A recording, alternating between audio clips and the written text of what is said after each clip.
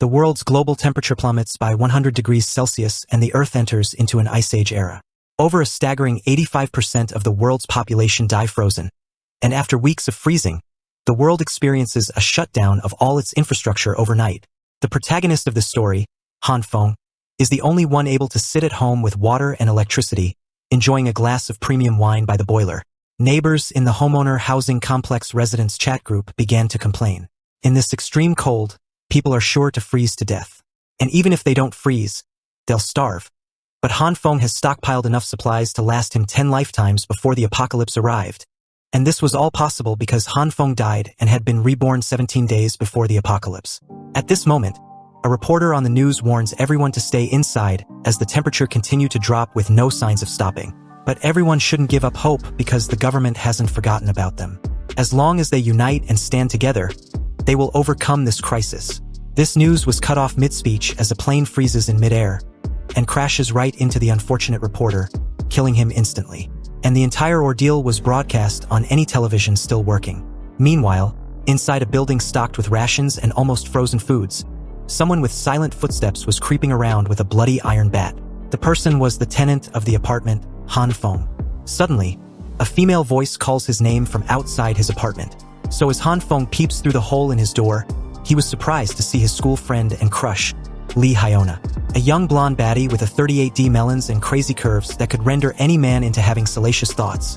And her current victim was Han Feng. Hyona was shivering in the cold, tears in her eyes, knocking on Han Feng's door. Han Feng, blushing profusely, immediately opens his door. It's already deadly cold, so as Han Feng asks what Hyona was doing at his place, he also tells her to come inside, reminding her that it was dangerous and freezing outside. However, upon entering midway, Hyona suddenly grabbed the door and kissed Han Feng on the mouth. Han Feng was in a daze, and before he could understand what was going on, Hyona started playing with her tongue, then continued to suck Han Feng dry with her mouth. This continued for quite a few minutes. However, as soon as the deed was done, a bewildered Han Feng, wiping his drool from his mouth, questioned what's gotten into Hyona. She kissed him the second he opened the door. Hyona, with a seductive tone, whispered that she realized Han Feng was the only one she loved all along, and that act just now was the declaration of her love. You're the only one I'm supposed to be with. And as the saying goes, it takes a near-death experience like this crisis to see a person's true colors, to see who they really are. Someone who would be there for you no matter what. Hyona said this in a hopeful and seductive voice, rendering Han Feng speechless at those words. He couldn't believe his goddess was finally noticing him as more than just a loser. He was so shocked that he just stood there, frozen on the spot and not responding. Seeing this, Hyona gently grabbed Han Feng's hand and placed it on her 38D bouncy melons, then whispered in Han Feng's ear, telling him that if he didn't believe her, he should feel her heartbeat. Also, she continued that she was willing to do anything. And I mean anything that Han Feng wanted. Anything? This sudden revelation shook Han Feng's world. His heart was beating faster than his brain could comprehend what was happening. Is this really happening, or is it all a dream? As Han Feng was lost in his thoughts, Hyona decided to make the first move herself. So with her hand seductively placed on Han Feng's ass, her leg was also placed in between his legs as well. Hyona then started to slowly rub Han Feng's hot iron rod, over and over again. At that moment, Han Feng started to vibrate like an old tractor's engine. His heart felt like it was about to explode at any given second. He finally replied that Hyona had no idea how much her words meant to him. And as he tried to continue, Hyona gently grabbed his face, whispering and insisting he needn't say anything. She knows and understands his true feelings for her. And now, Han Feng knows hers as well. She requested Han Feng to close his eyes because she had a gift for him.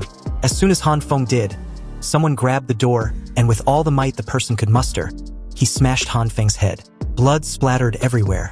And as blood continued to gush out from Han Feng's head, Hyona and her real boyfriend checked out the supplies Han Feng had in his apartment. Meanwhile, Han Feng, lying on the deadly cold floor, started to go numb. He was unable to move his arms, his entire body, and slowly his vision became blurry. He couldn't believe this was the gift Hyona was referring to. I mean, how the fuck is this a gift? And to make matters even worse, Hyona and her boyfriend decided to get all nasty right in front of him. This was the reward Hyona was going to receive for her Oscar-worthy performance earlier. Her boyfriend said. Han Feng couldn't believe what he was seeing. To him, they were like devils. Han Feng swore that if there was a next life, He will never be a bootlicker again. Then, suddenly, something strange happened. Through the darkness, Han Feng saw a flicker of light ahead of him, and somehow he was being pulled towards it. As he got closer, the light began to shine brighter and brighter. Han Feng felt its warmth too. He extended his hand, reaching for it. He thought it was the path which will lead him to heaven. However, as soon as Han Feng touched the light, it turned red, and suddenly, Han Feng's entire soul started to burn.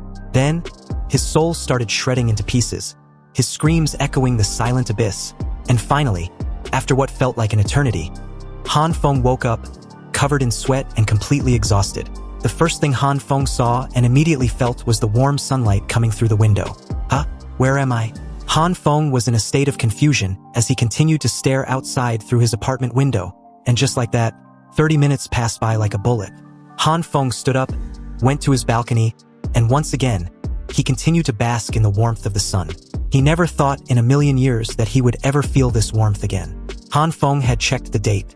It was June 28th, and based on his memory from his previous life, the apocalypse onset was on July 15th, 17 days from now. And although he was supposed to be dead, for some mysterious reason, he came back in time, just enough time before the apocalypse. This also meant he'd been reborn. His desperate wish was granted in his final moments. But enough about that, he thought. There was something strange happening with Han Feng's body, specifically his hand. Ever since he woke up, his right hand was continuously glowing red, and he had no clue what it was or how to make it stop. According to Han Feng, it also didn't hurt or anything. It just felt a little bit warm, and as it doesn't seem to do anything, Han Feng thought he was imagining things at the beginning. But then, in the middle of his thoughts, a heavy sneeze came out of him. When he opened his eyes, his red, glowing hand had changed to green. Huh? What's going on? In addition, the green glow became bigger and bigger, freaking the shit out of him. Wasn't it troublesome enough that his right hand started glowing red? But now it was green. Seriously, what the actual fuck is going on? Han Feng became frustrated and confused with the beams of light shooting out of his hand. He wondered how science could justify his glowing color-changing right hand. Soon after, the green glow shrunk in size, and it seemed like Han Feng could change the intensity of the green glow with his will, something he couldn't do with the red glow. But after a few minutes of failing to snuff out his glowing right hand, another serious issue came up. He immediately sat on his sofa as his legs gave out. Han Feng started feeling like all his energy was leaving his body. He felt completely drained. Wait, is this because of the green light? Growing more and more frustrated, Han Feng shook his hand violently, trying to stop it from glowing. Damn it! What the hell is this thing? But suddenly his eyes widened when a thought came to his mind. Hang on a sec. What if I got a superpower? You know, like a cheat skill in manhwas that the protagonist of the story always seems to get. Well, no shit, my friend. With this newfound theory, Han Feng grabbed a kitchen knife, thinking if he held a weapon, some reaction might happen. But nothing happened. Oh, come on. Seriously, but wait. Something did happen as his stomach started to growl, making him feel like he would pass out any moment if he didn't eat something. Feeling defeated, he went to his fridge, and as he opened it to find something to eat, he realized that the entire fridge was empty. This was bad. If I don't eat something soon, I'm gonna pass out and probably die out of hunger. But at that very moment, Han Feng noticed a jar full of roasted soybeans. He remembered that it was a leftover snacks he had from before the apocalypse. And although it wasn't exactly a full meal, he was desperate. I mean, what else could he do? He decided to eat it first, and then go to the supermarket later. Han Feng slowly grabbed a soybean and tossed it into his mouth immediately after. A loud boom happened a second after. It was the soybean which had exploded in Han Feng's face, making the area all seem like a scene from a comic book. As the smoke cleared, there was fresh soybean plant in Han Feng's mouth. Confused, he pulled the mysterious plant out of his mouth and noticed it was a fresh plant of a soybean. Also, he wasn't feeling tired or drained anymore. And the green light was gone too. Did it have something to do with the soybeans? Now Han Feng was really confused. He plucked one soybean from the plant in his hand, and upon opening it, he was utterly stunned to see fresh soybeans inside. Oh, so this is my power. What an incredible discovery. I need to study it some more, but right now I have bigger fish to fry. I need to stock up on supplies before the world ends. Outside, the weather was very moderate as birds were chirping non-stop, and the buzzing crowd was evident to see. Soon all this will be ancient history, Han Feng thought. He was in the crowd, thinking about everything that had transpired. Okay, so let me get this straight. First, there was a red glow around my hand. Then it turned green. Then the green glow shrinks and grows, making my heartbeat faster and feel super tired. Then, the soybean I touched with my glowing green hand became a bean sprouts. What kind of power is this? After his recount, Han Feng was still confused and growing frustrated again. In the middle of his thoughts, an angelic voice called his name from behind. So as Han Feng stopped and turned back, well, it was none other than Miss 38D Melons, Lee Hyona. She was wearing a beautiful dress and looking absolutely gorgeous. Once again, with a seductive voice, she said, "What a coincidence to meet like this. It's like the heavens are trying to bring us closer." Heavens? Yeah, right? Han Feng looked like he'd seen a ghost. After the incident, it seems Han Feng was now seeing her under a different lens. Lee Hyona, the goddess of his dreams for 3 long years. Han Feng had done everything to make her happy, even though he knew he was a loser, a fallback guy for her. But Han Feng never in a million years thought that this two-faced bitch would end up killing him. He was furious. His whole body was trembling with uncontrolled rage. Realizing this, Han Feng calms himself. Now's not the time for revenge. Not yet. After all, revenge is a dish best served cold. He needed to secure supplies first. In the middle of his thoughts, Hyona called Han Feng's name numerous times, but Han Feng was lost in his own world, thinking. Hyona, pretending to be worried, asked if Han Feng was okay. Why is he spacing out? Han Feng, with a nervous smile, politely explained that Hyona was looking beautiful today, so her beauty made him space out. This compliment made Hyona blush, but right after that, a knowing smile crept on her lips, making her quite smug and also revealing who she really was. She continued her angelic act with a weird, seductive voice, offering that they go do some shopping together now that they've run into each other. But Han Feng just straight up declines and left, saying he couldn't go today. Hyona was speechless at what just happened. She couldn't believe Han Feng would be on the path of a bootlicker counterattack. How could this bootlicker reject my offer? Meanwhile, Han Feng was proud of himself. He saw through Hyona's intention to use him as her personal ATM. After a while, Han Feng finally reached his desired destination, Waldemar, the city's Walmart, and also the largest and most well-stocked supermarket in the East region. When the Ice Age hit, this place was cleaned out overnight, and nobody found out who was responsible. Han Feng had decided to stock up as much as he could before the apocalypse. With the aid of the internet, Han Feng searched for a survival guide for the ice apocalypse. He found a list of things he needed, which included food, winter clothes, medicines, and all the other necessary supplies and steps. But right now, the biggest problem was that Han Feng didn't have the money to stock up on all the supplies on the list. And although he had the ability to grow food, what good is it if he didn't have the food to grow in the first place? He was once again frustrated. Han Feng started cursing with any vile thing he could think of. But suddenly, a familiar notification sound prompted him to check his phone. And when he did, he was startled. It was a message about a personal loan. Since Han Feng's credit score was great, he was eligible for a loan. Seeing this, a great idea immediately came to mind. Han Feng began to install every app that give personal loans. He smirked, knowing that there were plenty of ways to get a loan, and he wouldn't have to pay it back after the apocalypse, as money would be nothing but a useless piece of paper. Meanwhile, on the streets, a can was kicked by someone in a not-so-gentle way. The person was no other than Hyona. She was absolutely furious with his bootlicker. Hyona was still stuck up on the fact that a loser like Han Feng ignored her. Han Feng was just one of her many simps, so how dare he denies her? A pathetic loser who didn't even have his own car. Hyona swore she would never play nice with Han Feng again. But at that moment, a car horn startled her. So when she turned her head to the side, the car also stopped beside her. As the SUV's window lowered, Hyona was surprised to see Han Feng inside. He even waved at her. Dumbfounded, Hyona couldn't believe her eyes. She questioned if the SUV belongs to Han Feng. "Yeah, I just got it," Han Feng said with a smile. He then continued that his dad had been killing it in his business in the US, so he wired him some money a few hours ago. He also just dropped his dad off at the airport. Hyona was still processing all this. After realizing Han Feng was a great human wallet to have, Hyona's entire personality did a 180. She immediately got all emotional and sentimental, crying and apologizing, saying she was really sorry for asking Han Feng to go shopping with her that morning, when he was going to pick up his dad from the airport. Hyona then made a cute and sorrowful face as she wipes off her fake tears. She played the victim card, saying Han Feng was really cold towards her, that she thought maybe he was ditching her, his best friend. Silly girl. Han Feng's entire demeanor changed when he said this. He was more confident and seductive. He gently grabbed Hyona's waist, pulled her close, and while holding her chin delicately, he said, "Why would I ever ditch you? Hyona, you're the most important person in the world to me." Again, that mischievous, knowing smile crept on her lips once more, showing her true nature. Then, the Oscar-worthy performance was once more on display.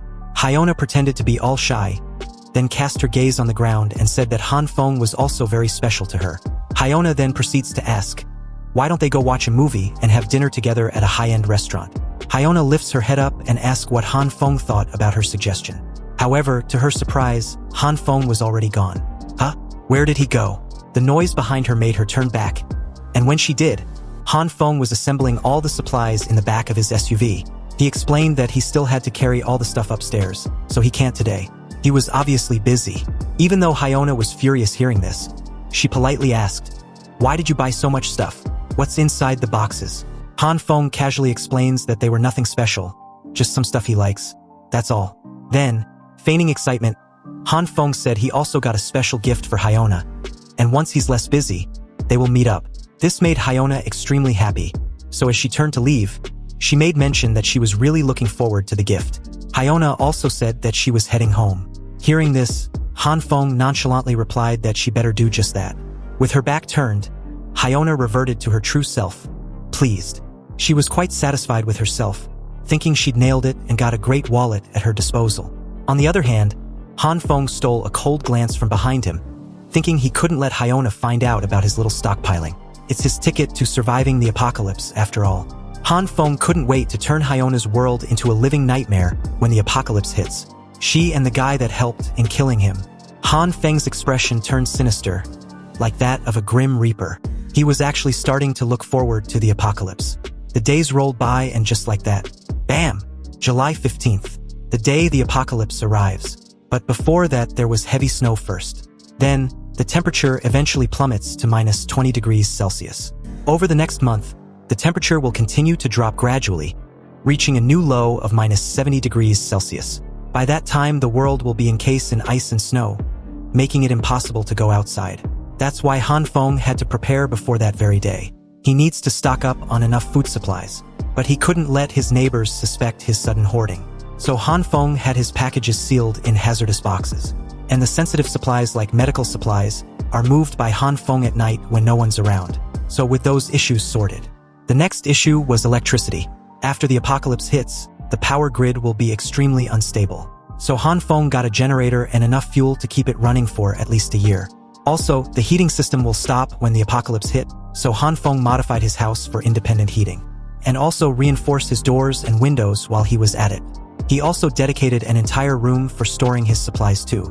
By the time he finished getting everything ready, it was already July 14th, and the beginning of the apocalypse was the very next day. Finally, it was time for the main event, and thus, discovering the mystery behind how his power works.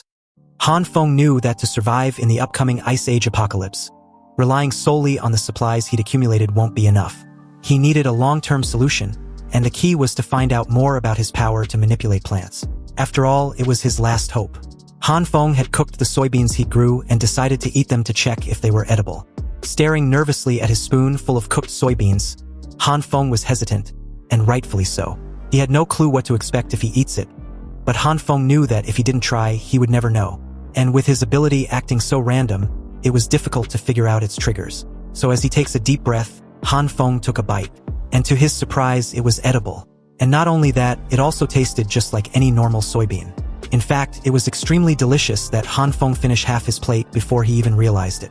After the confirmation that he can now produce food, the next step Han Feng thought was to figure out how this ability of his actually worked. So far, he'd only tried it on soybeans. Han Feng opened his fridge, which was now fully stocked with all kinds of food.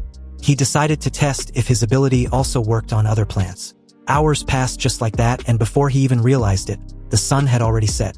Han Feng found it difficult to open his eyes. So when he eventually did, he questioned himself if he'd pass out. He was also holding a fresh vegetable in his hand. Han Feng's head was spinning, and he also felt extremely exhausted. Around him were various vegetables and black substances, like a pile of dirt, scattered around him. It seems this power takes a serious toll on his mind and body. So to replenish his lost energy, Han Feng decided to finish his plate. As he was eating, Han Feng was inwardly delighted about the progress he'd made so far.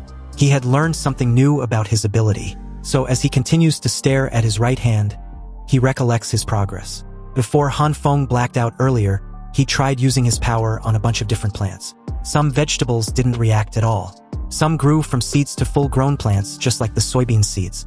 And some, well, they just exploded in Han Feng's face. But the weird aspect of it was, after the explosion, they turned into a coal-like substance that was extremely light. Seeing this made Han Feng try heating it. Then, voila! He found out that they could be used as regular coal, which made Han Feng extremely pleased with himself. This meant he wouldn't have to worry about a way of staying warm forever. Afterward, he tried many more times, but the success rate was extremely low. However, Han Feng started to notice a pattern. When he remained calm and focused, there was some reaction. So he tried to remain calm and focused when activating his ability. And to his surprise, a fresh broccoli grew instantly in his hand. This was when Han Feng passed out immediately after. Back to the present, Han Feng was contemplating. He couldn't find any significant patterns at all. But he knew deep within him, like a gut feeling, that there was definitely some kind of principle behind how his ability works. Having some understanding of the activating conditions, Han Feng placed the fresh broccoli on his table and sat in the lotus position trying to meditate. He imagined himself out in nature, standing naked, making his mind and body a part of nature. As Han Feng slowly opens his eyes, he was delighted to see that it was a success. It was as he suspected. His ability was directly connected to his consciousness. Han Feng didn't feel like his energy was being drained, and the green glow was a lot calmer and brighter. Then, he decided to use it on a fresh, juicy meat. Han Feng picked out a fresh, juicy meat with his glowing green hand, expecting it to grow, but there was no reaction. He tried meditating while holding it. Again, nothing happened. Then, he remembered when he was meditating, he could sense two distinct colors, and he hadn't even tried using the red color yet. This prompted him to once again close his eyes and try to summon the red light. Several minutes passed by, but nothing happened. Then, finally, after what seems like a while, the red light was activated and started covering the whole piece of meat. Han Feng opened his eyes moments after when he smelled something odd. Immediately upon opening his eyes, he got disgusted. The meat looked spoiled to the extent that just the smell was enough to make him want to puke. He threw the meat on the floor, but after a while, curiosity got the best of him as he came back to check what the meat had really turned into. Han Feng was a little disappointed. Upon close inspection, the meat actually looked like it's been cooked or close to being rotten or something. Seeing this, Han Feng thought to himself, is this all the red light could do? Heat things up like this? No, there has to be more. The meat looked like it had gone through a disintegration process. The word disintegration sparked an idea in Han Feng's head, so he immediately grabbed some soybeans in his right hand, then activated his green light, and in his left hand, he held the meat covered in red light. Han Feng thought if his guess is correct, then the green light represented the evolution of matter, and the red light represented the opposite, which was disintegration. So what if he combined them? As soon as he did, Han Feng exclaimed in surprise. His eyes bulge out like they were about to fall off. The small, low-quality meat grew almost 5 times its size and turned into a premium-looking meat. Dumbfounded, Han Feng was confused about what just happened. He had casually merged both light, not knowing the result would be like this. Also, the soybean in his left hand was gone. Did it merge with the meat? Han Feng checked the meat up close, smelling and tasting it also. But the meat looked, felt, and smelled exactly like a real meat, and was even somehow fresher, like a premium meat. Beaming with excitement, Han Feng decided to try this one more time, but ended up ruining all the meat, which made him beat the floor over and over again in frustration. Having enough, Han Feng thought he will just have to figure it out later. He stared at his glowing hands and thought his day was really productive as he figured out a bit about his abilities. He knew that if he mastered his power, he could become the only man standing at the pinnacle of the imminent apocalyptic world. But just as he was daydreaming, another thought came to mind that froze him on the spot.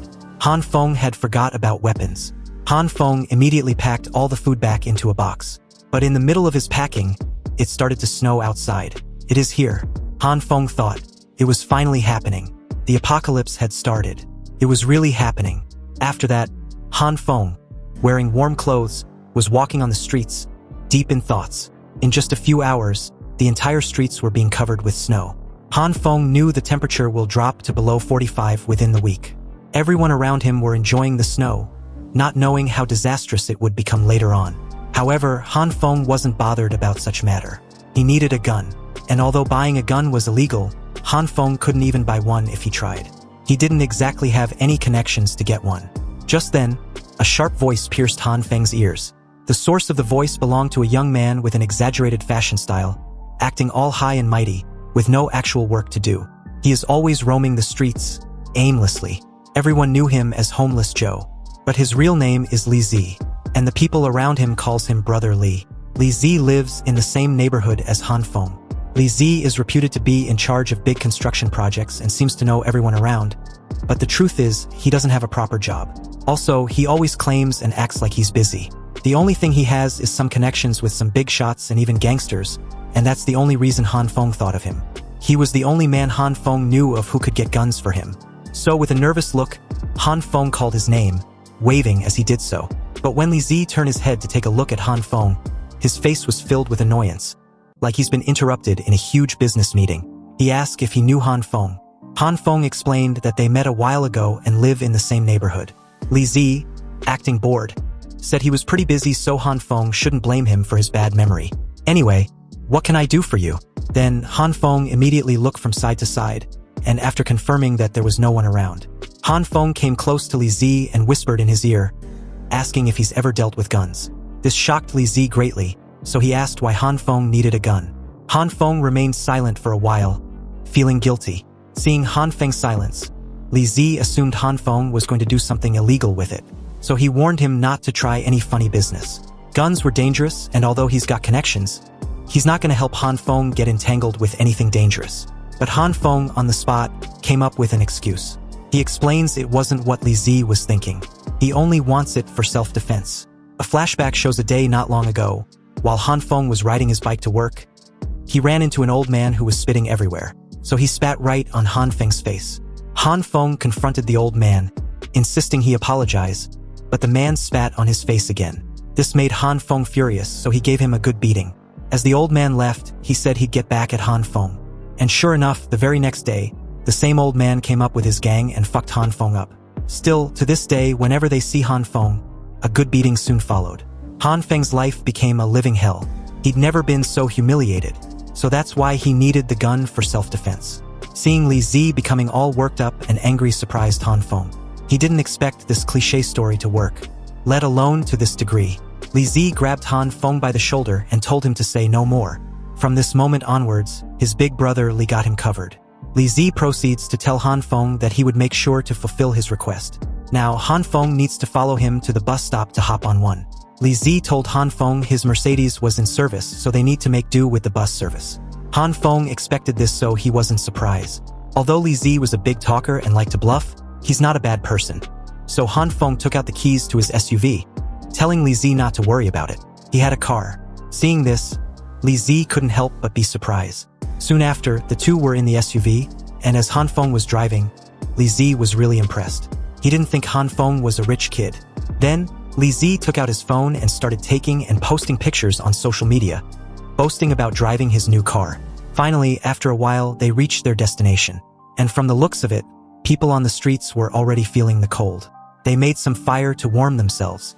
As soon as Li Zi got out of the SUV, everyone around came close to him. They were surprised and shocked, asking what business he had doing there. Also, what's with this SUV? How much was it? Hearing this, Li Zi casually said it wasn't something much, just 700 grand, give or take. Meanwhile, Han Feng was speechless hearing this. He thought that it was bold for Li Zi to tell everyone that he owned a car right in front of the actual owner. As they went inside, the boss, who was leisurely sitting on his sofa, asked Li Zi what he was doing at his place at a time like this. Li Zi was a little nervous, so first he offered Boss Lu some cigarette, then introduced Han Feng, saying he wanted to buy a gun. Hearing this, the boss Lu took a quick look at Han Feng, which sent chills down his spine. That's it. A lousy gun. I thought you were bringing me something interesting, Boss Lu said with a smirk. He then tells one of his men, Xiangzi, to give Han Feng a handgun. The price was 6 grand. Hearing Boss Lu made mention of a handgun, Han Feng, still nervous, asked if he could get something a little longer. You know, like the one with a scope.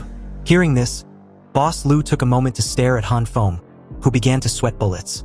Then, a loud roar echoed the entire room. Kid, are you asking for a freaking sniper rifle? Do you think this is a fucking shopping mall where you can order anything you want? Just this freaking short one, you say? Take it or leave it.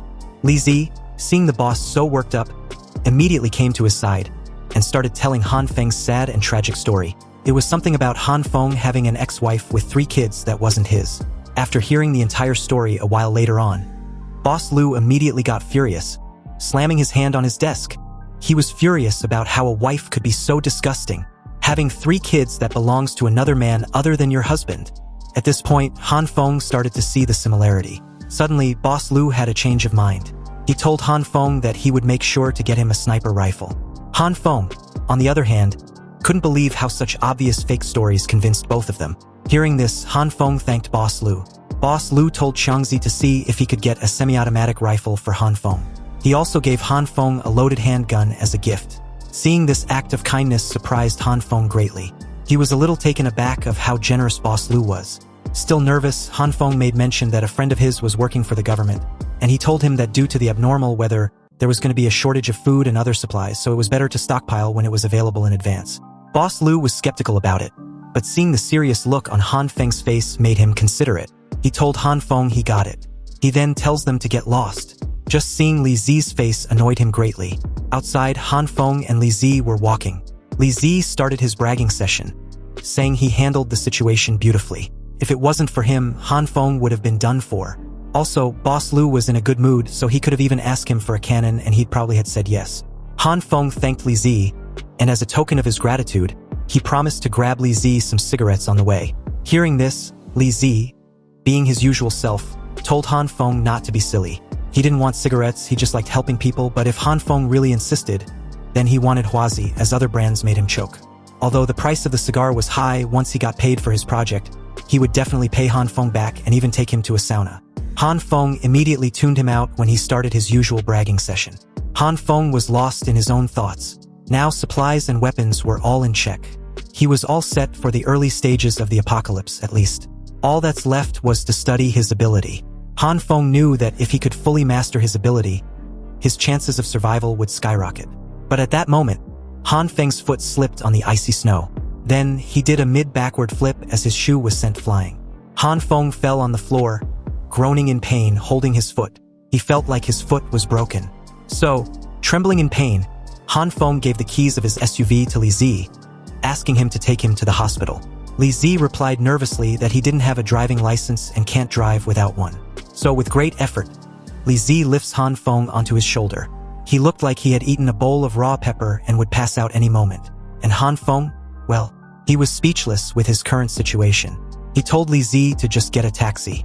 Meanwhile, the snowstorm was getting heavier and worsening by the minute. It was seriously freezing outside. The entire hospital's outer walls were frozen. Inside, a nurse on night shift was observing the worsening weather with concern. Just then, the phone rang and the nurse stood up to pick up. And from the looks of it, her figure was in direct competition with Li Hyona's. She was immediately called to the hall as there was an emergency. On the other hand, Han Feng had gotten an X-ray scan, and it was as he feared. His leg was indeed broken. Upon close examination, the physician diagnosed that, according to his scan, there was a stable fracture on Han Feng's right tibia. The physician then continued that he was going to set it so Han Feng shouldn't worry. However, Han Feng needed to stay for an hour for observation. And after that, he can grab his meds and leave. At the waiting hall, Han Feng, staring at the X-ray scan, couldn't wrap his head around the timing of his accident. He thought of all times that the accident could have occurred. It had to happen just before the apocalypse hit. Just then, Li Zi called him saying he had to go. He's got a few deals he had to close. But if Han Feng needs anything, he's a phone call away. Hearing this, Han Feng just gave him a thumbs up, telling him to take care. Sighing heavily, Han Feng then took a good look around and noticed that the hospital was quite busy tonight. The city hospital was overflowing with patients, victims of accidents caused by the sudden blizzard and plummeting temperatures. The emergency beds were lined up in the hallway, a grim testament to the worsening conditions outside. Looking from left to right and right to left, Han Feng wondered how long it would be till he gets his meds. But at that moment, a pair of bouncing melons immediately caught his attention. Unable to look away, Han Feng continued to stare at them like a creep. These extraordinary pair of beauties belonged to Nurse Zhan, a head nurse of the hospital, who happens to be checking a patient who had several severe wounds. After checking that his vitals were stable, she told the attending nurse to administer another dose of glucose in 10 minutes. Also, if the patient's heart drops below 80, administer an epinephrine. On the other end of the hall, Han Feng was observing the head nurse with an evident blush. He thought she was amazing. To become a head nurse at such a young age was indeed an amazing feat, and not only that, Nurse Zhan was incredibly skilled, kind to every patient, and doesn't seem to have a chip on her shoulder. But the most important and obvious thing to notice about her was that she was drop-dead gorgeous. A pretty face and a well-defined good body. It seems she got everything going for her. However, she was also way too clueless about her charm and surroundings. Her behavior exposes herself often, and the disturbing part was that she wasn't self-conscious about it. Like at all. And Han Feng noticed that about her right away. But he seems not to be the only one. An old man sitting beside him called her over, claiming it was an emergency. Hearing this, Nurse Zhan was polite and rushed over. She apologized to the old man for any inconvenience. They were a bit short-staffed at the moment. Anyway, can I come a bit later to help you? She asked. But the old man replied that his back suddenly started hurting. And it's been getting worse lately. Unbeknownst to Nurse Zhan, the old man took out his phone and started recording her from underneath her uniform. He asked Nurse Zhan if she could take a look and find out what's causing it. But the clueless head nurse apologized again, saying they'll need to get an x-ray to be sure of the cause. Just like all perverts, the old geezer insisted the nurse took a look anyway. He reached out his hand and forcefully grabbed the waist of the head nurse. Nurse Zhan was ticklish and uncomfortable with the old man's behavior, so she told the old pervert to wait for the resident physician to examine him. Hearing this boldened the old geezer's actions, so he slowly lowered his hands down Nurse Zhan's ass, intending to give it a squeeze. But at that precise moment, something flew towards his way. Then, bam! Seconds later, the old pervert was seen on the floor, groaning in pain. Seeing this, Nurse Zhan asked the old geezer if he was okay. But Han Feng appeared at the scene, apologizing for hitting the old man with his crutches. He claimed it was his first time using them. Han Feng then bends down and took the old man's phone, claiming he was checking whether it was broken. This immediately alarmed the old man, who told Han Feng not to touch his phone. But it was too late. Han Feng was already checking the content displayed on the screen. His expression became dark as his entire presence was dim with an ominous aura. He didn't even notice that the bandages on his leg had loosened and fallen off. Everything was just as he suspected. This fucking old geezer got some nerve, filming up a nurse's skirt and even molesting her in public. Han Feng showed the old man the video and asked for a good reason why he shouldn't call security, and have them escort the old man to a police station where they love perverts like him. Han Feng told the old man to scram, and he shouldn't dream of getting his phone back. Also, the next time Han Feng sees his creepy face, everything he did was going straight to the internet. Hearing all this, the old man could do nothing but grit his teeth in frustration. Then, he quickly made a mad dash for the exit, running as fast as his old legs could carry him. Seeing this made Nurse Zhan shout for the old man to wait. She was confused about the old man's sudden display of energy. Didn't he say his back hurt? How can he ran off so quickly? Hearing this, Han Feng was utterly speechless, his mouth wide open highlighting what he was witnessing. He couldn't believe it. There couldn't be people this naive in the world, could it? Han Feng showed Nurse Zhan the evidence for the old man's sudden actions. Nurse Zhan was genuinely shocked. She wondered how she didn't notice anything. Han Feng gave Nurse Zhan the phone, telling her to decide whether she wants to wipe the evidence or call the cops, whichever makes her feel better. However, she should be more careful from this day forth so perverts like the old geezer don't take advantage of her. Hearing this, Nurse Zhan gave her usual radiant smile, thanking Han Feng. Also, she'd been meaning to ask Han Feng about the issue with his leg. Isn't your ankle injured? The way the question was asked sent a chill down Han Feng's spine. And as he remembered he had a broken leg, all the pain that was masked by his urge to protect Nurse Zhan came flooding in like a broken pipe. Seconds after, Han Feng's screams could be heard across the hall. Nurse Zhan had expertly rebandaged Han Feng's leg. And still with that radiant smile, she asked Han Feng if it still hurt. No, not at all. Han Feng thanked her. So with vigor, Nurse Zhan assured Han Feng that she'll never let such bad people get away with such behavior anymore. Hearing this, Han Feng just tells her to be more aware of her surroundings and she will be fine. And to put it to a check, he lifted his injured leg to have a feel of those divine melons. And to his horror, Nurse Zhan was not aware at all. Not even a little bit. I mean, didn't she just say she will be more attuned to her surroundings? But at that moment, another nurse called for her. Nurse Zhan was needed elsewhere, so as she got up to leave, she reminded Han Feng not to forget to come back in a week's time to get his ankle checked. A week's time, huh? I guess I won't be seeing her again. Han Feng thought of this as he got up, grabbed his crutches and left the hospital scene. The very next day, the snowstorm got even worse than before. It was becoming more and more difficult to even take a walk outside. Every channel was interrupted with an urgent news. It was announced that all regions in the country was experiencing the same icy weather, and other countries worldwide was no different. However, experts and specialists from 46 other countries have all gathered at UN to discuss the weather's anomaly. But one thing was certain, according to their experts, the snowstorm won't last long. So everyone should follow the guidelines issued by the government and refrain from hoarding supplies and spreading rumors. However, Han Feng, enjoying a glass of premium wine in his apartment while listening to the government's bullshit, thought it was typical for them to do so to keep their citizens from panicking. If Han Feng hadn't been reborn, he would have also believed in the pile of shit they were spouting. Anyway, he was prepared this time around. His supplies were fully stocked, and his house was reinforced to withstand almost any form of break-in and has its own heating system. He needn't worry about his survival for a long while. At that moment, a ding sound brought Han Feng from his reverie, and as he checked his chat group for the housing complex residents of his building, almost everyone was delighted with the current situation the world was facing. They were glad to be lazing around without going to school or work. However, one message got Han Feng's attention.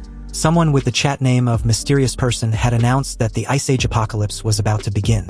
Han Feng, with a surprised look, questioned himself how the person knew about the apocalypse. It looks like Han Feng needs to be mindful of this mysterious person. Reading through the comments, the property management team was under constant pressure from the tenants to go shovel the snow outside. And although it was minus 20 degrees outside, the tenants didn't care and wanted to take their cars to the supermarket to get supplies. Inside a 3D version of the group chat, there was uproar. Everyone was arguing about procuring supplies since they didn't know when the weather will revert to normal. The tenants are protesting for the property managers to show themselves. They demanded an explanation as to why they haven't shoveled the snow outside the apartment complex. Seeing the angry mob, the management team apologized, saying there wasn't anything they could really do in this snowstorm. However, the tenants still didn't care. What's the point of paying them if they couldn't handle such a small matter? If the property managers couldn't help them, then they demanded a refund on the fees that they had been paying them until now. Among the crowd was Han Feng, who scoffs at the absurdity of the situation. He knows that this crisis was beyond the control of humans, so the current argument was completely meaningless. One of the residents steps up and tries to calm everyone down. He states that the snowstorm was so heavy that even if the property managers try to clear the snow by themselves, it will just be covered again in a few hours. He then suggests that they all work together to clear the snow. If they had done that instead of fighting, they would have been able to go out long ago. After all, the property managers were humans just like everyone present. There was really nothing they could do in this kind of disaster. He then questions if everyone was just taking their frustration out on them. Hearing this, some of the residents question why they were the ones being lectured. Why was the person speaking on behalf of the property management team? Was he the owner? They have been paying the property managers for such situations like this, so why should they waste their energy helping? However, Glasses Man replied that he wasn't speaking on behalf of the property management team. He was speaking objectively and realistically. Besides, driving a car to the supermarket was impossible. And even if they do manage to clear the roads in their neighborhood, who could guarantee that the roads outside were also cleared? Hearing this, the angry tenants asked Glasses Man what they should do then. Upon hearing this, Glasses Man was delighted. So he proceeds to suggest that they walk to the supermarket. If everyone present agrees, he will personally go outside with the property management team to clear a footpath for everyone. It was in that moment that Han Feng seemed to have some recollection of Glasses Man. His name was Zhang, and if Han Feng remembers correctly, in his previous life, Zhang was a very lively person, and that's it. That's all he remembers. Seriously. But at that moment, another user cuts in, saying the matter at hand wasn't complicated, so why was everyone making it such a drag? Those who want to go outside should just clear the roads, and the ones who aren't should just shut their bitch ass up. Fighting for half a day just to clear some snow was very annoying. His disinterested attitude on the matter was evident to see, so he immediately logged out as quickly as he logged in, leaving everyone speechless. As brief silence ensues, another user commented that he will also head outside to help. He wants the roads cleared quickly because he needed to help his good brother down the streets to discuss business worth millions. Han Feng immediately knew who the person was. After all, there was only one person who spoke in such a manner. Li Zi. Following Li Zi's volunteering service was a few others who also agreed to go shovel snow outside. Just as the discussion was nearing its end, another user stole the spotlight. Raising her hand as well, she also wanted to shovel snow outside, but added she might be physically weak compared to everyone. Also, she had had a flu for the past 2 days, but brother Zhang had set an example, so she was willing to help however she can. Han Feng, knowing firsthand the cunningness of the user, wondered if she really intended on going in the first place. Hearing that Hyona was willing to go do shoveling, all of her simps hopped in as well, saying that they are willing to cooperate. They were so many abled men, so how can they let their goddess shovel snow? She should just stay home, rest well, and recuperate. Hyona thanked everyone for their concern. Since they were insisting, she will have to trouble everyone and do what she had been told. Han Feng logged off, irritated by the bitch's acting. He can't help but admit that Hyona is really good at catching people's heart. Even he was a victim of her act once upon a time. And speaking of the devil, Li Hyona messaged Han Feng at that moment, asking what he has been up to lately. She also made mention that Han Feng promised her that he would contact her, so she's been waiting. Hyona then asks Han Feng a favor to go get her some supplies, then proceeds to send him a seductive selfie, wearing too little, despite the cold. Han Feng noticed this. After all, it was Hyona's usual tactics to get her bootlickers to do her bidding.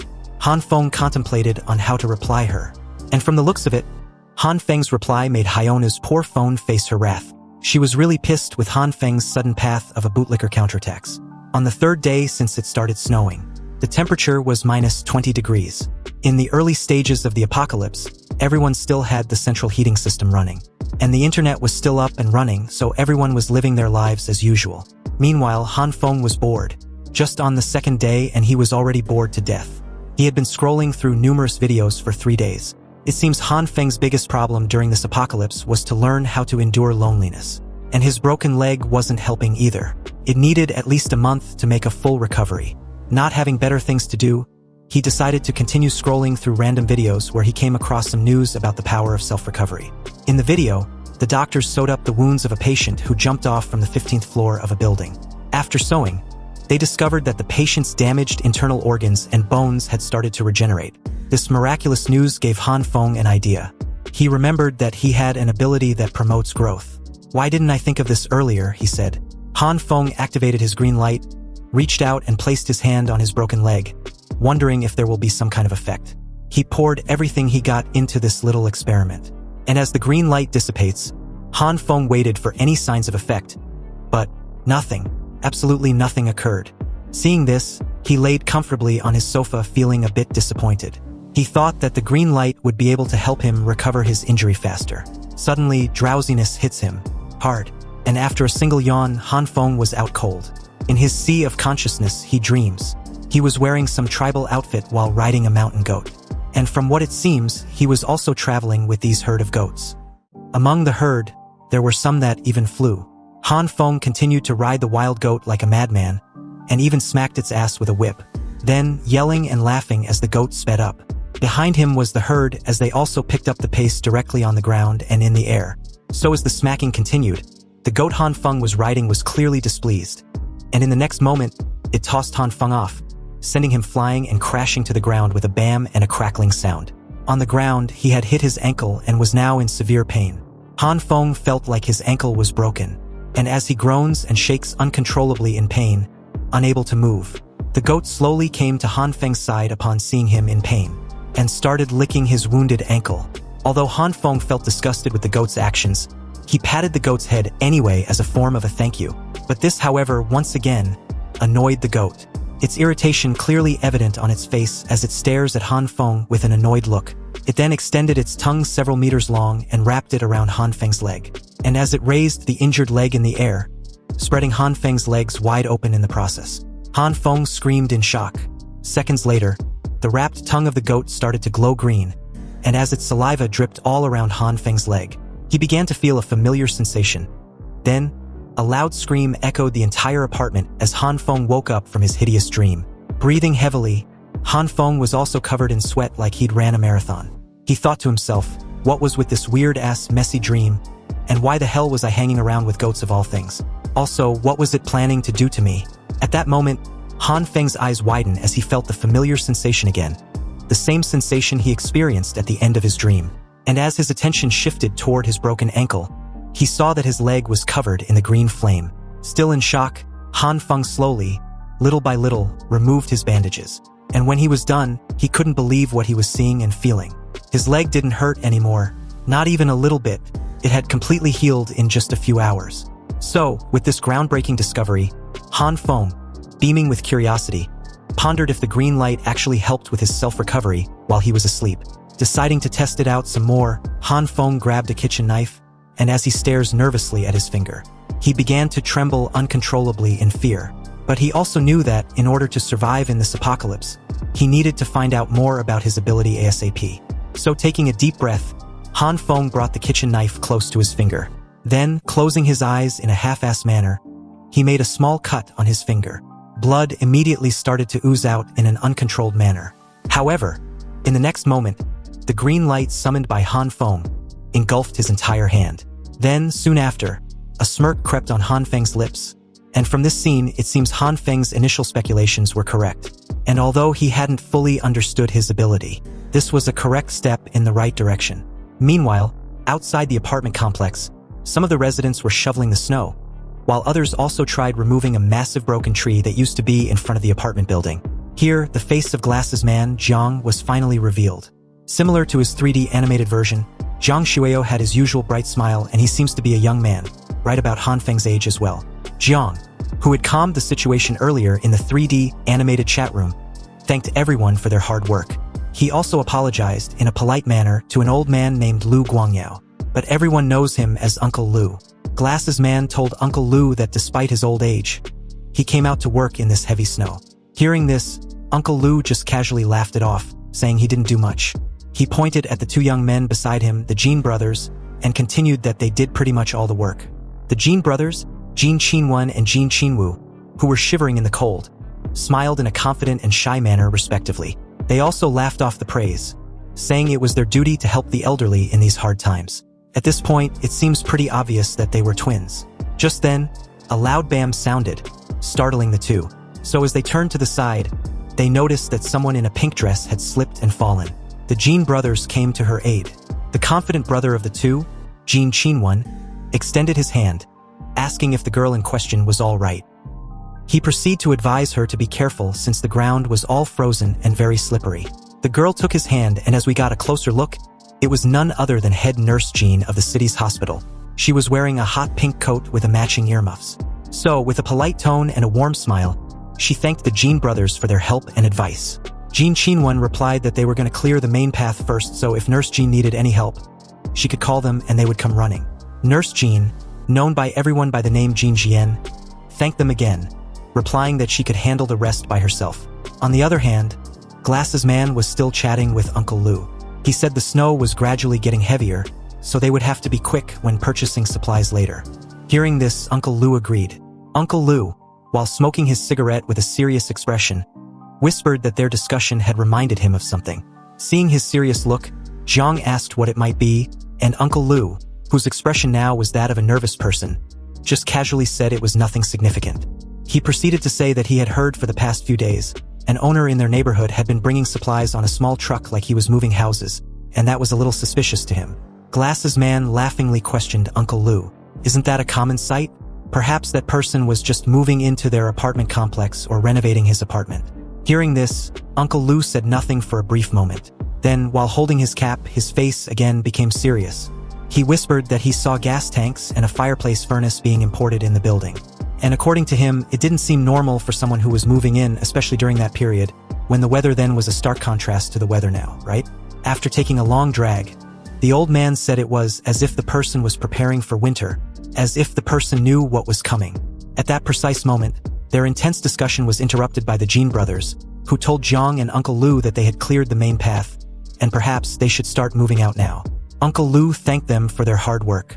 However, at that moment, a creepy, scary-looking guy grabbed the brothers' shoulders, startling them. He made mention that everyone had gathered around and were talking about making preparations to get through the winter. It sounded interesting and he wanted in on it too.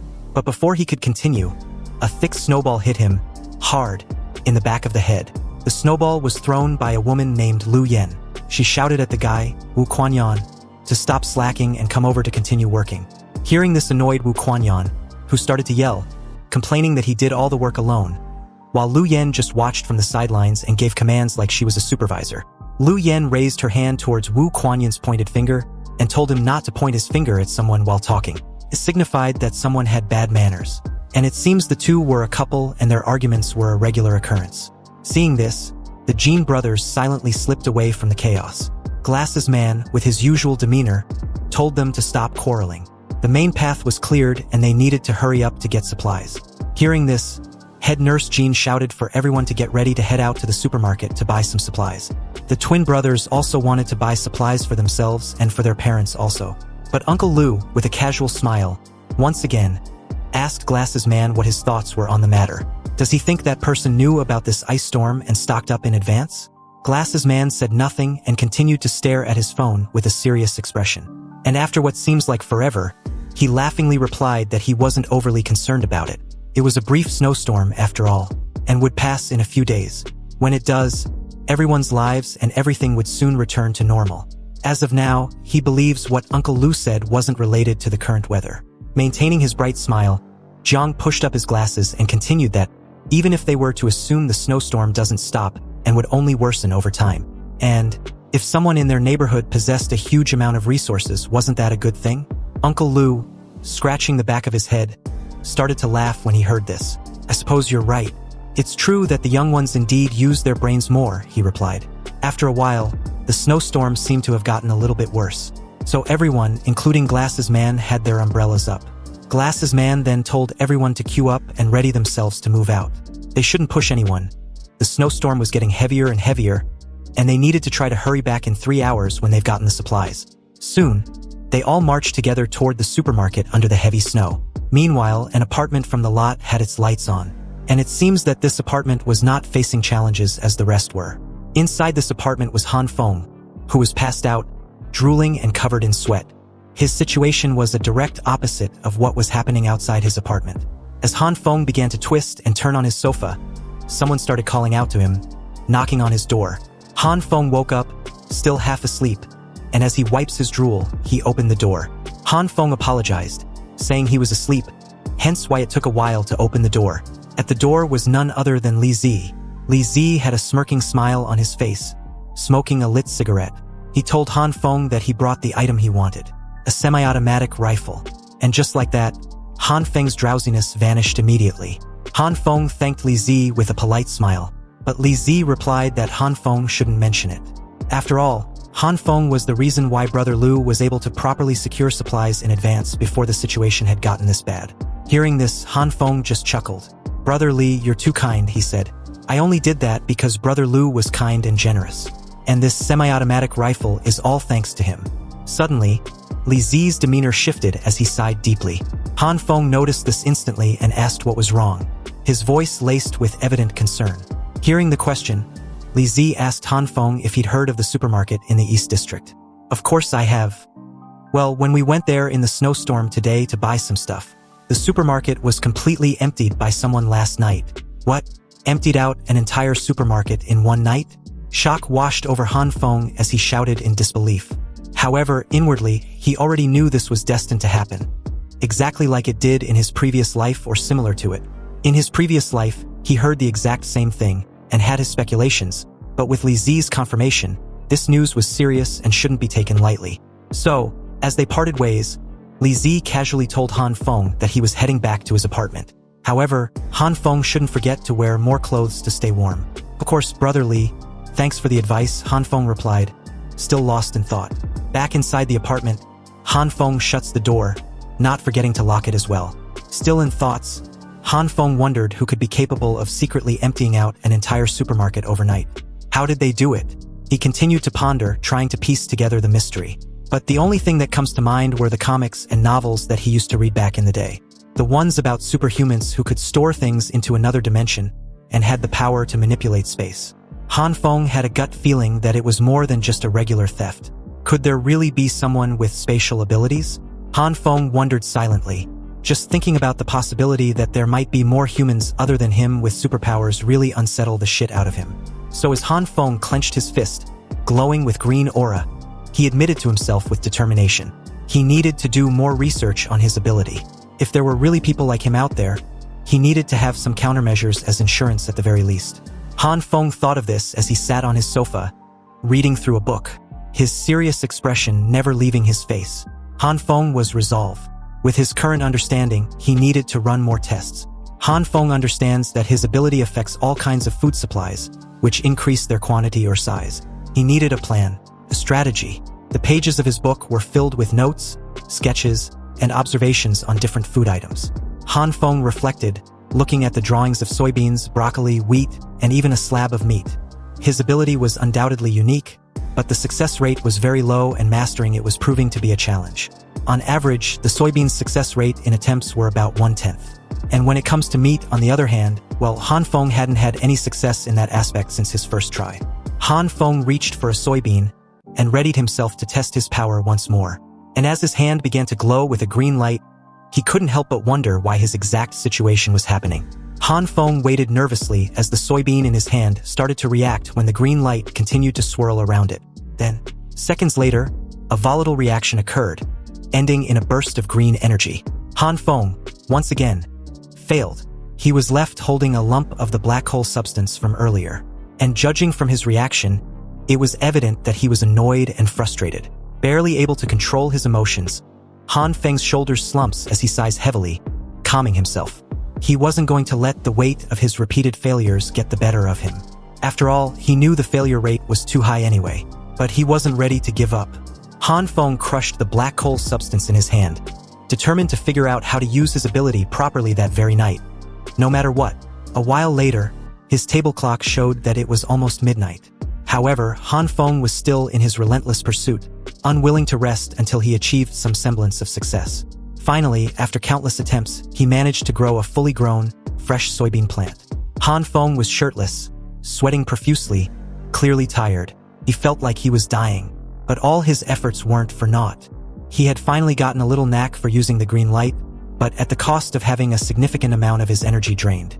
Breathing heavily, Han Feng sat on his sofa, and in front of him was a pile of the black hole substance and 7 fully grown soybean plants, signifying his failure and success rate.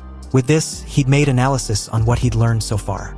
Han Feng deduced that when using his green light, the energy wasn't constant.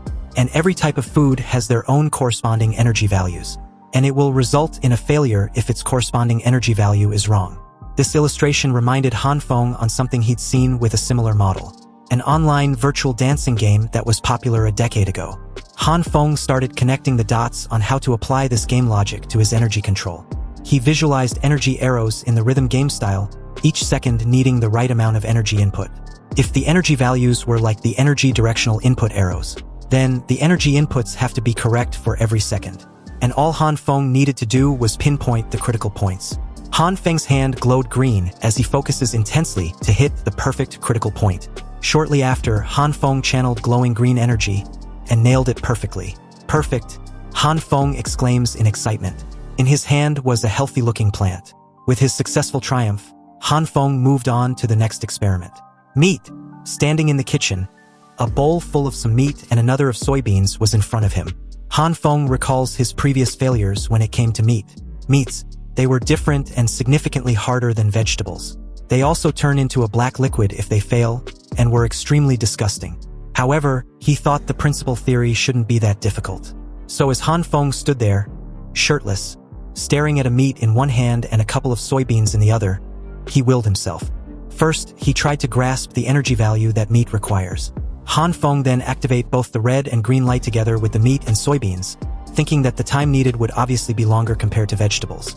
Han Feng picked his spot and decided to go all in, but immediately as he did, his face was completely covered with the black, disgusting liquid. That's right, the reaction had exploded in his face. So he tried again with a shorter time. Same results.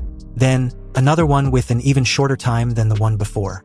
And again, he missed. He then chose his longest time yet. And you guessed it, another miss. Han Feng kept missing again and again and again. At this point, he was completely covered in the black liquid, fuming and shouting why it was so freaking difficult. On the other hand, his kitchen, which had become nasty with the black liquid everywhere, looked like a disaster zone. As silence ensues when Han Feng had calmed himself down, he took a moment to meditate amidst the chaos. He tried to center himself and his energy. And once again, Han Feng summoned the red and green light as he focused on channeling it into the meat and the soybean. The arrows flew around and the countdown started. Showing his intense concentration, Han Feng felt it. At that precise moment, he was sure it was the right time, so he went all in. The results was a success. Finally, Han Feng had done it. He had successfully managed to achieve his desired result with meat as well. All sweaty and out of breath, Han Feng wore a smug smile, extremely proud of himself. However, all his attempts had gotten the best of Han Feng as he collapsed on the kitchen floor with his big, fat, juicy meat lying beside him. He was drained and seconds away from passing out. His last thoughts were of how he'd finally found the synthesis method for meat. And with that thought, Han Feng lost consciousness. The scene shifts to the outside world, where a major snowstorm has hit and was being broadcasted on television, updating everyone. They were just 3 days in, and the current weather was the worst snowstorm that only occurs once in a century. Everyone was advised to remain in their homes and avoid going outside. Also, to ensure standard basic living for everyone, defenses and measures had been taken for all locations in the country. This woke Han Feng up, who lazily laid on his sofa, tired. He leisurely listened to the news with pretty much no concern. The news continued that the disaster was widespread, and efforts were being made to combat it. All means of transportation, electricity, and network services were starting to break down. But everyone should be patient and stay home. At this moment, Han Feng sat up and stretched out his tired muscles, gearing up for another day indoor. He knew that everything would start collapsing on this moment forth, just as it did in his previous life. And the government would also continue to spread their horseshit over and over till all broadcasting ceased. Besides, with the chaos outside, staying home was the best option. Just then, Han Feng's phone dinged. It was the neighborhood group chat. Already bored, he decided to check it out. In the 3D animated chat group, people were quarreling intensively. It was a complete shit show. Some neighbors were thinking of waiting for the government to save them, while others were skeptical and thinking about how to save themselves and hoarding supplies. But at that moment, Uncle Lu chimed in, asking everyone if they truly believe what the news said. Do you guys really think the news broadcasted by the government were true? Because if anyone believes that, then they got shit for brains. If the situation was under control like the news said, and the government really wanted to save them, then trucks full of supplies and a support team should have arrived long ago. But as of now, not even a single one had been seen to aid them. On the contrary, from what Uncle Lu had heard from his friends, armored vehicles, heavy weapons and tanks are heading towards their country's capital, City A. Based on this, there was only one possibility left. War. War was about to commence. Hearing this, everyone began to lose their shit. They crowded Uncle Lu, asking what they should do then. If what Uncle Lu said was true, then aren't they done for? Han Feng read the message with a skeptical look. What? A war is commencing? I think I had also heard about this before in my previous life, Han Feng thought.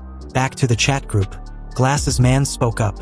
If Uncle Lu's guess is really true, then we really have to start taking measures to save ourselves. There are already some owners in the neighborhood who have run out of food because they did not hoard enough. Moreover, we don't have a confirmed time of arrival of the support resources from the government. I think we should start organizing ourselves first and help those owners who are facing difficulties. Then, to add a dramatic effect, Glasses Man continued in a high-pitched voice, suggesting that the owners with ample food supplies should donate some of it to support the other owners who had run out. As a way to show his commitment, he was willing to start. Glasses Man was willing to donate half of his food supplies, and whoever needed it, at any time, should come looking for him. Hearing this, the crowd began to whisper among themselves. And from the looks of it, everyone was moved by Glasses Man's act of kindness and generosity. Wu Kuanyan deliberately singled out Li Hyona, asking if she intends on helping. Brother Jiang was right. Everyone in our neighborhood should help each other out to try to get through this crisis together. We can't just let those families starve in such a cold weather. Everyone, you can count me in on the donation as well. So what about you, Li Hyona? Will you be donating too? Upon reading the message, Hyona's face turned ugly. She was pissed, calling Wu Kuanyan a crazy bastard. There were so many people in the chat group, yet he had to ask her, "Is it because I rejected you before?" Hyona took on a sorrowful look and apologized, saying she didn't have any spare food supplies at home. Hearing this, one of her bootlickers immediately came to her defense, questioned why Wu Kuanyan had to ask Hyona. She didn't even have enough for herself, like she said. Why don't you ask someone else? Wu Kuanyan replied that he didn't know, and he was just hoping that everyone would unite and help out one another. But if they can't guarantee true unity among themselves, then he won't be donating. What Wu Kuanyan said wasn't a lie. After all, no one wanted to become a sucker. Hearing this, the crowd fell silent for a while as everyone contemplated on their next action. Seconds later, a tenant among the crowd shouted, telling everyone that he wished to donate. Hearing this made others join in, donating all sort of things they can offer. Medicine, clothes, food, warm water, and stuff like that. Glasses Man expressed his thanks in place of the poor owners. Then, he suggested they appoint someone to be in charge of keeping the supplies gathered due to their quantity. And just like that, the interim owners committee was formed, and at the head was Glasses Man. They were to be an interim emergency committee that was responsible for supporting and planning of the donated supplies. Han Feng couldn't help but laugh. He remembers this event happening as well in his previous life. And if Han Feng recalls correctly, the interim committee was just a scheme to take the resources of anyone naive and foolish enough to believe in them. The days rolled by, and just like that, they were 6 days into the icy apocalypse. It was July 19th, and the temperature outside had already dropped to -40 degrees. The central heating system was no longer in working condition due to the extreme weather. Everyone thought of ways to keep themselves warm and maintain their body temperature. It was the same as his previous life. And this was just the beginning, because the situation will only continue to get worse. But all these did not affect Han Feng. His heating system had enough to last for years. Han Feng was playing a video game, and in front of him was various snacks and drinks. A glass of refreshing Coca-Cola and an enticing cake were even part. It was as if the world outside was just an illusion. Han Feng was engrossed in his game until his phone rang. Picking up the call, the caller told Han Feng he was the person in charge of Block 8 of the building. And Han Feng, being the owner of apartment 1801 and part of Block 8, should head down to the basement car park to shovel snow outside. When Han Feng arrives, he should also sign in as everyone on their block did. Han Feng listened while he leisurely enjoyed his drink. However, upon hearing that he had to shovel snow outside, he was instantly annoyed. You see, the snow outside at this moment was so heavy that it would be considered suicide to use the means of manpower to clear it. About 30 minutes later, Han Feng, with a dejected attitude, arrived at the first floor's main lobby. The only reason Han Feng decided to join the shoveling team of his block was because he didn't want to have a fallout with his neighbors. He decided that it was best to lower the possibility of his neighbors finding out about his secret hoarding. However, looking at the pile of snow outside which had already sealed up the first floor entrance, everyone was amazed at the level at which the snow had piled up to. Their effort yesterday in clearing the snow outside was for naught. Seeing this, they eventually decided to open the door first, just to have a feel of what they were going to deal with. A fatty with an orange scarf called out to Han Feng to offer a helping hand in opening the door. Although Han Feng hated every moment he spent there, he approached the door anyway. Then, on the count of 3, the 3, with a considerable amount of effort, forcefully opened the door. Immediately upon opening, the massive blizzard that swept the entire area gave everyone the chill. They would have immediately gotten a frostbite if they hadn't had heavy clothes on. Everyone had to even close their eyes because of the extreme wind rushing inside. Han Feng began to shiver profusely under the intense cold. They might even die or get serious frostbite if they go out there. With the intense weather outside, only an idiot would go out to shovel snow. At that moment, someone came in, and upon hearing the person's voice, Han Feng was startled and immediately recognized the voice without looking behind him. Of course, it was none other than Li Zi, who walked in, calling everyone a coward. What everyone needed was an imposing attitude to do what's needed to be done. Han Feng had an incredulous look when he saw Li Zi, who was dressed as if it was a normal winter outside. He then tells Li Zi not to act brave because the snow outside wasn't a joke. They should try waiting it out until the snowstorm stops. But Li Zi, being his usual self, scoffs at the idea. He took a long drag of his cigarette, then dived right into the snow with his self-proclaiming imposing attitude. Li Zi rushed into the pile of snow as everyone watches. Seconds later, the only thing visible was his shaped path created when he decided to flirt with death. Li Zi was less than 30 seconds inside the pile of snow when he cried repeatedly for help. 2 neighbors offered their assistance in dragging his freezing body out. Li Zi's face was blue as he coughed violently. They quickly shut the door tightly after. At this moment, Han Feng asked with concern if Li Zi was alright. But there was no reply as Li Zi shivered uncontrollably. Seeing this, Han Feng told everyone to call it a day.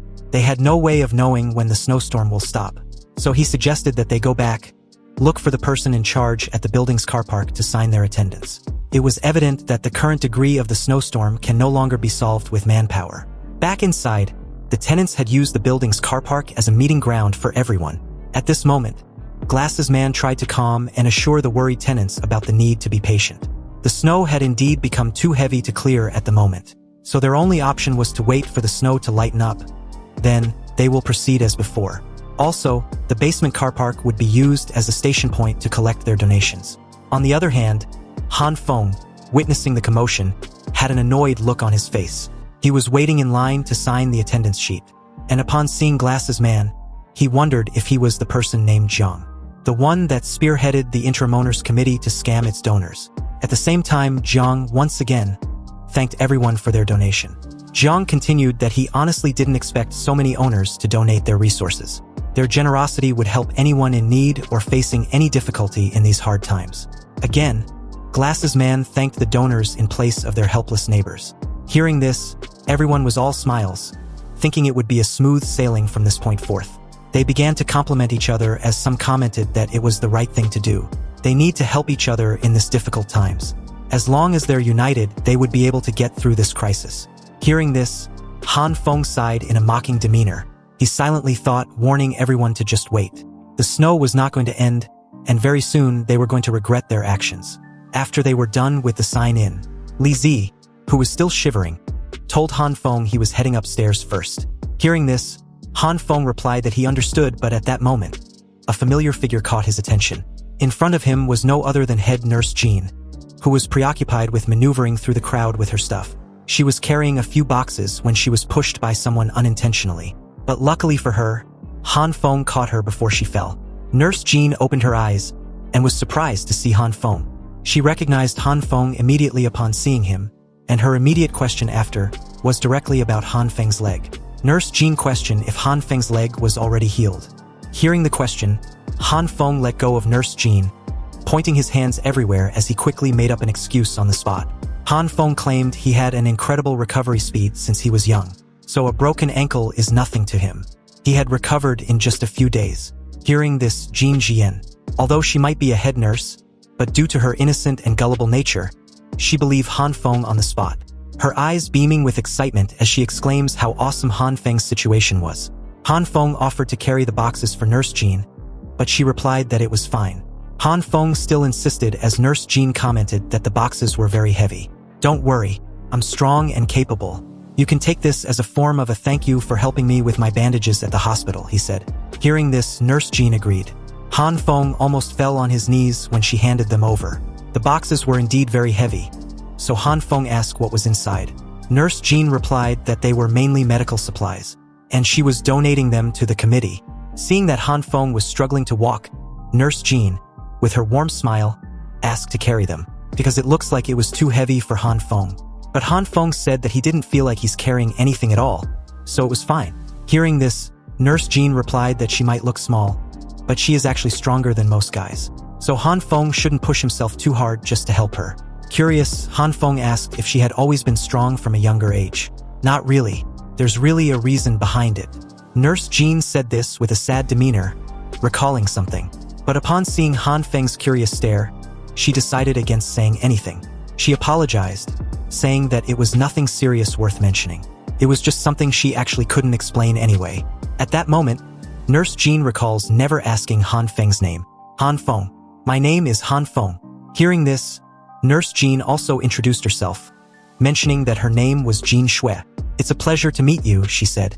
Seeing Jin Shui's radiant smile, Han Feng began to blush like a cherry tomato. Jin Shui asked what Han Feng does for a living. "Oh, about that. I'm unemployed." Hearing this, Jin Shui was a little taken aback. Seeing this, Han Feng asked what was so surprising about an unemployed person. Before Jin Shui could explain herself, someone bumped into her from behind, causing her to crash into Han Feng.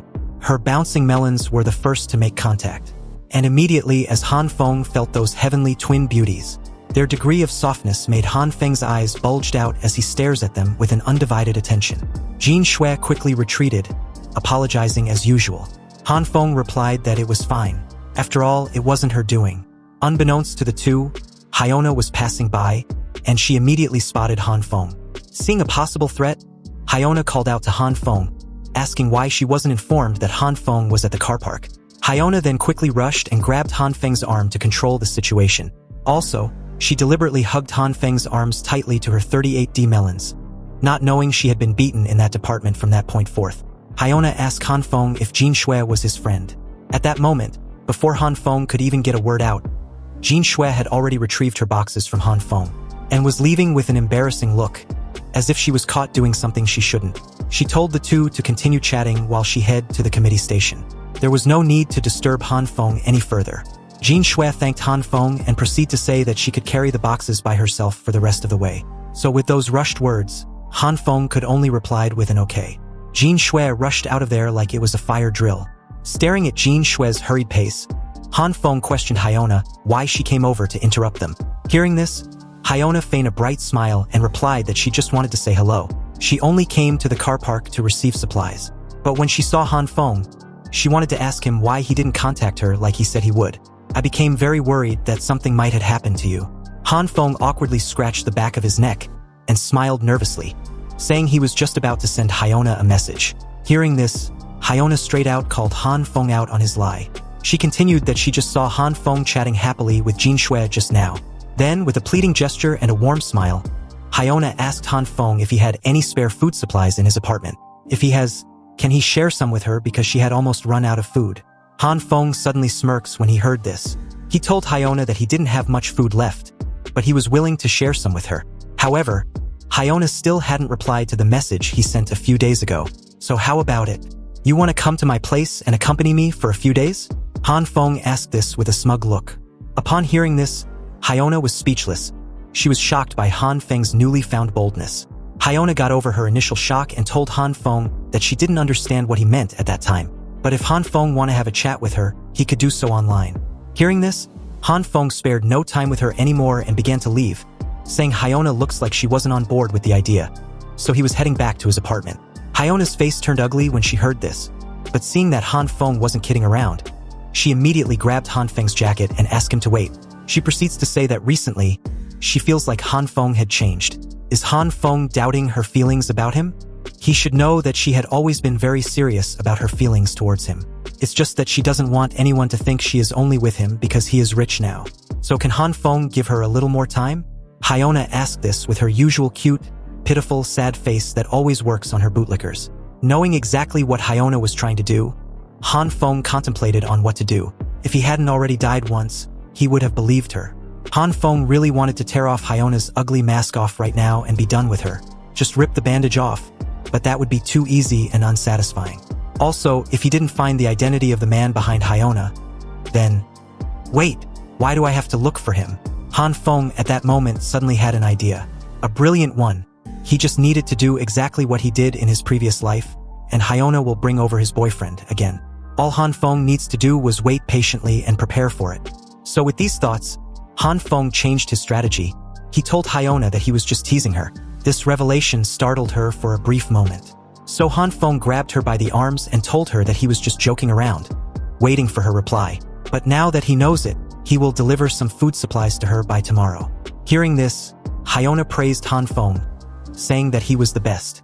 Hyona quickly made the move to leave first, satisfied that what she wanted was accomplished. She waved goodbye, telling Han Feng that she was heading back first. If Han Feng wants to talk to her about anything else, he could do it online. Hearing this, Han Feng just told her to take care as he also waved her a goodbye. As Hyona turned to leave, she couldn't help but smile mischievously from ear to ear, pleased with herself. On the other hand, Han Feng also did the same as he watched Hyona's retreating figure. So 2 days slowly dragged by at a snail's pace, and the snowstorm outside hadn't shown any signs of stopping. If anything, it was getting worse by the day. But this didn't matter to Han Feng. He didn't give a shit. Back in his apartment, Hyona had been blowing up his phone non-stop, asking what Han Feng had been doing.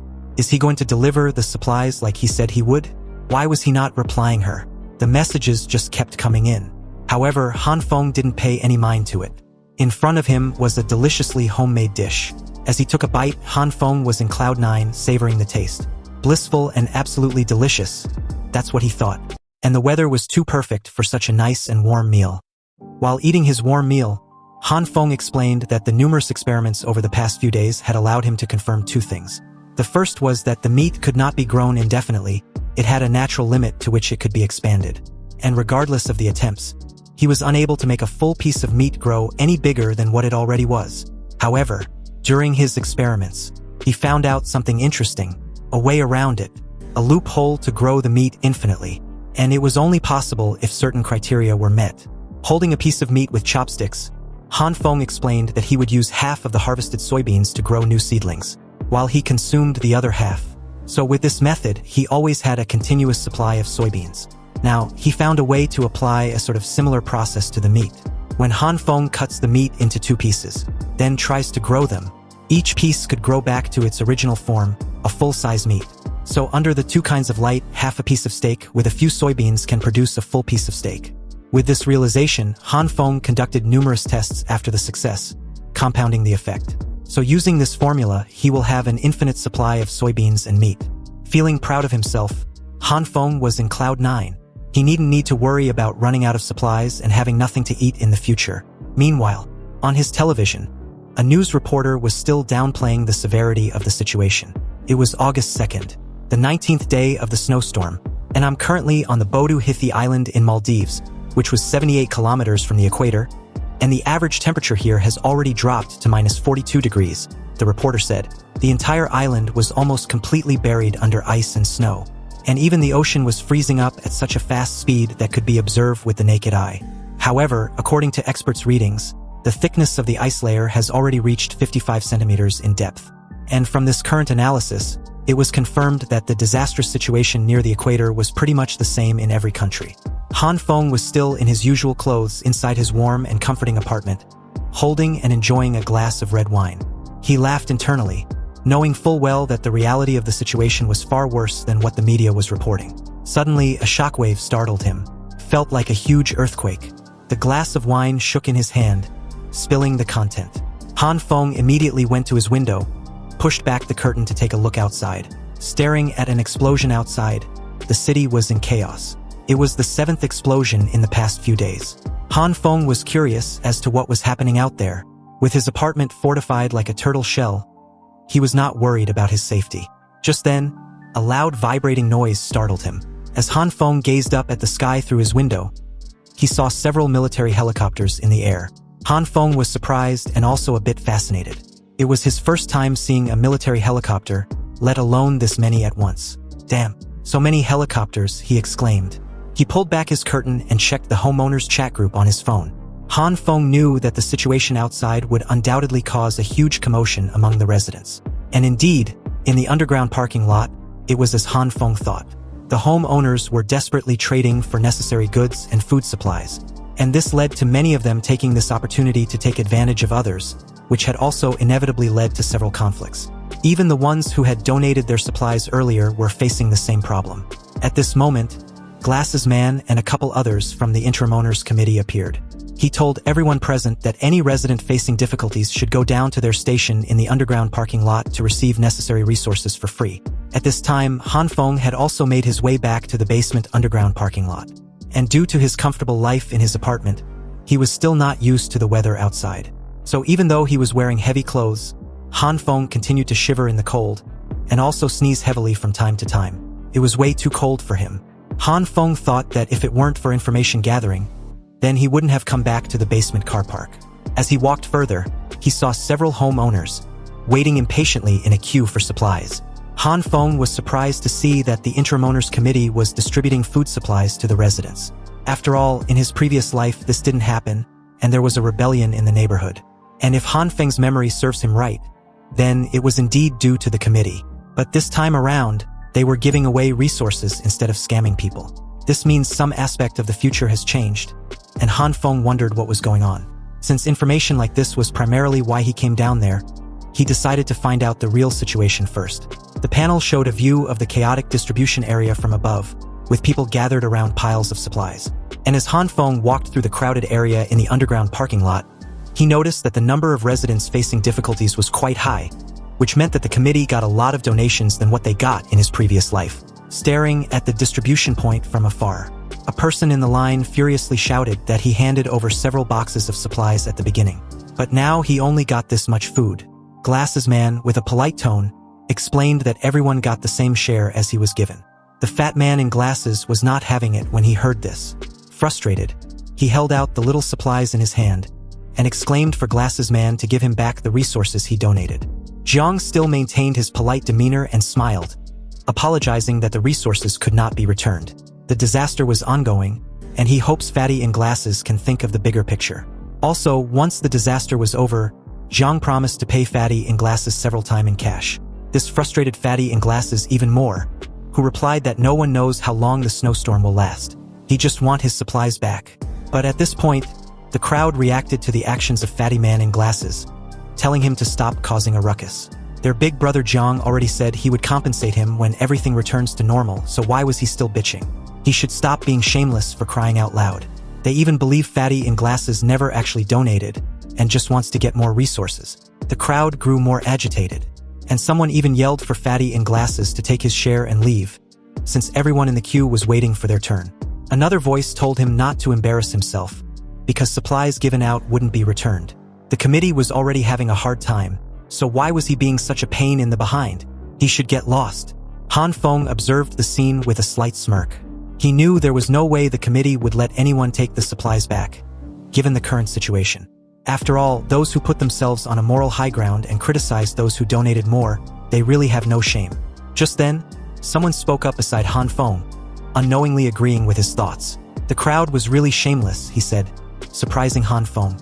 This person was none other than Li Zi. Li Zi, with a tired expression, raised his hand and greeted Han Feng. He looked like he hadn't eaten in days.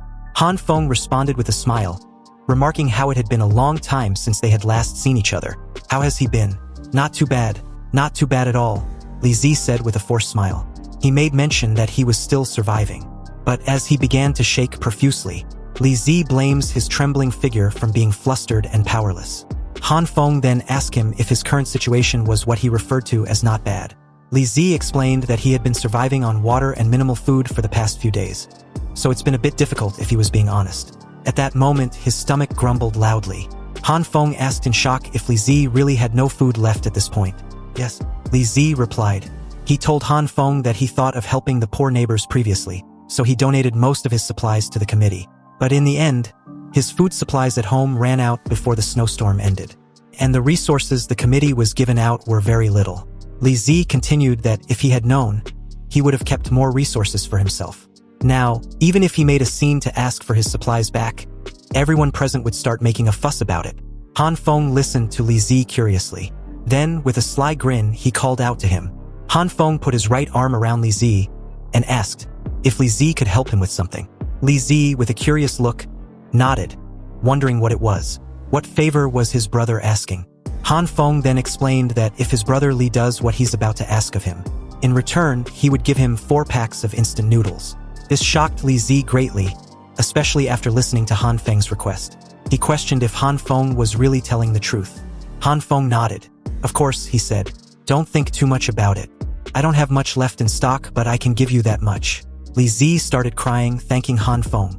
He promised to never forget Han Feng's kindness. After all, he'd already figured out that his dear brother was just looking for an excuse to give him food. Han Feng reassured him, replying that Li Zi didn't need to be so polite. They were brothers and there was no courtesy needed. Li Zi grabbed Han Feng's shoulder, reassuring him not to worry. Still crying with joy, he promised that the small request was on him. Han Feng thanked him, mentioning that Li Zi could visit his house later to collect the food. Li Zi happily agreed, then said his farewell. He was going to collect his share of the resources being distributed first. So with that, he left. Han Feng, on the other hand, thought to himself that with a few packs of instant noodles and sausages, he would no longer need to personally come to the underground parking lot to gather information. And although he felt a bit guilty about taking advantage of Li Zi, it wasn't as important as being comfortable and lazy at home, eating good food, and playing video games. However, at that precise moment, someone loudly called out his name, catching his attention. And as he turned back, a flying slap came toward him. A woman in a red coat appeared and bitch slapped the living daylight out of Han Feng. Hard. And this woman was none other than Li Hyona. Han Feng was taken aback, wondering what had happened. Hyona expressed her disappointment in him, loudly saying Han Feng had royally disappointed her. The scene was loud enough to garner the attention of everyone present. Hyona shouted, asking why his bootlicker had not been replying her messages. But Han Feng was still in a daze, shocked that Hyona just slapped him. Did she just slap me? With a murderous look in his eyes, Han Feng placed a hand on his red cheek as he stared at Hyona. This bitch actually dared to slap me? I haven't even settled her previous debts yet, and she has the audacity to slap me for no reason. Did she think I'm that easy to bully? A bootlicker? Han Feng remained silent and tried his best to remain calm as Hyona continued to shout at him. She questioned if Han Feng was deaf. Or was he mute? Did he not hear that his goddess was talking to him? After a brief moment, Han Feng sighed heavily, then apologized to Hyona. Han Feng thought of the bigger picture. He didn't need to ruin his plan before it even started. Han Feng replied that he had an unexpected situation, a complication that made him unable to deliver the supplies he promised. Hyona was shocked to learn that the supplies got stolen. Han Feng explained that he placed the supplies outside his door and went back inside his apartment to get his keys. But when he came back out, they were gone. Hyona then asked if Han Feng searched for it. Yes, he said. I did search for it, but unfortunately, I couldn't find any clues at all. Hyona proceeded to ask if Han Feng still had some supplies left. Han Feng replied that he didn't have much left. His current supplies would probably last him for a few days if he only eats 1 meal a day. Hyona only heard the portion she was interested in and got excited, exclaiming that it was great news. At this moment, her expression was that of a soul devourer. Her eyes were empty like the bottomless abyss, and not caring about anything or anyone other than herself. She told Han Feng that he could split his resources in half and share it with her. That way they can both get through the disaster together. He just needs to eat 1 meal every 2 days and he will be fine. Hearing this, Han Feng was speechless. He couldn't even begin to imagine how shameless Hyona was, to even be capable of saying such words. Then, as a sly grin formed on his lips, he remembered. Oh, that's right. In her eyes, I am just a tool for her to use when needed. Her worthless bootlicker, Han Feng thought. He agreed to Hyona's request, saying that he did promise her after all. They would split his resources equally. Hyona immediately started playing nice, thanking Han Feng. She also told Han Feng to deliver it to her apartment because she will be waiting outside her door. Han Feng agreed to this, adding that they should do it at night, and he would send her a message when he was done packing. Satisfied with this, Hyona turned to leave, reminding Han Feng that she'll be waiting on his message. Also, Han Feng should head back soon so he doesn't catch a flu. After all, he needed to be able to deliver the supplies. Sure. Wait for me tonight, Han Feng replied with a wave of his hand. Meanwhile, outside, the snowstorm was still getting worse by the minute. And back inside, Hyona was blowing up Han Feng's phone, and same as before, Han Feng was neither replying her messages nor picking up her calls. At this moment, she was waiting impatiently by her door. Hyona wondered if Han Feng wouldn't show up again. So as she stares at the elevator which had stopped working, then up the flight of stairs, Hyona was contemplating if she should climb the flight of stairs to Han Feng's apartment. Few seconds later, Hyona decided to do just that while internally cursing at Han Feng. If it weren't for the supplies, I wouldn't be looking for this bootlicker, she thought. After a few steps, Hyona was trembling all over as she took a deep breath. She was tired, and after starving for a few days, she only had little strength left. Almost there, she said, encouraging herself as she continued forward, step by step. As she got closer to her destination, she noticed that the emergency lights up ahead were broken, plunging that entire section into darkness. She also heard sounds up ahead, and this made her question aloud if someone was there. So as Hyona continued to stare up the flight of stairs in the dark, unsure whether to return or continue, she heard the sound of something being dropped, and before she could see or figure out what it was, a loud bam rang out. The emergency lights turned on at that moment. And from the looks of it, it seems that the lights was not broken, just off momentarily. With the lights back on, Hyona's current condition wasn't particularly pleasing to see. Her entire figure was covered with flour. She shouted, calling Han Feng's name. Han Feng, who appeared immediately at the scene, apologized to Hyona. He explained that he fell asleep and was in a rush down the stairs when he saw her messages. Due to this, he ran into a railing and dropped the flour he was carrying. Hyona was furious, asking if Han Feng was a pig. How come he can't even do such a simple thing like carrying a bag of supplies properly? Feeling disgusted with her situation, Hyona tried removing the pieces of the black polythene in her hair. Han Feng, on the other hand, just stared at her with a smug look on his face, satisfied that what he planned was executed perfectly. Han Feng specially prepared that flour to use on her. He then offered the remaining supplies to Hyona, who readily took it.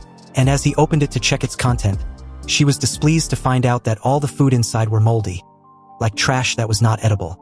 Han Feng, scratching the back of his head nervously, said that he had to carefully eat to keep this leftovers in stock, but couldn't preserve them for a longer time. That's why they look like that.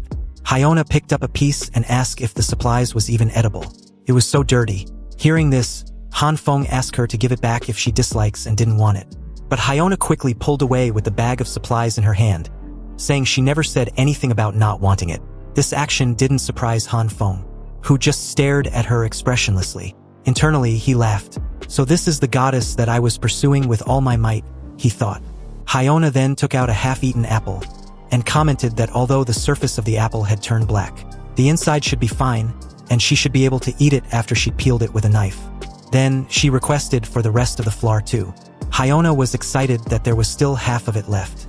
Amused, Han Feng just watched her. After all, from his perspective, the supplies were garbage and he never even resulted in eating such garbage in his previous life. He was sure of Hyona upsetting her stomach for a few days if she does eat the garbage he gave her. Also, the current temperature was so low that showering in this weather was equivalent to flirting with death. So this meant that the flour would be on Hyona for a while. Han Feng thought of this as he turned to leave. On his way, he felt something odd. It was as if someone was watching him. No, actually, someone wasn't just watching him, but also following him. So he immediately changed his route and decided to enter a floor to apprehend the culprit. As soon as he passed through the door, he hid behind it and waited patiently. Then suddenly, the shadow of the pursuer appeared at the door. Seconds later, a pair of boots followed. Han Feng quickly took action and grabbed the person by the jacket, then yanked the person on the floor. Seeking death, he shouted, and with a raised fist, Han Feng immediately halted his actions, startled. It was a girl, a young girl at that. Hey, are you following me? What are your intentions? Han Feng questioned, but the girl just stared back at him without uttering a word or making a sound. Realizing that the girl had no intention of answering him, Han Feng thought a little scare would be enough to get her to talk. So he put on an act of an old creep and said in a deep voice, "Oh, you don't want to say it, right? If you don't tell me, I'll strip you naked." However, he was a little disappointed that this did nothing, as the girl continued to stare at him blankly. Han Feng soon gave up and got up, realizing that the young girl might be clueless and doesn't even feel threatened with his act. He told her to forget what happened, and this will also be the only time he'd let her go scot-free. She should just go home and stop playing pranks by spying on people. So as Han Feng took a step forward, he was, again, surprised when the young girl grabbed hold of his jacket. Turning his head, he questioned what her deal was. What did she want? But as she still chose to just stare at him, Han Feng told her to stop staring and just say what she wanted. Otherwise, he would leave. He didn't have the patience or the luxury of trying to figure out why she would spy on a complete stranger up the flight of stairs in the middle of the night under such weather. This time around, the girl just pointed in a direction ahead of her, and again, without uttering a word. "Do you want me to come with you?" Han Feng questioned, and the girl replied with a slight nod. And with this, Han Feng followed her. And soon they came to a door which could be opened automatically, provided you've been authorized. Also, at the top right corner was a working surveillance camera. Seeing all this surprised Han Feng greatly, who couldn't help but wonder what was going on. Inside the apartment, although spacious, was untidy, with open boxes, clothes and other stuff littered everywhere. "Did you prepare all this?" The girl nodded again. It was in that moment that Han Feng came to the conclusion that the young girl might have known about the snowstorm, just like him. So he asked the young girl if she knew that there was going to be a snowstorm. To this question, the girl nodded again. Then, she finally spoke up. She said she knew there was going to be an ice age based on the calculations and result on the data she had. She then pulled her monitor on display to let Han Feng have a look. Seeing the chat ID in the home owner's chat group, Han Feng immediately knew who she was. So with a surprised look, he asked for a confirmation if the young girl was indeed mysterious person in the chat group. And as he got his affirmation, Han Feng was amazed. "But why did you bring me to your apartment? Did you bring me here just to talk about that?" Hearing the question, the girl just pointed to her numerous surveillance screens. And as Han Feng also turned to take a look, it was something he never could have imagined. On the screen were surveillance on his hoarding activities. Every single one, from the elevator to his apartment door, including the delivery and conversation with Li Zi. Everything he did was recorded in real time. At this moment, Han Feng felt a bit violated. His entire effort to hide his activities were a mere joke in the eyes of this little girl. "Have you been spying on me?" he questioned like it wasn't obvious at this point. Without hesitation, the girl nodded again. At this moment, the young girl had taken off her clothes, and what she currently had on was only her undergarment. Han Feng was dumbfounded, clueless as to why she would undress in front of a stranger. Then he began to blush in embarrassment, and in a panicked voice he shouted, "Hey, why are you taking off your clothes suddenly?" Hearing this, The girl simply replied in a calm tone that she was feeling hot. No, that's not what I meant. What I meant to say was stop. Stop taking off your clothes and put your pants back on. At this point, it was evident that the young girl lacked the necessary social skills to behave or talk normally in front of other people. She got into comfortable clothes seconds later and began to use her computer. And as for Han Feng, he was still trying to process everything that has transpired so far. And after a few moments in thoughts, he asked, "Were you spying on me because you became suspicious of my behavior of hoarding supplies before the snowstorm?" And to this, the girl nodded. Han Feng then asked, "So approaching me earlier and monitoring me was mainly to confirm whether there is a possibility of cooperation between us?" Another nod followed when she heard the question. And with that, Han Feng then asked for clarification. What did she mean by cooperation?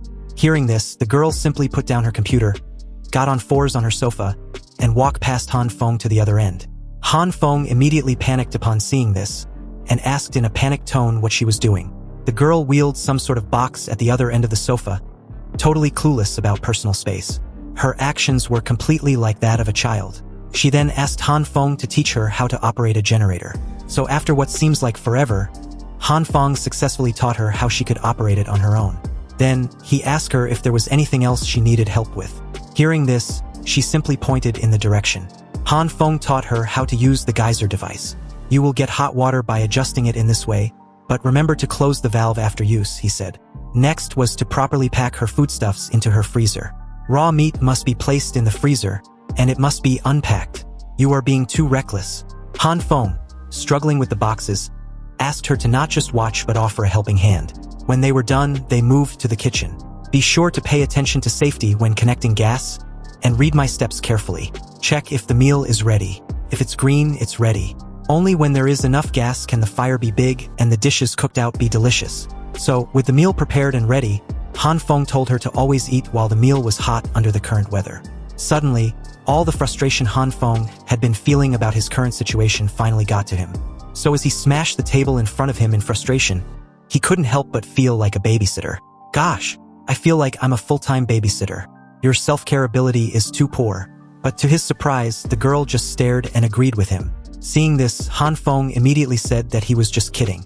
He began to eat his meal while simultaneously crying inside about how tired he was. This girl seemed like a full-time job, so he decided to address the situation before things got out of hand. Han Feng turned to her and said, "Let me make this clear first. I will go back after eating." However, he was surprised to see that the girl had fallen asleep immediately after she finished eating. "Wow, even I can't fall asleep while eating," he said in disbelief. Han Feng carried and placed her sleeping figure on the sofa, then covered her with a blanket.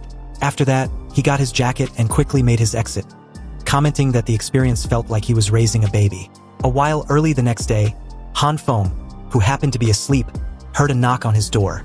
When he opened his door, it was none other than the young girl. In front of her were some boxes she brought for Han Feng. Han Feng thanked her for her generosity, but also figured out that she needed something from him as well.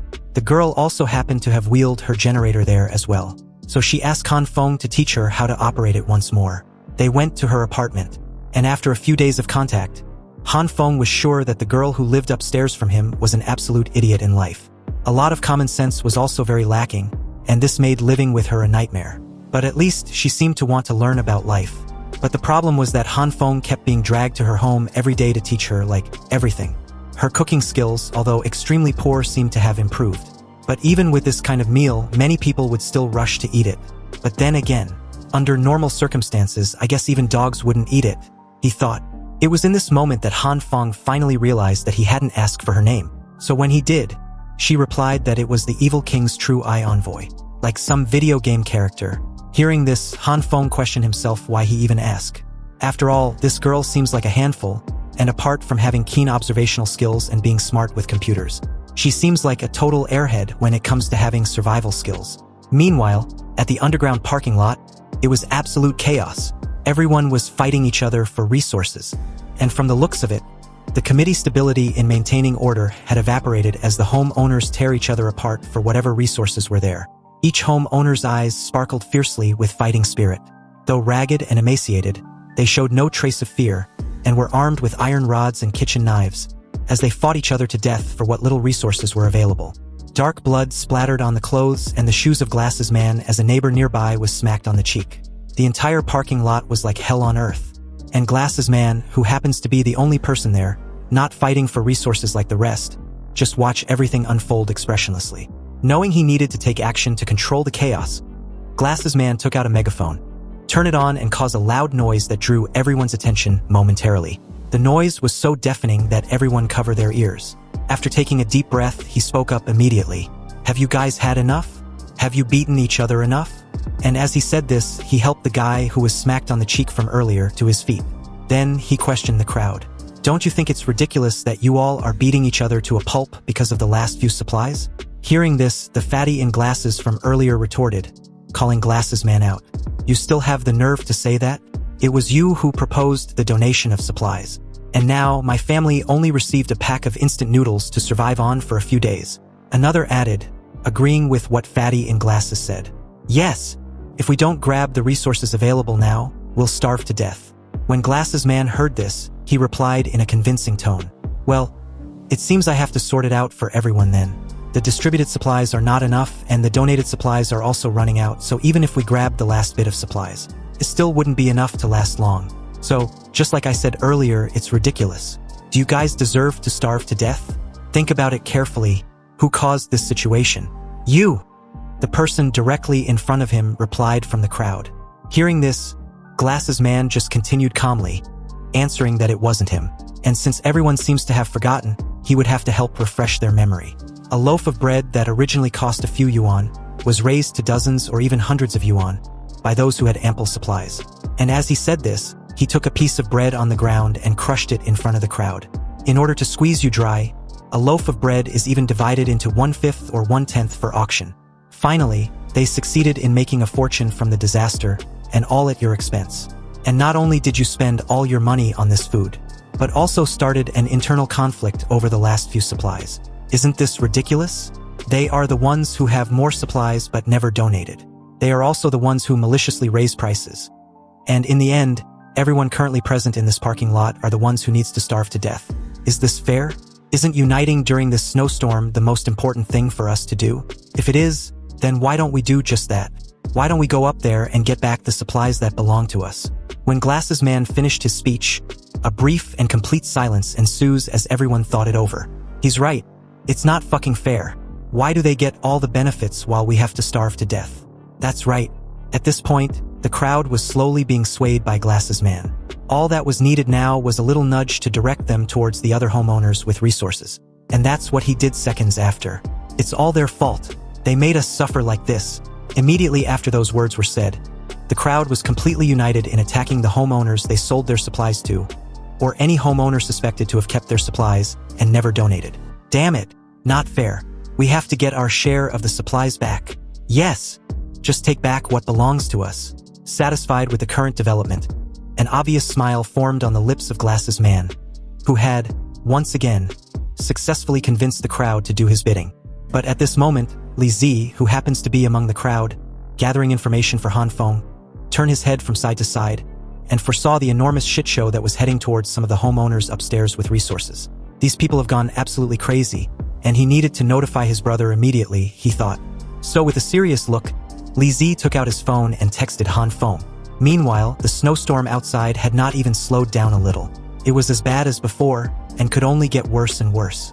However, inside Han Feng's apartment, he was completely passed out at this moment as his phone dinged a few times. So, as he woke up to check the messages, he wondered if it was from Li Zi. And indeed it was. Li Zi warned Han Feng of what has transpired in the underground parking lot. "Brother, something bad has happened. These people had gone crazy," he said. "They're planning on raiding the homeowners upstairs with supplies." Curious, Han Feng asked who Li Zi meant by they? And who? That guy named Zhang. He is inciting the owners to rob other people's supplies. They are picking the locks of every apartment. Reading this, Han Feng immediately got up from his sofa, scared shitless. He then asked for more details, like if they had already started or if they're armed. "Yes, they are all armed. Hide if you can, but don't confront them head on." Han Feng replied that he understood. And Li Zi should also be careful. Han Feng quickly went to check his door locks to make sure they were completely secure. Then, he went by the window to close the curtains. Han Feng didn't expect things to turn out like this. And although he's got 2 guns to deal with the crisis, It would be troublesome if this happens to be an organized action, because once his supplies are exposed, he would face every crazy neighbor. And if that happens, he's afraid that everything he'd hoarded would be eaten till there's nothing left. In short, he had to make preparations first.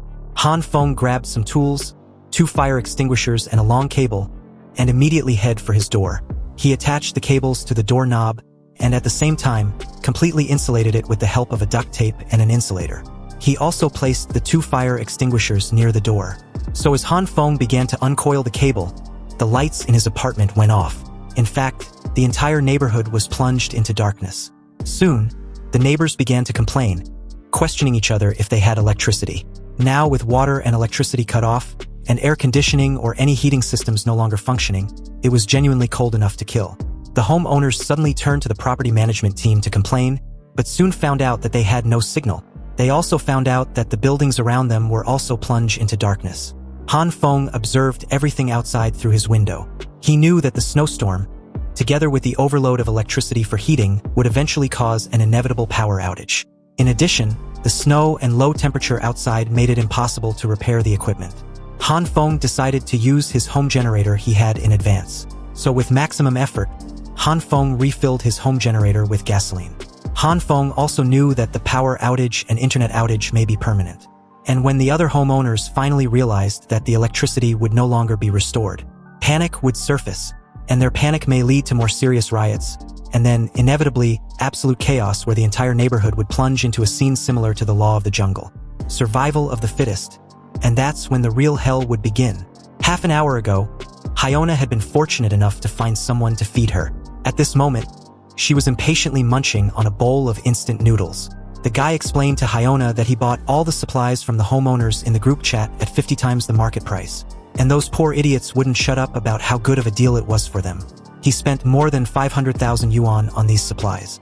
He also put some of the supplies up for auction, and those poor people rushed to buy from him, so he made a small profit in the end. The guy then touched Hyona's cheek and asked her, "How about it? Are you willing to follow me?" Knowing it was time to put on an act, Hyona nodded in agreement that the guy was right. Seeing this, he thought that as long as he has supplies, he could do whatever he wanted with Hyona from now on. But at that moment, he heard noises from outside his apartment door. Then, soon after, he saw that someone was trying to pick his door lock. The guy stood up, frustrated, and wondered just who could be making noise outside his apartment in the middle of the night. He was totally unaware that the neighbors had all decided to raid his supplies at this moment. He soon heard the homeowners murmuring from the other side of his door, plotting about how to break into his apartment, and if it was indeed the apartment of the person who bought all their supplies. When the lock-picking seems not to be working, they decided to kick the door open. The door eventually gave way, freaking the guy out, who stared nervously ahead in disbelief. And at the door were the homeowners with their hungry faces and weapons. The scene shifts to the outside world, where the snowstorm was still the same, and hadn't stopped, nor had the temperature showed any signs of not dropping any lower. It was pretty much the same, give or take. Meanwhile, back inside Han Feng's apartment, Han Feng, with maximum effort, had successfully gotten his generator working with several cables connected to it, which was currently powering his entire apartment. His generator was an indoor one and had a soundproof container, so it was conveniently silent and didn't garner the attention of anyone outside. And in order for his apartment to remain unnoticed, Han Feng also turned off all the lights in the apartment. However, his current predicament was at his door. Han Feng was trying desperately to turn his door handle into an electrifying conductor.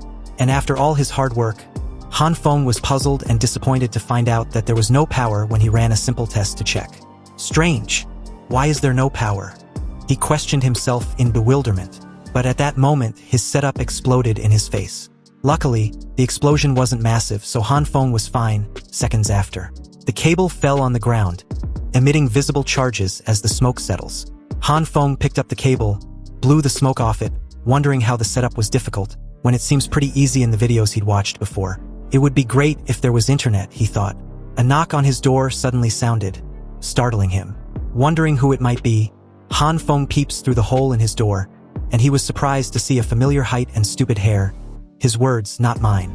Han Feng questioned the girl what matter he had with him. Hearing this, the girl simply answered with one word: "Help." Han Feng thought the situation was troublesome, considering he was busy at the moment. Han Feng reached for his door handle and was about to open his door, but he immediately halted his actions, recalling a similar encounter that led to his death in his previous life. He suddenly let go off his door handle after a considerable thought. Then he said hesitantly, "Well, I got the news that some owners started breaking into houses and stealing supplies. So, go back quickly, I won't open the door for you." Hearing this, the girl sighed heavily, then proceeded to knock on the door. And after a while, she stopped knocking when she realized that Han Feng was really not going to open the door. Left with no choice, she sat on the cold, hard floor behind the door, shaking profusely. She tried to hang in there, doing what she can to not freeze to death. Then, she heard murmurs not far on her left. It was some homeowners discussing the urgency to raid the current floor they were on before the others got there. One of them wondered aloud how many residents were even home on this floor, but another retorted that it didn't matter. "Who cares? We will just raid them one by one." A hand reached from the corner, and as they came into view, it was indeed the homeowners who were raiding other residents for their supplies. One of them commented that it seems that they were in luck, because no one had raided this floor yet. They took a moment to assess the situation, trying to figure out what apartments probably had residents. "The two households over there belong to us, so let's try the rest." They got to Han Feng's door, and got their crowbar ready to budge it open. "Hello, is anyone home? Hello? We are here to deliver supplies." Behind the door inside the apartment was Han Feng, who was sitting on the floor with his hand tightly covering the girl's mouth. Immediately after, a loud rattling sound continuously persisted outside Han Feng's door as the intruders tried to force the door open. Han Feng tried to reassure the girl to not be afraid. "His door was reinforced," he whispered. But from the looks of it, the girl was not the least bit panicked. The door handle was also forcefully tried several times, but nothing. "How come this door is so strong? Even the door handle can't be broken by kicking." "You're right, big brother. Why don't we break into the house next door first?" With no other choice left, they agreed and decided to mark Han Feng's door for later. When Han Feng heard this, he was relieved they finally gave up. Also, he thought of how he was fortunate to focus on reinforcing his door and handle when he had the chance. Back then, when he suggested that the constructor should add a 5-centimeter steel plate inside his door and reinforce the handle. The guy was puzzled, and even asked if Han Feng was hiding from debt collectors. At this moment, his eyes suddenly widened when he realized he might have suffocated the girl. "Sorry, it's okay now. I was afraid they would notice that there were people at home, so..." Han Feng was cut off as the girl thanked him and replied that it was fine. Han Feng and the girl remained where they were, for a while, and after what seemed like forever, Han Feng told the girl that he believes the homeowners had left. Then, he went back to work, trying to get his electrocuting project to work. "Wait till I fix this thing, and if anyone dares to kick my door again, I'll electrocute them to death," he said. A bit puzzled with what Han Feng was doing, the girl asked. "It is a defensive measures against electric shock," Han Feng replied. But then he remembered that the girl didn't even understand basic survival needs. How could she understand what he was doing? "Oh, that's right. You still won't understand even if I tell you. I don't even understand it myself. Why this damn electric shock device is so difficult to use." Han Feng questioned himself in frustration, but what he never expected was what happened immediately after. The girl spoke up, explaining what he was trying to accomplish to him. "The anti-theft device uses the difference between electric current and voltage," she said with a knowing look. "Do you know?" Han Feng asked in bewilderment. Hearing the question, the girl simply nodded and replied that it was very simple if you know what you're doing. She continued, explaining the procedure to Han Feng. "After power off, wrap the bare wires of the electric wires around the door handle to insulate them. Then connect the ground wire of the distribution box to the door handle. Then finally turn on the power again." When Han Feng turned the power back on when he was done, he tested it and it was a success. "Wow, it worked. It was really successful. How do you know this?" "The evil king's true eye has the ability to see all the truth in the world." Immediately upon hearing her response, Han Feng wondered why he even asked. When he was done, he carried the remaining cable and his toolbox, and told the girl that if she needed his help settling him momentarily, she should just tell him. Han Feng said this, expecting a reply, but when he got none, he told the girl he was asking her a question. The girl just unpacked her stuff hidden underneath her jacket and replied that the evil king's true eye will reside here. The girl's reply initially didn't register in Han Feng's mind, so when it finally did, Han Feng shouted, asking the girl what she meant by what she just said. "You must be kidding." "Absolutely not. You're not going to reside here," he said. Unbeknownst to Han Feng, the cable coiled on his left arm fell right on his feet. And in the midst of all his shouting session, he unknowingly took a step forward, trying to approach the girl. His feet got trapped in the coiled cable, causing him to trip over, crashing headfirst on the table in front of him with a loud bang. As the dust settles seconds after, Han Feng commented that the fall hurts like hell. Then, almost immediately, he again commented that the fall didn't hurt as much as he thought it would. The body, which was supposed to be aching as a result of clashing into a table, felt completely fine. It was as if Han Feng just fell on the floor rather than a table. Han Feng's hands were glowing purple, but he didn't seem to have noticed. To be exact, his attention was preoccupied with his coffee table in front of him. Huh? My coffee table, he murmured. Han Feng got closer and picked up his coffee table, which, at that moment, looked like a cloth. It seems that the table's molecular structure had changed drastically, and it was in this moment that Han Feng also noticed his purple glowing hand. Huh? Purple light? Could it be that this purple light turned the coffee table into this? Even the toolboxes and these scattered things. Indeed, it was as he said, everything that had a direct contact with his hand faced the same outcome as his coffee table. Han Feng picked up the hammer in the toolbox, but soon found out that the hammer was flexible and bending like a lightweight rubber. In simple words, this purple light can make objects soft? Han Feng wondered in amazement, but he immediately remembered that he wasn't alone in his apartment. That's right, he had a guest. Oops, I forgot there's someone else at home. Turning his head to face the girl, he thought nervously as he began to sweat bullets. On the other hand, the girl watched the entire scene without uttering a word like she always does. She was confused and speechless about what she'd just witnessed.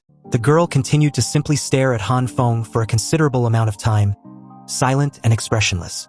Then, suddenly, she got up with her laptop in hand, her eyes sparkling with excitement and wonder.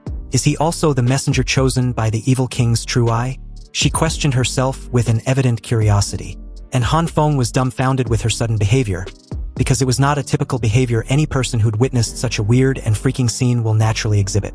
But this could be a good thing that could work in Han Feng's favor. He quickly got his act together, improvised by striking a pose with his jelly-like hammer in one hand and the other on his face, and said, "Yes, that's right. I am also a subordinate chosen by the evil boss, so this strange phenomenon often occurs." Inwardly, he thought the girl had a very strange way of thinking, so he believed he could get away with it. But what happened after left him in a bit of a pickle. The girl simply stretched out her hand, and as Han Feng, with a confused demeanor, did the same. She told Han Feng that since they were both messengers chosen by the evil king's true eye, then they should support each other, and the current resting room they were in should be shared. Room sharing? It took a moment for Han Feng to realize that what she meant by the resting room was his apartment. Han Feng sighed helplessly with his head and eyes lowered. And before he could finish explaining himself as to why he was not having any roommate, the girl had already reached the door to the other room behind Han Feng. And accompanied with a loud thud by the shutting door, Han Feng's eyes widened when he realized that the girl had already left and was inside the other room behind him. "Hey, I haven't agreed yet. Do you really think this is the evil king's lair?" he said. "Oh, forget it." Han Feng decided to let her be. His immediate priority was his purple glowing hand a while ago. So as he stares at the jelly-like hammer in his hand, he wondered silently. What was that purple light just now? Can it make things softer? It seems that I have more than those two kinds of light, but if there are others just like this purple light that I hadn't discovered, then I wonder just how many there are. Anyway, I should investigate the purple light first. Han Feng closed his eyes and tried to summon his purple glowing hand, but nothing. He then began to recall, trying to analyze the situation that led to that outcome. The purple light appeared when I was tripped by the wire and about to hit the coffee table. Recalling all this gave Han Feng an idea. So as he held on to the wires, Han Feng tried to remember the feeling he had at that time. The feeling of being in a dangerous situation. And just like that, Han Feng was stunned to see his hands glowing with purple light. It's out. It actually worked? Just recalling the dangerous situation just now, the purple light appeared? Han Feng said this, a little taken aback. At that moment, something else also got his attention. Wait, does this purple light also have an effect on wires? That's right. In his hand, the wires had also turned into a jelly-like substance. With this new development, Han Feng knew that the purple light might have a large range of things it can affect. And there might be more to it than just making things soft. So, Han Feng immediately heads to his kitchen, deciding to try it on something else. Han Feng grabbed a large kitchen knife, closed his eyes and prepared himself to summon the purple light. Seconds after, he succeeded in his summoning, and the purple light immediately took effect, softening the knife. Whoa, it works on steel too, and the texture is like jelly. He commented in amazement. So, after a while, Han Feng had successfully tried the purple light on various items he could think of, such as his fork, spoon, a glass cup, and many others. After all this, he realized that apart from turning things to jelly, there was no other changes. And the longer the purple light was used, the more the object will be softened. This effect was too useless and could not help him in any way, he thought. But then, he suddenly had an enlightenment. Han Feng thought of mixing two kinds of light just like he did with the red light. Then he might achieve an unexpected result. Han Feng summoned his green light in his right hand, and with the purple light on the left hand, he tried to forcefully change the texture of his jelly-like spoon, but it resulted in a failure. So he took the kitchen knife and with effort he tried it in a different way. Han Feng expanded both light around the entire knife. The results was a success. And not only that, because the kitchen knife didn't just change back to its previous state, but was hardened and refined to a degree that it was unbelievably sharp. This surprised Han Feng greatly. Staring at the items on the table, Han Feng gave it another try. And after several attempts, he had confidently confirmed a theory he thought of. So that's how it is. If the two kinds of light are mixed, they can change the toughness of matter. And the hardness is a bit exaggerated. This new development gave Han Feng an idea. A very bold one. Meanwhile, outside his apartment, on the flight of stairs, two homeowners who had recently raided for supplies were discussing whether to hand them over like they're supposed to. The one behind asked curiously, "Hey man, you're not really planning on handing over the looted supplies soon, are you?" "I don't even have enough to eat myself," the other replied. "If we hand them over, they have to share it with the women and the old people." "Why?" "You're right. But if we do this, we must keep this a secret. Otherwise we'll be in trouble if anyone finds out." At this moment, the one ahead told the other to look behind him. Puzzled, the other questioned what he was referring to as he curiously turned around. When he did, his expression immediately changed, with his flashlight illuminating the entire area. The thick, concrete wall behind them was sort of moving, and this could be easily spotted as the 18th floor written on it was moving as well. The wall is creeping?" he said. Suddenly, a human face appeared on it, and as the form became clearer, it came really close, about a breath away, from the frightened homeowner, who was about seconds away from wetting his pants. The figure took the shape of a ghostly figure. "There is a ghost on this floor." Scared shitless, the two simultaneously said this, shaking profusely, and immediately made a run for it with their supplies. On the other hand, the supposed ghost on the wall was struggling to free itself because it was finding it hard to breathe. On the other side of the wall was Han Feng, who was struggling to get a grip on hardening the wall. Due to the size of the wall, Han Feng was finding it difficult to merge the two light together. When he finally succeeded in covering the entire section of the wall with the two light, they fused together naturally. Then, after a few seconds of mixing both lights with the jelly wall, it hardened immediately after completion. Han Feng was worn out, panting like he'd run a marathon. His next step was to test its durability. So he took out a long mallet, thinking that it was time to check the results of the hardening. Han Feng raised his long, heavy hammer, and with a fierce determination in his eyes, he struck the huge hammer on the wall. He then continued to repeat the process over and over and over again as the sounds echoed through the heavy snowstorm outside. A while later, Han Feng, exhausted and with his trembling hands, laughed in joy. The results were promising, because after he had constantly beaten the wall, not even a piece was broken off. Meanwhile, in the underground parking lot, the guy from earlier brought in the supplies he'd raided. With a nervous smile, he scratched the back of his head and apologized, saying that many homeowners were basically out of food, so these were the only supplies he collected. At that moment, someone grabbed his shoulder, surprising him, and before he could get a word out, he was forcefully pinned to the ground. The person responsible for his subduing was none other than Jin Qinwen. And in a cold tone, Jin Qinwen loudly asked him to disclose where he hid all the food he stole. "Hid? What are you talking about? Everything I stole from the other homeowners are here." As the crowd just simply watches the entire exchange, the guy, clearly in pain, answered as he shakes profusely. "Stop lying to me," Jin Qinwen said. "I saw you take 3 big bags just now, but you only handed in 1. Then, you must have seen it wrong. I swear, I brought everything." The guy stuck to his story as Jin Qinwen added a little pressure to his arm, intensifying his pain. "It seems you intend on not saying anything, right? Then I'll just have to beat it out of you. Maybe then, you'll behave yourself and tell the truth." Gritting his teeth in frustration, Jin Qinwen clearly had enough of the guy's pretense, and was about to carry out his threat when someone cut in at that very moment, surprising him. And this person was none other than Glass's man, who gently grabbed his arm, signaling him to halt his actions. Jin Qinwen, a bit puzzled, questioned Glasses Man why he was there. But Glasses Man just simply told him to let the guy go first. If you have any questions, they can talk about it. But this guy hid everyone's food. Jin Qinwen retorted, still a bit puzzled. Glasses Man replied that he knows. He knows everything, so he should just leave it to him. Hearing this, he agreed without any hesitation. Then he let go of the old guy immediately after, commenting that he was only doing this for Glasses Man's sake. Glasses Man extended his hand, offering the guy a helping hand. "It's okay," he said. So with a warm smile, Glasses Man continued. Then, almost like magic, the guy brought in the other 2 bags of supplies a while later from wherever he hid them. The guy apologized to Glasses Man, explaining that there were 5 people in his family, and the food they share were really not enough, but Glasses Man once again cut in, giving the guy his rations for the day. He told the guy that his family needed it more than he does. And this, of course, shocked the guy greatly.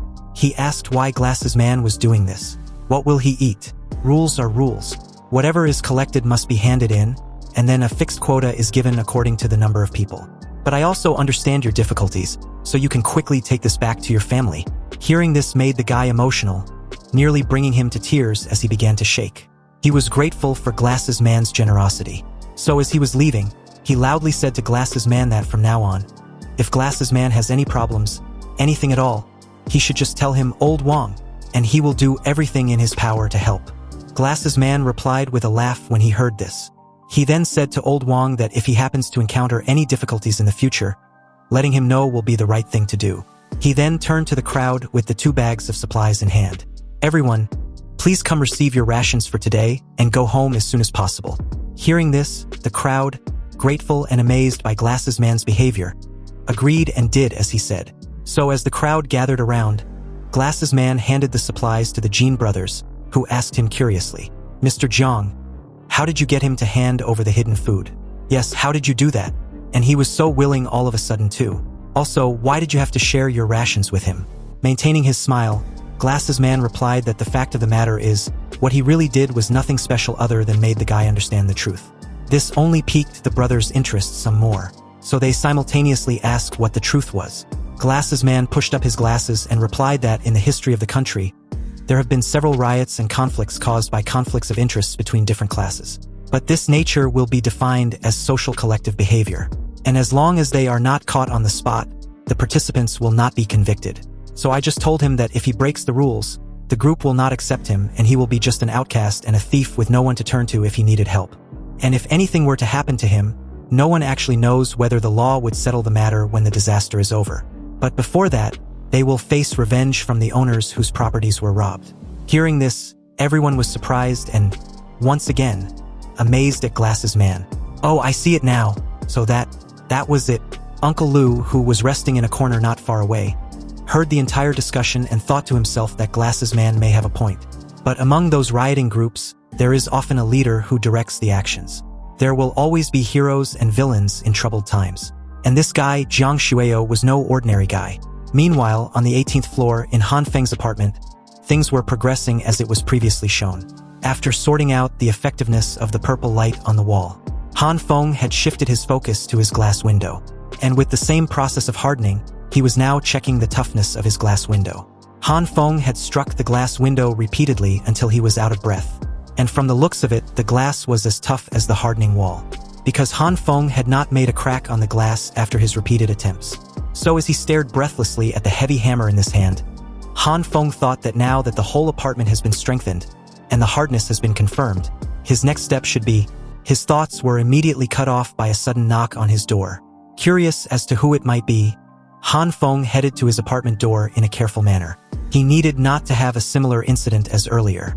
He also even thought that it might be another homeowner coming to steal his supplies. But as he peeps through the hole in his door, he was surprised to see none other than Miss 38D Melons and Crazy Curves, Lee Hyona.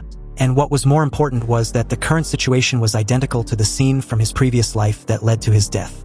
It had the same settings. Indeed, this was it. This was the time Han Feng met his end. Hyona, shaking profusely, told Han Feng that it was her.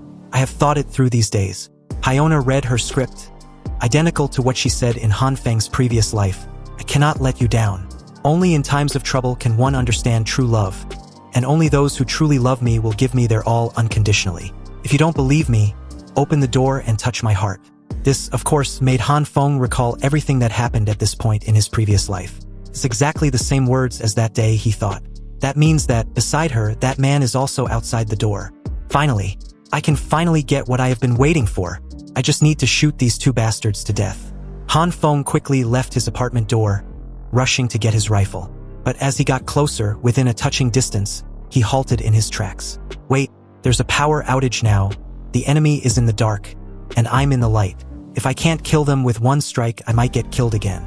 If I use the electric shock, then I have to trick them into holding the door handle at the same time, which is impossible. And I'm not sure how effective this electric shock is. Thinking of all this, Han Feng tried to calm down. He had been waiting for this moment, and finally, it was here. He needed to calm down and think this through. But first, he had to sort out the current situation about the light. So Han Feng quietly turned off his generator. Then, he closed his eyes with his hands leisurely resting on the heavy hammer's handle. Focused. And as he calmed himself, he thought, the biggest threat to me now is not Lee Hyona, but the man hiding in the dark. So if I go out there, I have to instantly locate him and also give him a fatal blow in the process. This might be to my disadvantage, because if I make one wrong move, it's over. Okay, so how can I determine his location in advance in the apartment? I remember the guy should be hiding in the corner behind my door, and that place is a blind area. In my previous life, the attack came from this direction, so it's probably here at this spot, although it will take some time. But it might work with a bit of luck. Han Feng quietly and carefully activated his purple light as he touched the wall.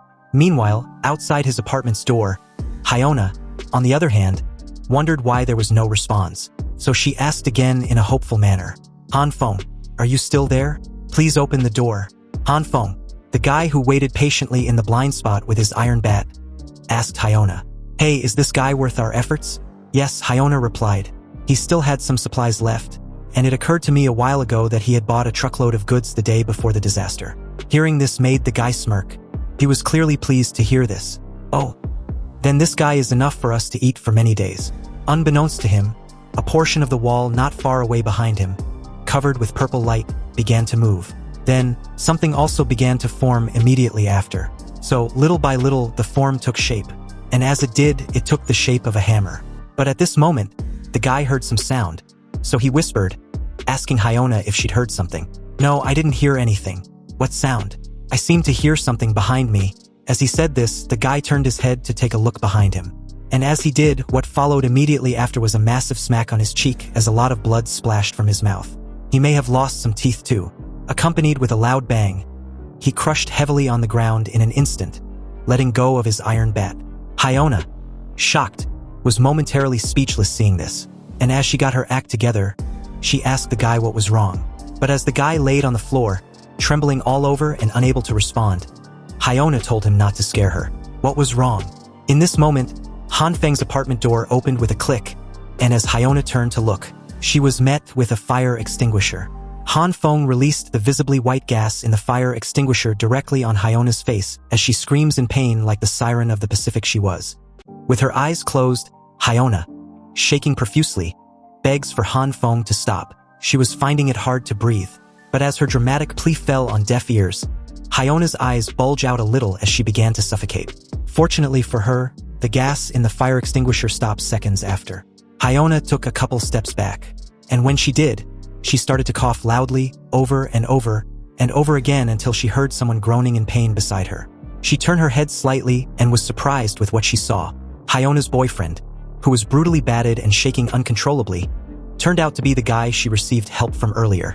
All the food he managed to deceive and buy from the other homeowners were taken away when his apartment was raided. Left with nothing to eat, he and Hyona targeted Han Feng, thinking he was an easy prey. However, the current situation they were in was totally something none of them expected. Hyona was in a predicament at the moment, not knowing what to do when the guy, with about a dozen of his teeth knocked out, pleaded for her to save him. But Hyona just simply stared, speechless. She had no idea what to do in that moment. After all, she thought what was required of her was to make Han Feng open his apartment door, and he would have taken care of the rest. But at that very moment, suspicious hands reached for her from the shadows. And as the hands tried to grab hold of her, Hyona fearfully stepped backwards and fell on her behind with a loud thud. Han Feng narrowly missed her as he only managed to grab a few strands of her hair in his attempt. Hyona, on the other hand, got up in a split second and bolted like her life depended on it. And given the current situation, it was. She shouted for help as she ran as fast as her legs could carry her. Han Feng just stared at her in frustration. He was a bit angry at himself for his slip-up. And as Hyona's figure disappeared from the corridor seconds later, he was taken aback about how quick she was. Hyona's escape was even faster than a fire drill. The guy she left behind also tried to get on his feet, alarming Han Feng. He kicked the guy in the stomach. "Who gave you permission to get up?" "Who?" he asked. Han Feng raised his leg and was about to continue his assault when the guy started to vomit, pleading for him to wait. He should wait for a moment. Did Han Feng know who his father was? "If you dare to touch me again," he said, "I will." Han Feng punched the guy in the face, cutting him off in the middle of his threats. Then, he kneed him on his chin with an uppercut. "You think you can threaten me in a time like this? I don't care who your dad is. After all, it's you I'm hitting, not him." The guy immediately raised his hand, and again, pleaded for Han Feng to wait. "Wait a moment, big brother. I have no grudges against you. Why do you?" He was cut off again with another punch in the face. Han Feng spared him no words as he got on top of him and started punching him repeatedly. Realizing that Han Feng was dead set on killing him, he asked why. Why was he trying to kill him? Was his life so worthless in his eyes? Han Feng continued with his assault, and didn't even stop when flesh blood continued to drip from his raised fist. So when he eventually halted his actions, the guy's face was bloodied and beaten so badly that he could barely see or talk. His shaking body also intensified, but Han Feng neither cared nor did he want it to stop. He grabbed the iron bat initially intended for him, and as he walked up to the guy, he started to cry, realizing that his permanent end was near. His last request was for Han Feng to give him a reason. Why was he really doing this? Reason. Han Feng said this through his clenched teeth. "Stop pretending already." Without any hesitation in his movement or decision, he swung the iron bat directly on the guy's head, deleting him. His blood splattered on the cold floor, and the scene was similar to the treatment Han Feng received in his previous life. Han Feng, breathing rapidly, commented that in his previous life, did the guy ask why when he killed him? Suddenly, when the adrenaline subsides and the realization of what he had done hit him, he covered his mouth in attempt not to vomit. But that was unsuccessful, as seconds after, he knelt on both knees and vomited all the content in his stomach. At this moment, he heard something behind him, and as he turned to have a look, it was none other than his roommate, the evil king's true eye. Upon witnessing the scene in front of her, the girl just bent down, touched the pool of blood with her finger, and with an expressionless look, asked Han Feng if he needed any help. The scene shifts back inside Han Feng's apartment a while later, where he sat across from the girl, who was busy eating. Han Feng felt uneasy as he contemplated, thinking about the girl's behavior. Such a horrific scene, but she was not afraid at all, he thought. In fact, it felt like it was nothing new to her. This girl is a little scary. It's better not to let her stay in my house. Han Feng tried to convince her that people may come back for revenge at any time, and she will be implicated if she stays in his apartment. Upon hearing this, she simply replied with an "oh," then continued with her drink. Han Feng wanted to know if she agreed with his reasoning or not. After all, she was doing this for her own good, he said. The girl just straight out rejects the idea and replied that she would rather stay. And this pissed Han Feng off greatly as he gritted his teeth in frustration. He tried once more, reminding the girl that it was too dangerous to stay in his apartment. There was a high chance that they would die. The girl just placed the drink she was enjoying on the table in front of her, and got up.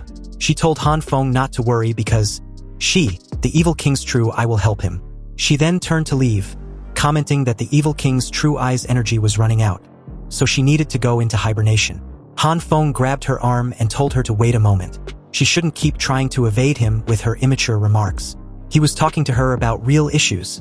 Her attention fell on her arm grabbed by Han Feng, and as she stared back at him, she told Han Feng that she promised to help him. She then grabbed her door handle and opened the room she'd been staying in. Whatever is inside changed Han Feng's expression to the look of absolute shock. Meanwhile, back at the underground parking lot, the crowd had queued up for their rations for the day, and among the queued crowd was none other than Lee Hyona. Hyona waited patiently in line till it got to her turn, and as she received her rations, she stared at it in thoughts. She waited for her boyfriend all night, but he never came back. She was also wondering what exactly happened. From her perspective, the guy was fine, then he suddenly collapsed. Was it Han Feng who did it? Did he set up a trap in advance? But what I care more about is when Han Feng opened his apartment door. There was a faint glow and a warm current in his apartment, indicating that he had something to generate electricity. Did he prepare for the snowstorm in advance? It is possible that he also prepared a lot of supplies. Damn it! Damn you bastard! He secretly made cold weather preparations without telling me, and gave me unwanted garbage. I need to find time and a way as soon as possible to check the situation at this bastard's home. In thoughts, Hyona suddenly bumps into someone on her way. The person turns in her direction and asks her to wait. And as Hyona turns around, he asked, "It's Hyona, right? Lee Hyona." At this moment at the underground parking lot, Hyona shielded her gaze from the blinding flashlight as the guy excitedly offered her a place to warm herself up. "A couple people and I have a fire pot in the lobby of Building 5, he said. "Would you like to join us and warm yourself up?" Upon hearing the question, Hyona thought of the guy being one of her many bootlickers and also probably had bad intentions. So she turned around and refused the offer on the spot, claiming she can just go to her apartment and warm herself up. But thanks for the offer. Suddenly, the guy grabbed her arm and told her to wait. Then, deciding to offer her another enticing offer, he tried again, claiming he had a lot of food there as well. "Just come to my house and stay with me for a few days, and I will take care of you." He closed the remaining distance between them and whispered that Hyona should just think about it. She could live comfortably from this point forth if she comes with him. "After all, I have always liked your type." Hearing this made Hyona feel creeped out and annoyed. To her, the guy was just spouting nonsense endlessly. So, with great effort, she freed her arm forcefully and loudly shouted for the guy to get lost. "Who does he think she is? And who cares about your garbage food?" The guy was stunned for a moment, but seconds later, he grabbed Hyona's hand, and in anger, told her to stop pretending. "You're shamelessly going around, claiming supplies. Do you really think no one sees you? Now, you think you can pretend to be a member of the property management committee? Believe it or not, I will expose you." Hyona had nothing to say to this and demanded that the guy let go of her hand. He was hurting her.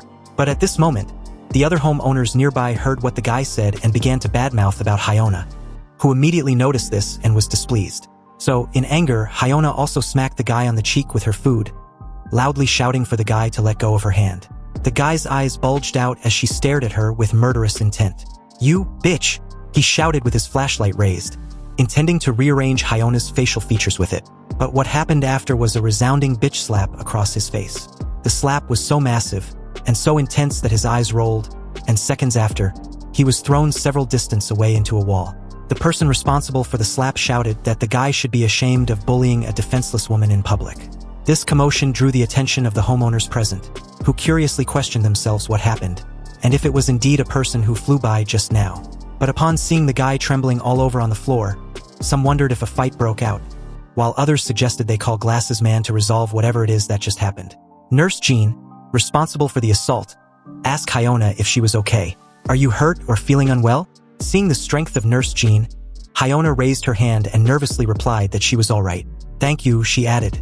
With a warm smile, Nurse Zhan offered her business card to Hyona, adding that if she ever feels uncomfortable or have any discomfort anywhere, she can come over and take a look.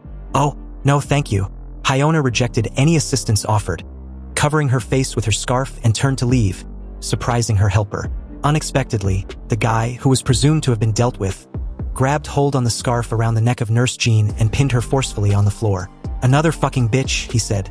"Mind your own freaking business. Believe it or not, I'm going to kill you."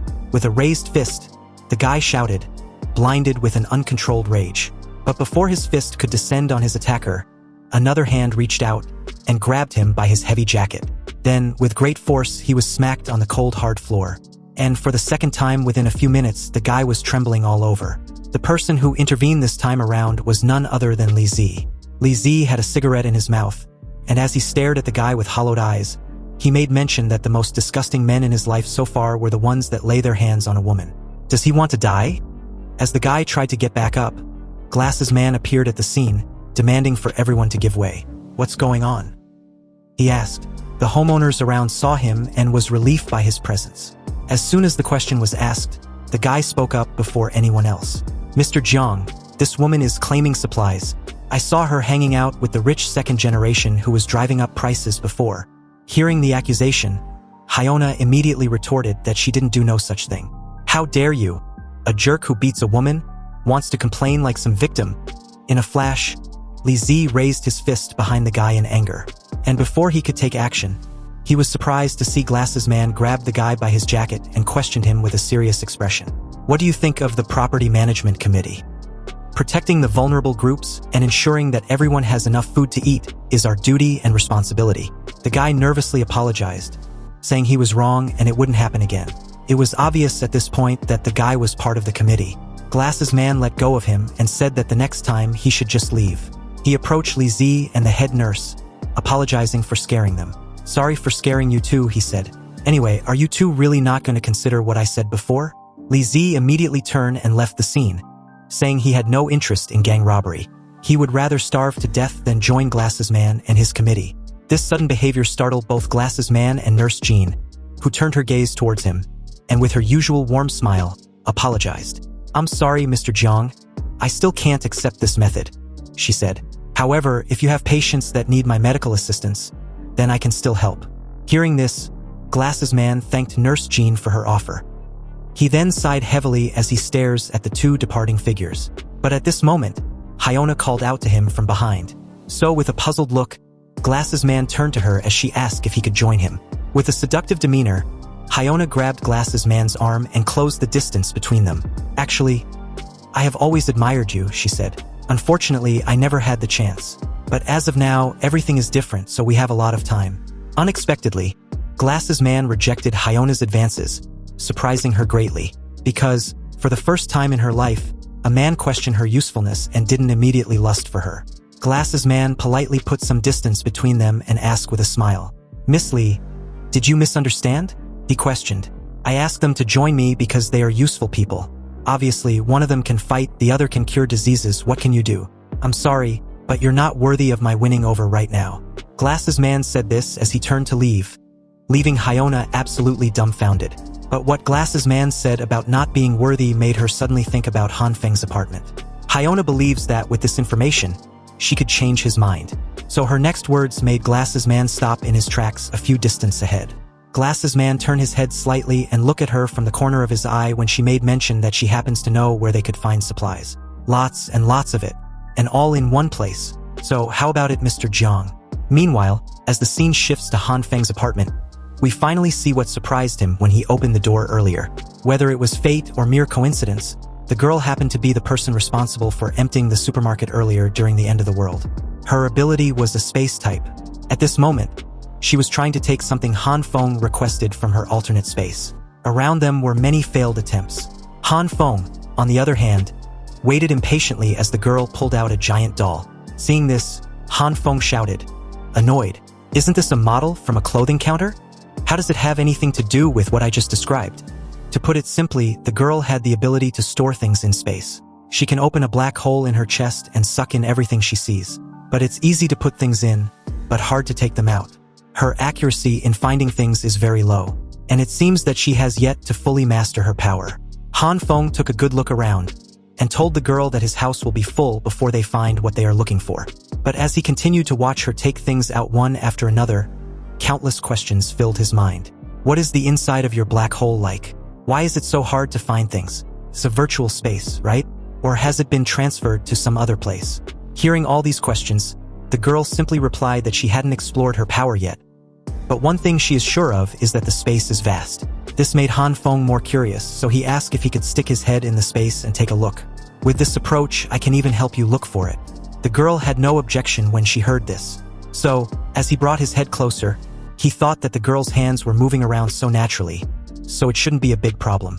Then, seconds after, he closed his eyes and plunged his head in the other dimensional space. Inside, Han Feng slowly opened his eyes, and as he took a look around, the scene in front of him shocked him greatly. The dimensional space was indeed as vast as the ocean, and inside were countless things floating. Han Feng couldn't help but laugh nervously.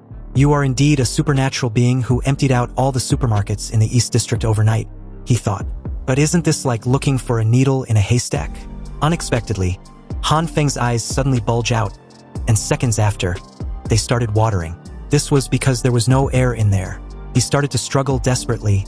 Han Feng thought he was going to die, but luckily he managed to pull himself out at the last moment.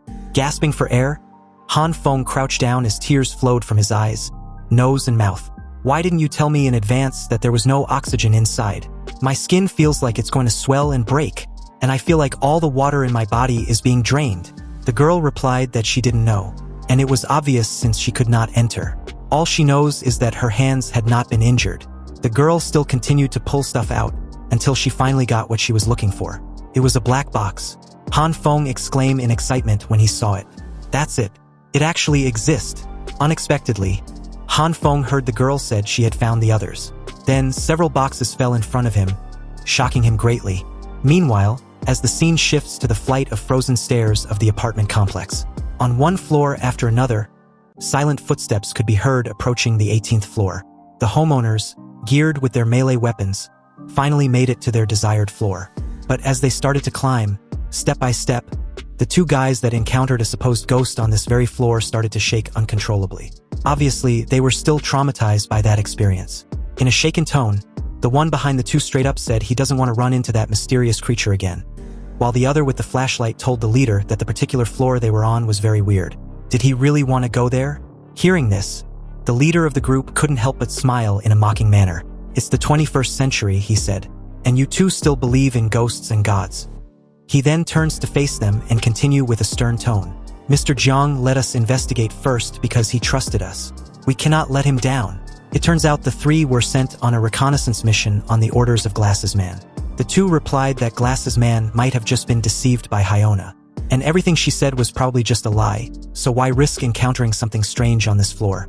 Stop spouting nonsense, the leader shouted, finally having enough of the two.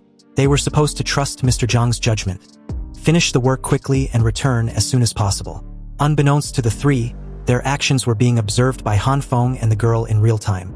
With the aid of a drone, the two quietly watched the three argue about their current predicament on whether to proceed forward or not. Sure enough, they came. Fortunately, surveillance was arranged in advance. Han Feng then tells the girl to begin the second phase of their plan, and with a detonator in hand, he continued that he would go ahead and light the ignition while the girl set everything in motion after he's done. The evil king's true eye simply nodded. Han Feng, with an intense focus, stared at his digital pocket watch in his hand, knowing full well that his timing had to be exact. If everything goes as planned, they would be able to get rid of the three homeowners without leaving the apartment. On the other hand, as the three guys made their way forward, the leader asked the two behind him whether they could also hear the noise ahead of them. Hearing this, they frantically replied that it could be the ghost they mentioned earlier.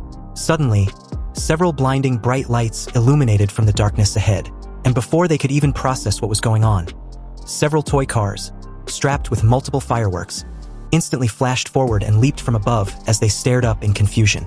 Toy cars? It wasn't until a toy car was a breath away from the leader's face did he realize the gravity of their demise. However, it was too late at that point, because seconds after, a deafening explosion sounded, accompanied with their loud cries. As it subsides, the three men laid on the staircase, shaking and coughing profusely. One even complained that his eyes were hurting so much that he couldn't open them. From the looks of it, they only received minor injuries from the explosion. However, they soon found out that another wave of assault was looming above them, quite literally. With the aid of a drone, another ignited explosive was directly above them. Realizing this, the three, although brutally battered and emaciated, made a mad dash down the flight of stairs, running away like it was a fire drill. Han Feng and the girl watched as the drone followed behind, quickly chasing them in the air.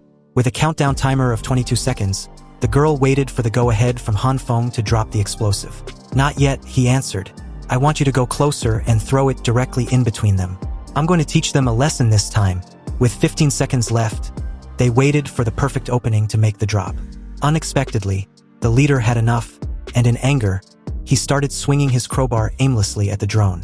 Han Feng immediately shouted for the girl to be careful. They shouldn't let the drone get damage. After all, that drone was the only one they had. The drone maneuvered all the attacks as the guy continued to curse, swinging his crowbar over and over again. But under such tight space, the guy luckily managed to land a hit on the drone, chipping a piece of its propellers and setting it off course. With only 5 seconds left, the girl told Han Feng that she was finding it difficult to control the drone due to the damage it received. Han Feng retorted, shouting that she just needed to control it for 5 seconds. However, with 3 seconds left, the drone crashed throughout a window, and with just a second to spare, it managed to make it high above the building, detonating the explosive with a massive fireworks. However, with the right propeller damaged, the drone was heading down to a possible crash landing. Han Feng told her to quickly find a stop above ground before it crashes. The girl was able to successfully find a window of a floor within their building to land the drone. Han Feng quickly grabbed his jacket, put it on, and was ready to head downstairs. "I'll get it right away," he said. "This drone is so important to us." But before he could head outside, the girl said abruptly that there was a body in the stairwell of that floor. Curious, Han Feng came to have a look. He told the girl to zoom in a little closer to have a proper look. And as she did, he realized that the body was none other than Li Zi's. Han Feng stared at the screen in shock, wondering why he was there. Why did he fall there? He questioned. Then it occurred to him that Li Zi might have been robbed by the homeowners. Anyway, he couldn't watch him die. He opened a small wooden cabinet and took out a key. Closing it, he told the girl that she shouldn't open the door to anyone under any circumstance. He had a spare key and would be back soon. Han Feng also picked up something else and began to examine it. But at that moment, a shadow casted on his figure that drew his attention. Looking up, the girl had a communication device in her hand. She told Han Feng what it was and handed it over. Han Feng thanked her. He quickly got up, and after thoroughly checking his handgun, he hoped of not having to use it. Han Feng was ready to head outside to retrieve his drone and help Li Zi. With extreme caution and nimble movements, Han Feng descends the staircase with a flashlight in hand. He was very mindful not to make a sound, and also checks in with the girl on every floor he reaches. So far, the 17th and 16th floor was safe. However, the 15th floor had security. As Han Feng descends to the 15th floor, he finally began to feel the cold. Having been in his warm apartment all this time, he hadn't gotten used to the cold like the other homeowners. He lazily thought that according to the drone's measurements, the outside temperature was currently at -49.8 degrees Celsius. Without protection, humans would freeze to death in half an hour. So, he needed to resolve Li Zi's situation as quickly as possible because it wasn't looking good. From the earlier feed of the drone, it looked like Li Zi's got a few minutes if not attended to. Meanwhile, as the scene shifts back to the underground parking lot, the leader of the reconnaissance mission reported everything he and the other two encountered at the 18th floor. He warns Glasses Man of the things he should be careful of if anyone happens to go up there. Glasses Man, meticulous as ever, wrote everything down and calmly thanked the three. "Okay, I understand," he said. "Thank you for your hard work." He then tells a committee member to give them 3 sets of thick clothes first. When he was done writing all the details, he took out 3 instant noodles and handed it to them, saying that his committee would never unfairly treat those who have made contributions. With these rewards, the 3, with an overly excited demeanor, immediately thanked Glasses Man for his generosity. It was at this moment that Hyona, with a somewhat tired expression, pitifully asked Glasses Man if she could now join the committee. But unexpectedly, Glasses Man bluntly replied with a no. Hyona hadn't proven herself. Not yet, at least. With a calm and resolute gaze, Glasses Man continued. "First of all, we still hadn't confirmed whether this report is related to everything you said earlier about your friend. Second, if Uncle Lou hadn't seen people transporting supplies with his own eyes before this icy apocalypse, I wouldn't have believed you at all." He turned his gaze to Jean Qinwen. "We will soon go to that floor and take a look. And give Miss Lee another tool." Jean Qinwen agreed and left to get Hyona a weapon. Glasses Man leisurely motioned to Hyona that at present, it didn't matter whether her news is true or false. What he hopes for is that Hyona can demonstrate her self-worth in the following actions, because that would reveal her real purpose. But before Hyona could get a word out at this precise moment, she spotted someone approaching. So as she turned her head slightly to take a look, it was none other than Jean Qinwen, who had brought a metal pipe for Hyona to use as a weapon. Without any hesitation in her movement, Hyona grabbed the metal pipe and said she understood what she needed to do. Giving out a calming smile, Glasses Man was delighted hearing this. With everyone armed with their axes, kitchen knives, iron bats, and other melee weapons, Glasses Man said, "Everyone is an important resource of our team. Please be sure to pay attention to safety when you go up." So with that, they all marched forward with a common goal. On the flight of stairs, several footsteps reverberated throughout the silent cold. The homeowners, led by Glasses Man, seemed to found a new sense of camaraderie. Although questionable, they all believe in Glasses Man to the point that many would risk their life for him. After a couple steps, the group encountered someone lying on the floor, passed out and on the verge of freezing to death. Seeing this, Jean Qinwen alerted Glasses Man of the scene ahead. It was Li Zi, and the group recognized him immediately. Jean Qinwen took out a flask containing hot water and poured it in Li Zi's mouth. As the hot water rushed down his throat, Li Zi's eyes widened in shock. "Hot, hot, hot." At this moment, Li Zi was fully awake and his expression showed no sign of his earlier situation. When he finally noticed the people in front of him, his expression suddenly changed to that of irritation. Glasses Man said nothing as they both just briefly stare at each other. Still momentarily shaken, Li Zi got up, and with his eyes leisurely closed, he curses at his rotten luck. Jin Qinwen couldn't take Li Zi's cold shoulder towards Glasses Man and loudly shouted, "Li Zi, what's your attitude? Mr. Jiang saved you, and you can't even say thank you?" Hearing this, Li Zi nonchalantly wipes the drool from his mouth and simply replied with an, "Oh." He then continued that they should stop pretending to be some kind of heroes. If they want to thank you, then they should first thank all the homeowners whose supplies they robbed. Jin Qinwen was pissed when he heard this. He was practically fuming at this point. "You bastard!" He was seconds away from launching at Li Zi before Glasses Man intervened, halting his actions. Then, with his usual smile, Glasses Man spoke in a polite tone. "Brother Li, I really want to invite you to join us. Only if we unite together can we get through the cold weather together." However, it seems that whatever Glasses Man was selling, Li Zi wasn't fucking buying any of it. He replied with an evident disdain in his tone. "So annoying. I've said so many times that I will never join your group." Jin Qinwen then asked if Li Zi was trying to save face in front of everyone present. He was shameless before, so what's the point of acting different now? Li Zi turned to leave, repeating himself that he would never join their committee. But when he saw the look on Jin Qinwen's face, he questioned if he planned on forcing him. But the next moment, a hand suddenly rested on his shoulder. So as he slightly turned around, Glasses Man spoke up. "Brother Li, do you have any misunderstanding about us? We just want you to contribute a little so that those disadvantaged groups can have more hope of survival."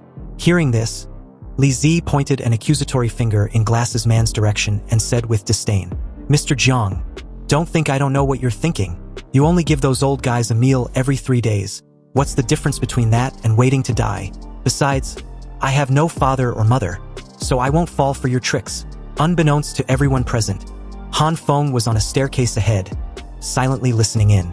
Hearing that Glasses Man only gives the old people in the group 1 meal every 3 days, Han Feng knew that it meant that Glasses Man didn't want to take care of them, although he needed them. He was just creating an illusion of caring for the elderly as a means to an end. That's right, the property management committee takes in the old, weak, sick, and disabled in order to attract young people. And if this continues, conflicts will break out within the committee sooner or later. At this moment, Jin Qinwen, barely able to contain his anger, grabbed the collar of Li Zi's shirt, together with his scarf, and shouted, calling Li Zi an ungrateful bastard. "In a word, are you going to join or not? If not, get out. Don't block our way." Li Zi just stared at Glasses Man's lackey without uttering a word. Then suddenly, he headbutts him heavily in the face. Jin Qinwen fell to the floor, clearly in pain. But it wasn't just him, because at this moment, Li Zi, shaking profusely, reaffirmed his earlier decision of not joining their committee. And there was nothing they could do to convince him otherwise. With this new development, the other homeowners, with their melee weapons, took a few steps forward, unsure whether to attack Li Zi. Meanwhile, Glasses Man, disappointed in Li Zi's actions, asked why he was so against them. He then gave a slight nod, signaling the homeowners to attack Li Zi. Seeing this, they quickly cornered him. But this didn't deter Li Zi. After all, being in business with gangsters before the end of the world, he had seen and dealt with a much scarier situation than what he was currently in. He leaned against the wall with his shaking body and loudly shouted for the homeowners to come at him. Come on. He was not afraid of any of them. Han Feng saw this and gritted his teeth in anger, wondering what action he should take. Oh no. Brother Li was in such a bad state that he will collapse soon. I have to go help him. No, they have too many people. What can I do even if I go? Han Feng contemplated for a while, then reached into his pocket for his gun. With his gun in hand, he was unsure whether to step in now or wait to see how things would develop a little bit further. On the other hand, Li Zi, trapped like a cornered rat, wouldn't shut up, but continued to antagonize the homeowners. Come on, if you want to do it, hurry up. But suddenly, he noticed something from the corner of his eyes that drew his attention. Accompanied with a deafening bang, the audible sound of Han Feng's gun discharging rang throughout the entire stairwell. And for a brief moment, the shockwave from the muzzle blast was quite noticeable, and so was the recoil when the bullet was discharged. The entire area immediately became eerie quiet, as the only sound followed shortly after was a bat being dropped by a frightened homeowner. But as the scene pans to the crowd, their faces showed similar expressions, and it was the look of undisguised fear. Even Glasses Man, their leader and instigator, was not brave enough to step forward, but remained completely silent in the background. As the pin-drop silence from both sides stretched out, we see that amidst the frightened crowd, Jin Chin-won got the worst of it, because the shot fired was centimeters away from making him the intended target. Sitting on the cold, hard floor, he was seconds away from wetting his pants. When the crowd at the background on the staircase below, unable to see anything ahead, curiously asked what the sound was, the ones in front, with widened eyes, answered absent-mindedly that it was a gunshot. Hearing this, some began to question how it was even possible for someone to have a gun at a time like this. Seriously, you guys aren't kidding, right? Then, almost immediately, the crowd's murmurings grew louder as Han Feng shouted for them to pipe down. "Quiet," he said. "No one is allowed to move without my permission." At this moment, Han Feng had descended the stairs and was currently right next to Li Zi with a flashlight in one hand and the gun in the other, his gaze full of hostility. And the homeowners, seeing this, slowly backed away a couple steps and pleaded for Han Feng not to shoot. Meanwhile, Li Zi, who had recognized Han Feng earlier, thanked him. Of course, Li Zi, being the one responsible for getting Han Feng a gun, was not surprised. Han Feng assured Li Zi that there was no need to thank him. After all, he was simply repaying him for his help till now. As the frightened homeowners were left speechless, Glasses Man just quietly observed the scene. His calm and calculated demeanor hinted that he was plotting something. And amidst the staggering crowd behind him was Hyona. She was once again surprised by Han Feng's resourcefulness, and was also wondering when and how the hell did Han Feng got a gun.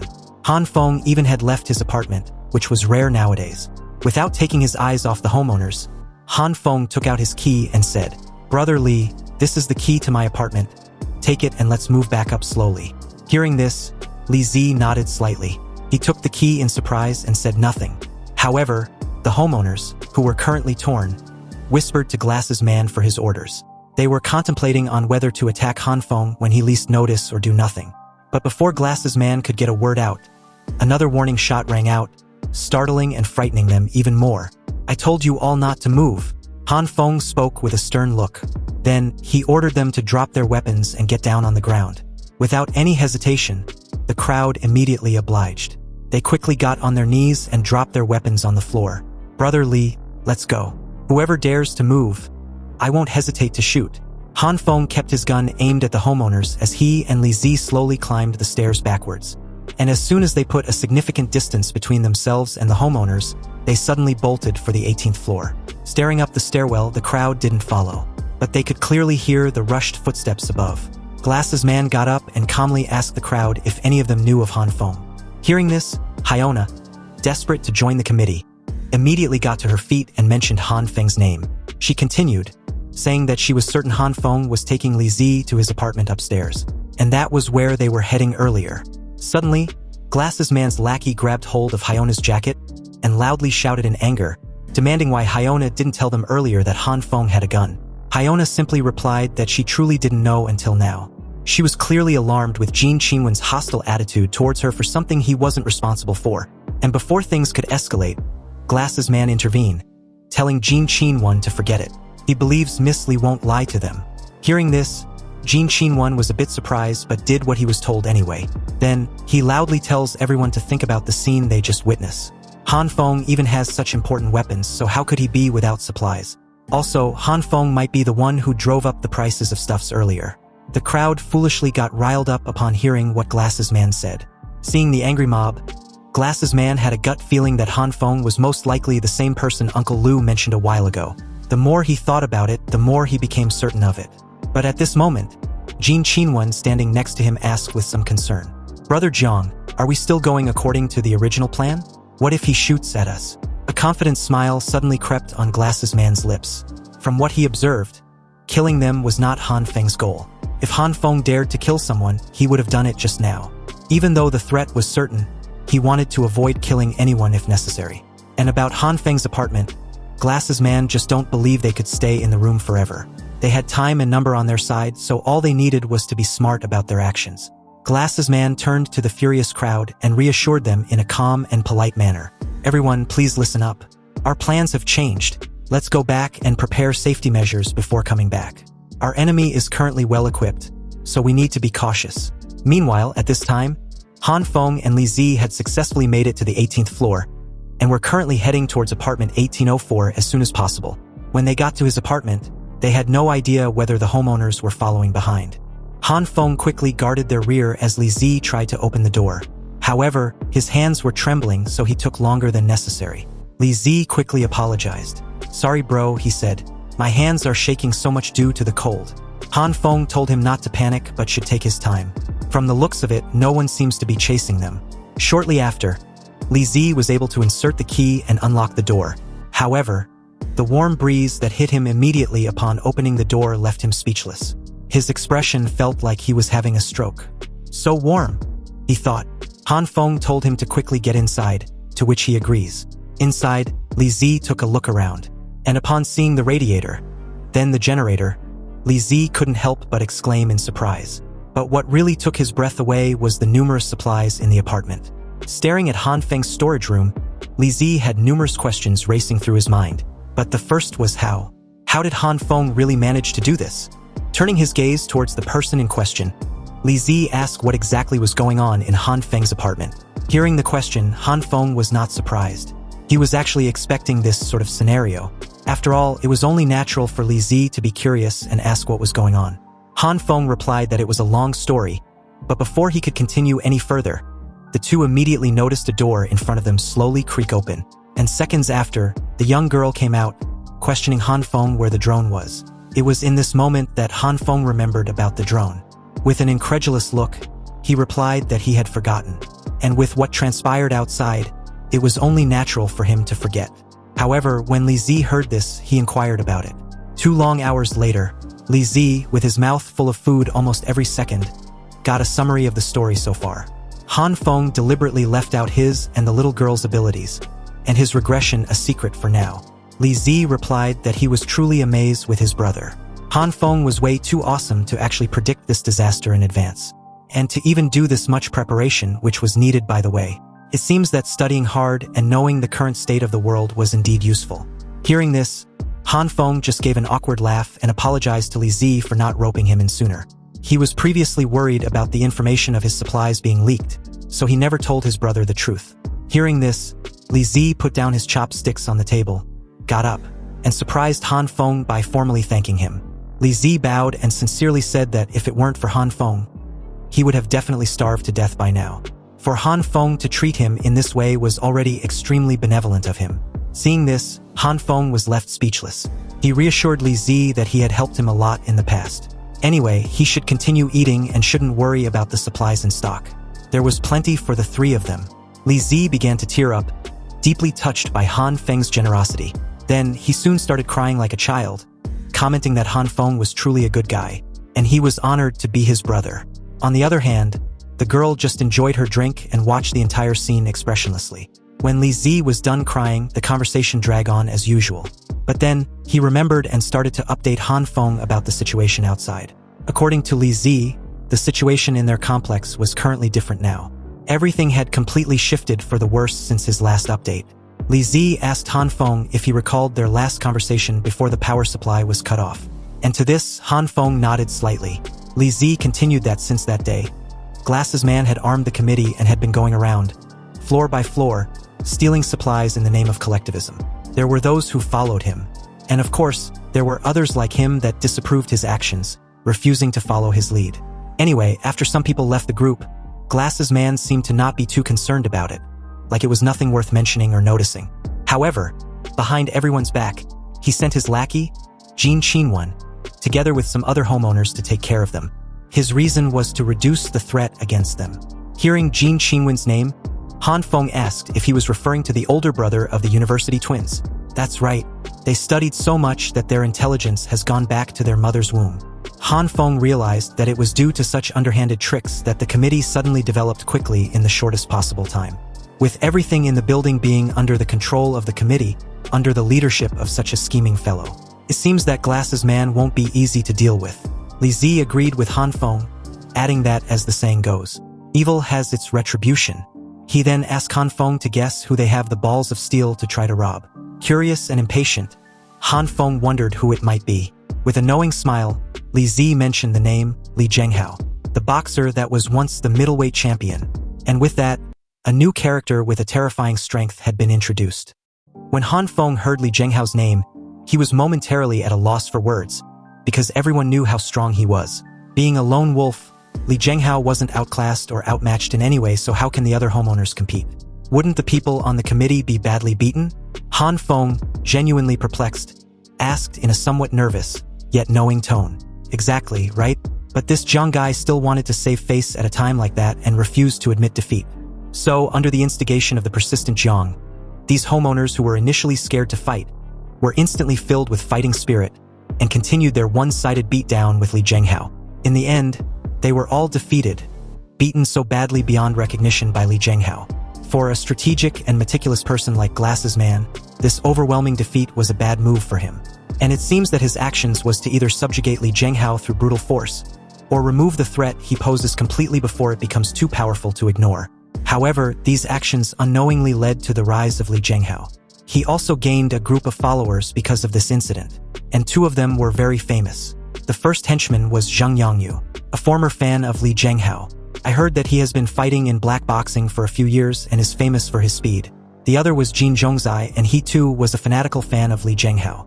It is said that he was born with supernatural strength and is as strong as a beast.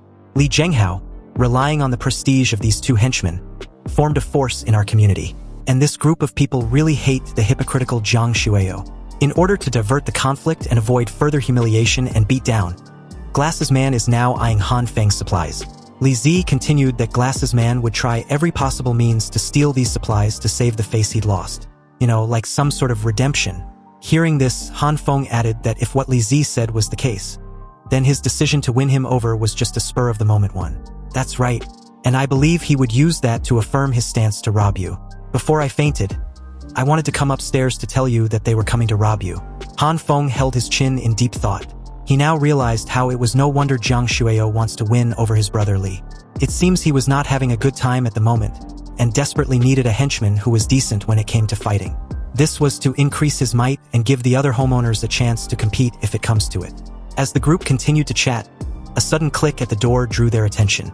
Li Zi, clueless as Han Feng, wondered anxiously what it might be. Someone is coming.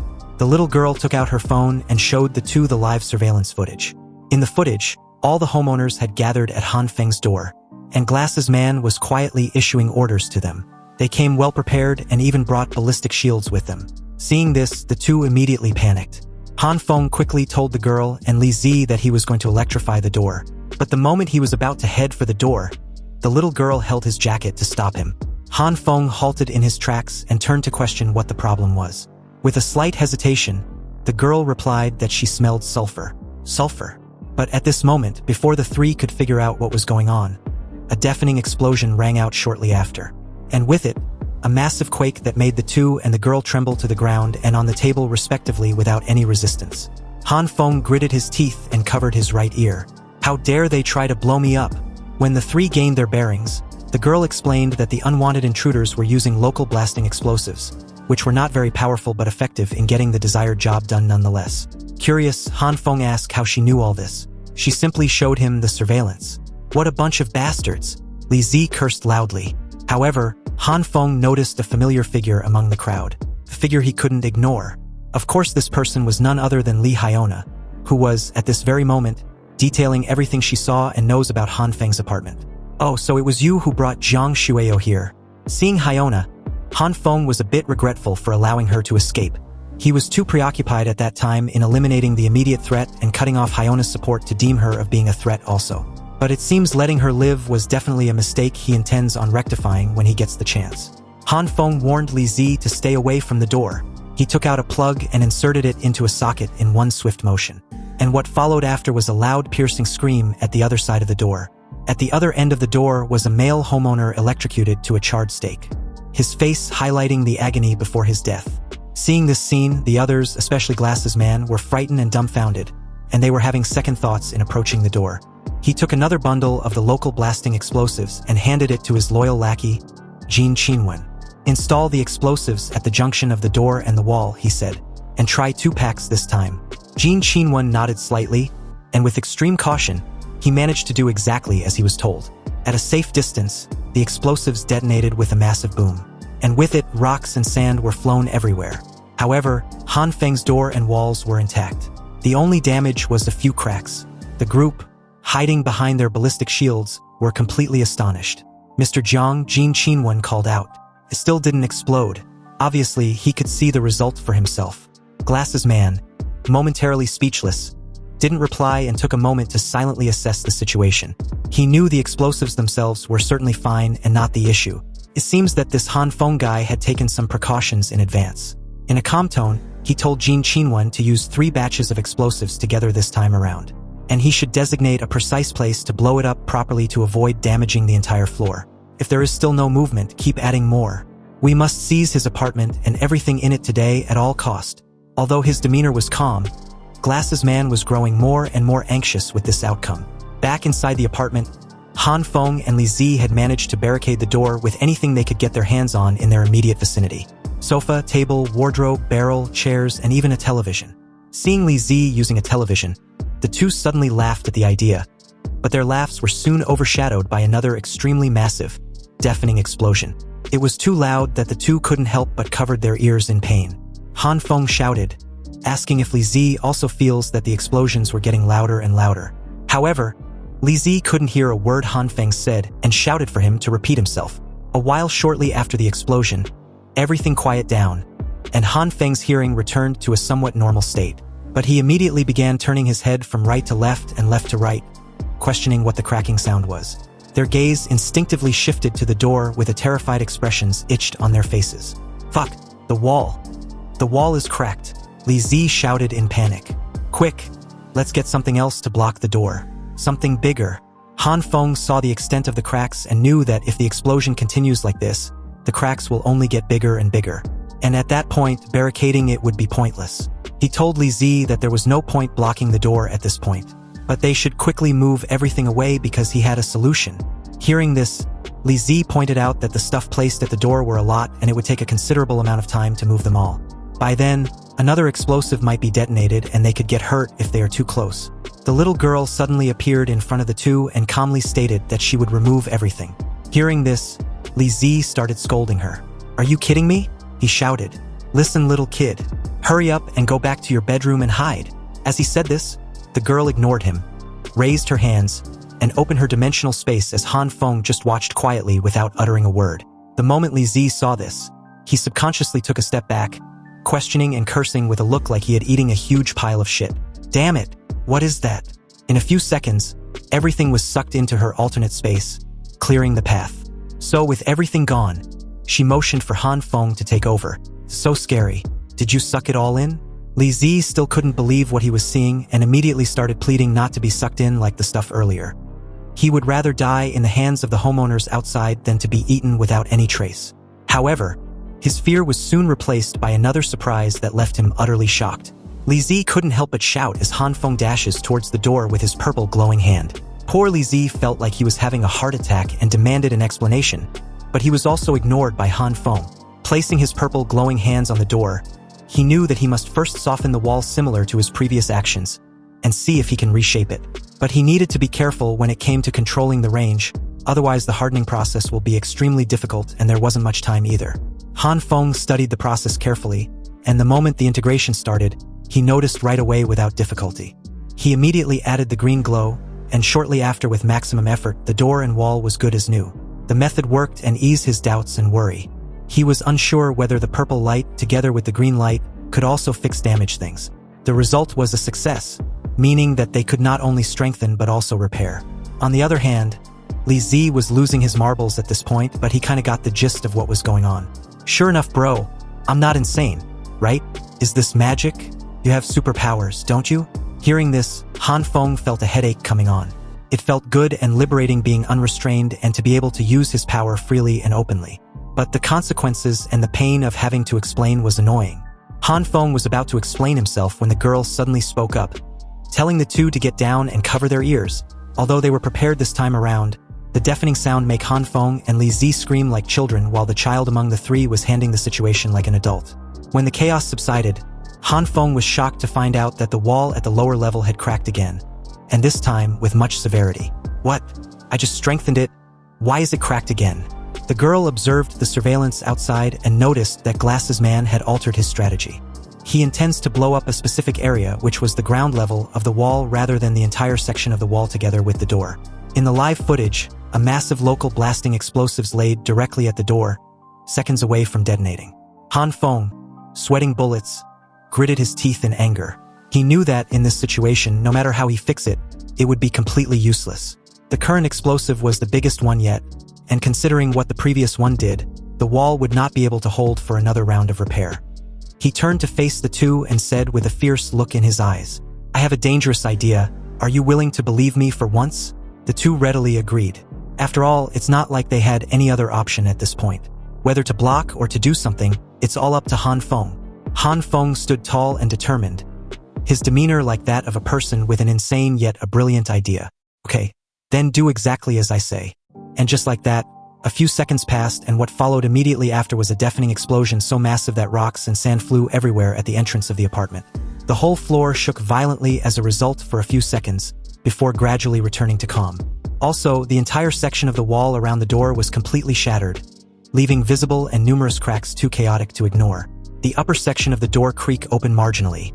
Then, accompanied with a resounding thud, the entire frame, together with the massive door, fell over like a fallen domino.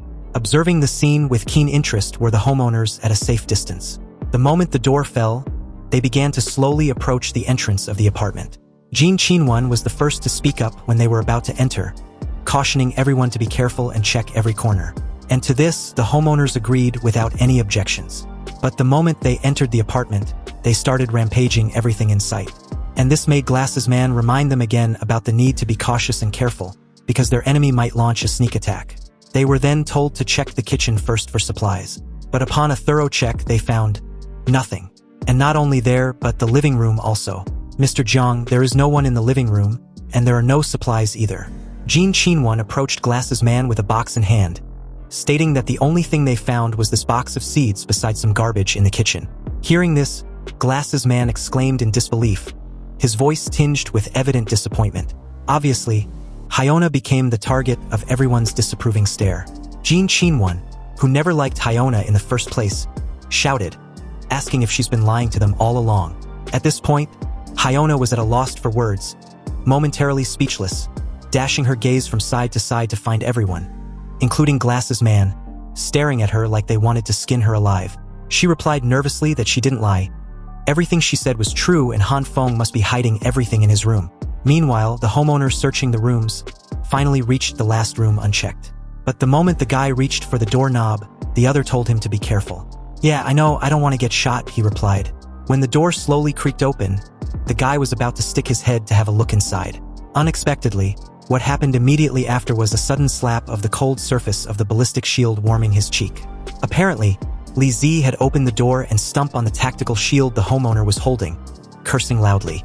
The two homeowners got trashed to the floor as a result. Han Feng stepped out, silently following behind Li Zi's lead. And with a cold yet warning stare, Han Feng raised his gun and took aim. When the other homeowners saw this scene, they immediately raised their ballistic shields and hid behind them with terrified expressions itched on their faces. With two down and immobilized by Li Zi's sudden outburst, the others were hiding scared.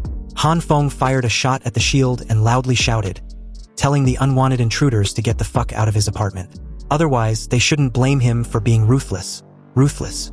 Have you ever been polite before? Glasses Man asked in his usual calm and reserved demeanor. You've hoarded supplies and disregarded the collective, causing many residents to suffer and starve.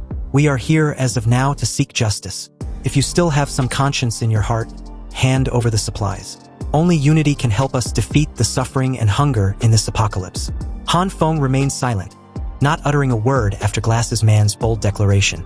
He knew this fucker in front of him was just speaking in a righteous manner, but he was actually blackmailing people morally, trying to look like a saint as he manipulates everyone to do his bidding from a moral high ground. But it's no use talking about this now.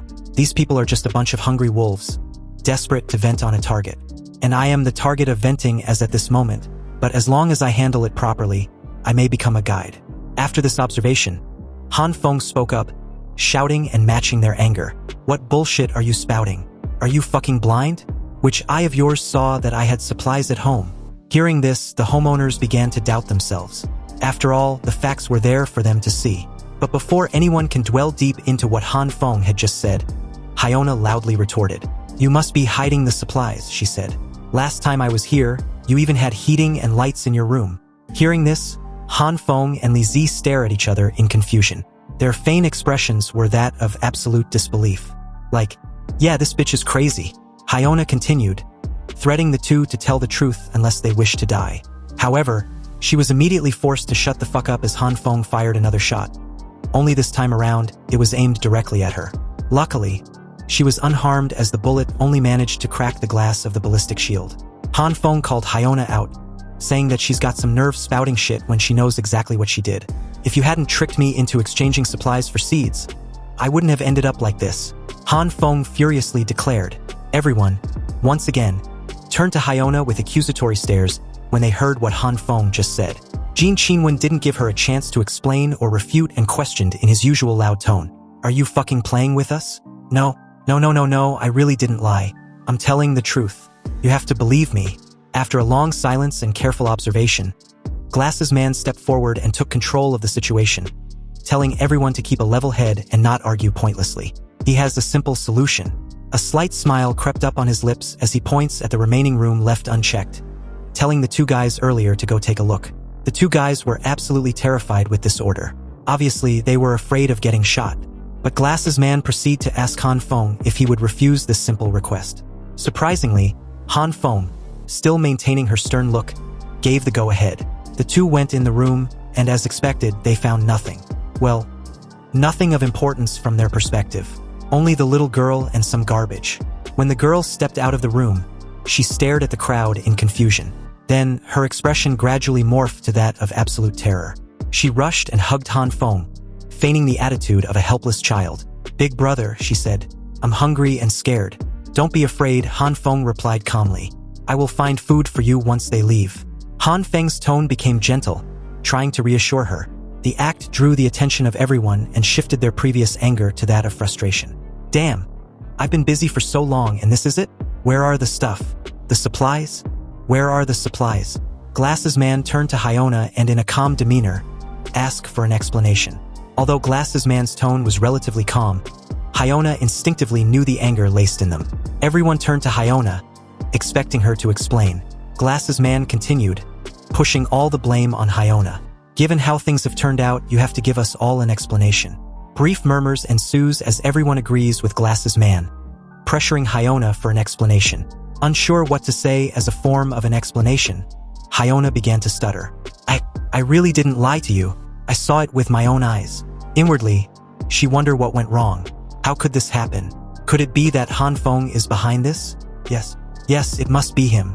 He is the one who made me like this. Hyona clenched her teeth so tightly that the flashlight in her hand was practically shaking.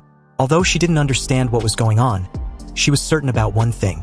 She was being played and Han Feng was lying somehow. Thinking fast, Hyona rushed towards Han Feng with her flashlight in hand. And the moment Han Feng noticed her approaching, she flashed the light on Han Feng, temporarily blinding him. Luckily for Hyona, she managed to skillfully disarm Han Feng before he even realized what was happening. Seeing this, Li Zi shouts for Han Feng to be careful, but it was too late. Hyona points the gun at Han Feng and loudly questioned where he hid the supplies. Everyone watched the scene silently as Hyona continued. "You must have done something wrong. Tell everyone the truth, or I will shoot." "The truth? Bitch, please. The truth is, you have swindled me of all my supplies." At this point, Hyona was desperate, frustrated, and beyond angry, shaking all over. "You lying, deceitful bastard. I will kill you if you don't tell everyone the truth." But at this very moment, a metal stick was perfectly thrown, knocking the gun out of her hands. Luckily, it didn't go off. Hyona was immediately restrained, and as she pleaded to be let go, she yells that she wasn't lying. Everything she said was true. However, her plead fell on deaf ears as the two guys restraining her shouts for her to shut up and quit with her pointless movement. The gun fell a few distance away from Han Feng, but the moment he reached for it, a hand unexpectedly got hold of it first. Of course, it was none other than Glasses Man. The two got back up, staring at each other with different expressions on their faces. The underlining fear on Han Feng's face was evident, and Glasses Man just watched expressionlessly. This somewhat awkward, Yet undeniable tension between them stretched on for a while before Jean Qinwen's loud voice rang through. "How dare you lie to us, you rotten bitch!" he shouted. "I foolishly believed you, letting you lie to us all, including Mr. Jiang." Jean Qinwen raised his metal bat and was about to smash Hyona's face in. But before that could happen, Glasses Man grabbed his hand, stopping him. "Enough," he said.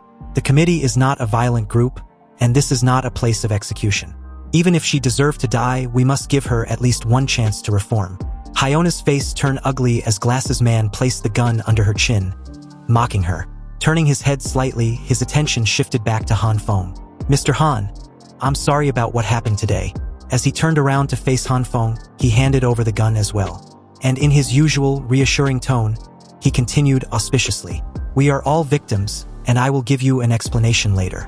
Han Feng was momentarily taken aback by the fact that Glasses Man was willingly giving him back his gun. "Well, if that's the case," he said nothing, reached and grabbed hold of the gun before looking up. "By the way, I congenially invite you to join the committee. You don't have to answer now, think about it first. Tell me your thoughts when you come to collect supplies tomorrow." And with that, Glasses Man and his goons left the apartment in an ostentatious fashion, leaving the three watching their departing figures in silence and with mixed emotions.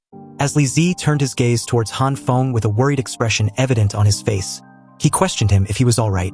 Han Feng, with his head lowered, said nothing and seemed to be momentarily absent-minded. Lifting his head back up, he finally let out a heavy sigh of relief, clearly exhausted with his eyes barely opened. Han Feng then slumped casually into a sofa as the scene shifts to a different apartment a while later, clearly with a much more relaxed setting. Yawning deeply, Han Feng visibly relaxed, extremely pleased and drained from all the roller coaster of intense performance earlier. Apparently, the three had moved to the apartment of the little girl, set up a heating system, got the lights back on and the necessary electrical appliances running with the help of the generator. Li Zi took a good look around and was impressed. "I didn't expect this little sister to have her own apartment above you, brother." "That's right," Han Feng replied. "It's big and spacious, and much more comfortable than my apartment. Also, it was all thanks to her that our performance earlier was successful without a hitch." Han Feng held his phone. A slight smile tugged on his lips as he genuinely remarked that the little girl's Oscar-worthy performance was the only reason they could pull off such a convincing act. We're then introduced to a flashback of the time Han Feng laid out his plan to the two. First, he told the little girl to store all the supplies in his storage room into her alternate dimension. However, she should also remember to leave behind some wrappers and rubbish to create a sense of normalcy during this apocalypse. Basically, she shouldn't store anything unnecessary in the remaining rooms and should actually try to create the mess in her apartment when he first paid her a visit. Han Feng's next instruction was for Li Zi. Turning his gaze towards him, he ordered for Li Zi to quickly open the windows. They needed to lower the temperature inside the apartment ASAP. This made Li Zi curious to the point that he couldn't help but ask what exactly Han Feng was trying to accomplish. Han Feng simply laid out his strategy that they needed to make the appearance of the apartment and themselves seem like they had run out of supplies for a long time. This would convince the homeowners, who had used all their energy to tear down the door, end up with nothing. Back to the present. The three enjoys a lavish meal as Han Feng points out that since Glasses Man had made a big deal out of this situation but ended up empty-handed, it would definitely stir up some conflict within the committee eventually. And in that situation, everyone would start pointing their fingers at the weakest person at fault to carry the blame. Obviously, Li Hyona would definitely become such person for her misinformation. Also, since Han Feng had a gun for protection, the homeowners who still harbored ill intentions towards him would naturally back off. Li Zi pointed a finger at Han Feng and stated worriedly that the homeowners under the committee was so many, so it wasn't exactly safe even if Han Feng had a gun, right? A perfect example was how Han Feng was disarmed by Hyona, and the gun, unexpectedly, landed in the hands of Glasses Man later on.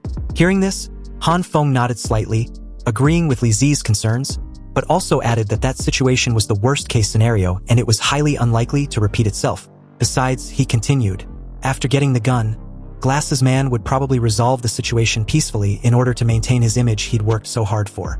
Li Zi then asked what if Glasses Man did the opposite and decided to shoot them instead.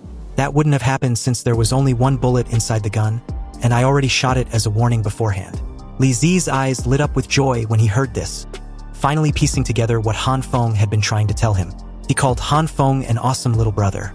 Li Zi finally understood that Han Feng purposely allowed for his gun to be taken. Han Feng confirmed this indirectly by stating that his actions could just be considered as part of the plan. like a sort of contingency in case Glasses Man decides to keep the gun in the end. As the two listened silently, a little impressed, Li Zi relaxed and stated casually, "Well, it seems that from this moment forth we just need to pretend to be suffering while secretly enjoying our carefree lives." Hearing this, Han Feng disagrees. On the contrary, our main mission from this point forth should be how to bring down the committee. We need to completely destroy this organization, otherwise we would just be harboring a dangerous enemy as a neighbor. We can't be constantly looking over our shoulders, hoping not to be discovered while patiently waiting for them to eventually perish. Meanwhile, as the scene shifts to the underground parking lot, the committee was distributing rations for the homeowners at this time. A member loudly shouted for everyone to queue up properly, and under no circumstance were they allowed to cut the line. And as usual, Glasses Man distributed the supplies personally, clearly pleased with the praise he receives whenever a homeowner thanks him for their rations. However, unbeknownst to everyone present, two male silhouettes, under the cover of the dark, quietly managed to evade the security and slip behind the oblivious Glasses Man, who was still diligently handing out supplies with a large amount of goods stacked nearby. And a few distance away, two guys, obviously part of the security detail, were chatting as they made their way towards the distribution center.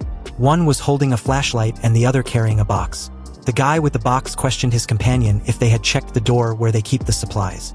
Of course, the other replied, reassuring that the door and the entire perimeter has been thoroughly checked and was secured whenever he stepped out. As the two said this, they casually passed by Li Zi and Han Feng hiding nearby. It seems that they were completely oblivious to their figures kneeling against the cold, hard floor, their bodies tense about the possibility of getting caught. Li Zi leaned slightly towards Han Feng and whispered something. Han Feng, with his usual calm but sharp demeanor, stroked his chin thoughtfully, as if calculating their next move. Li Zi explained the current layout of the apartment building, stating that according to his investigations, the first 4 floors had been cleared out. The 5th and 6th floors were occupied by the staff of the committee and their family members. And as for the 7th and 8th floors, they remained guarded, so he hadn't been able to access them.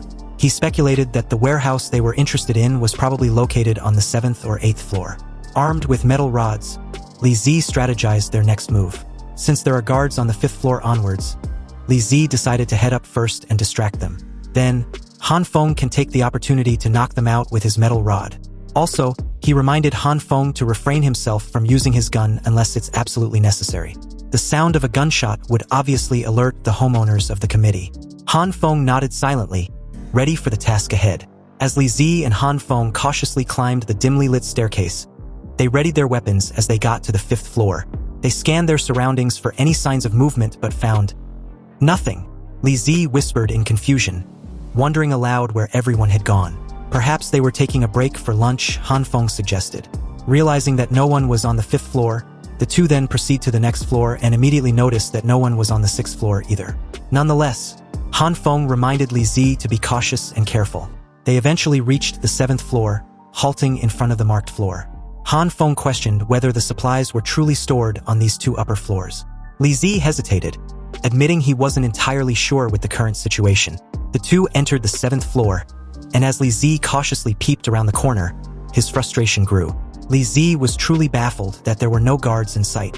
He muttered about how strange the situation was, not knowing whether to be glad or troubled that they hadn't encountered not even a single person. They moved cautiously through the dimly lit hallway, flashlights in hand.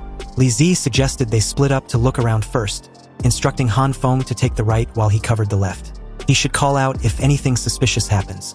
Han Feng nodded in agreement, gripping his weapon tightly. And as he progressed a bit further, Han Feng let out a quiet sigh, reflecting that he had expected to be fighting all the way up to the current floor. But the present situation was good as well. After all, they were there to scout this time around, then probably engage in a full confrontation later. Another flashback shows Han Feng calmly explaining how they were going to take down the committee. "There's too many people in the committee and we won't be able to win with just the 3 of us," he said. "If we want to bring them down, we need to start from the inside." Li Zi then asked how they could accomplish that. Staring at the little girl with a devious smile, Han Feng replied mischievously, "From what I can see, the committee is an organization that's held together by supplies. As long as we can find the warehouse where they are keeping their supplies, then all that's left is for the evil king's true eye to go and empty it out. The committee will be done for immediately."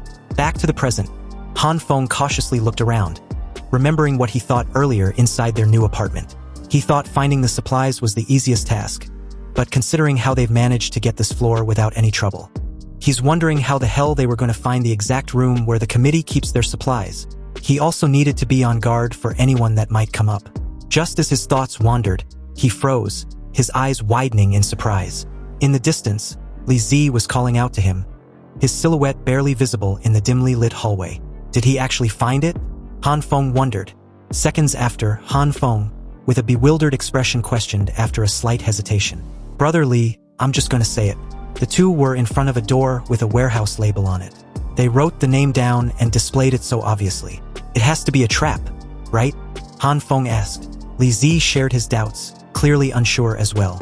He stared at the door and responded with skepticism, wondering if it might actually just be what it seems.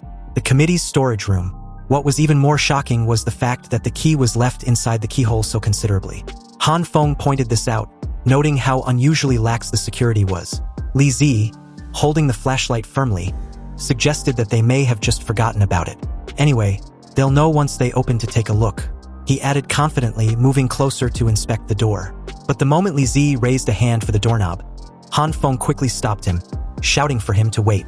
He pointed out the obvious setup around the key. There were thin wires wrapped around the key and the door handle, clearly a trap. A typical one, actually.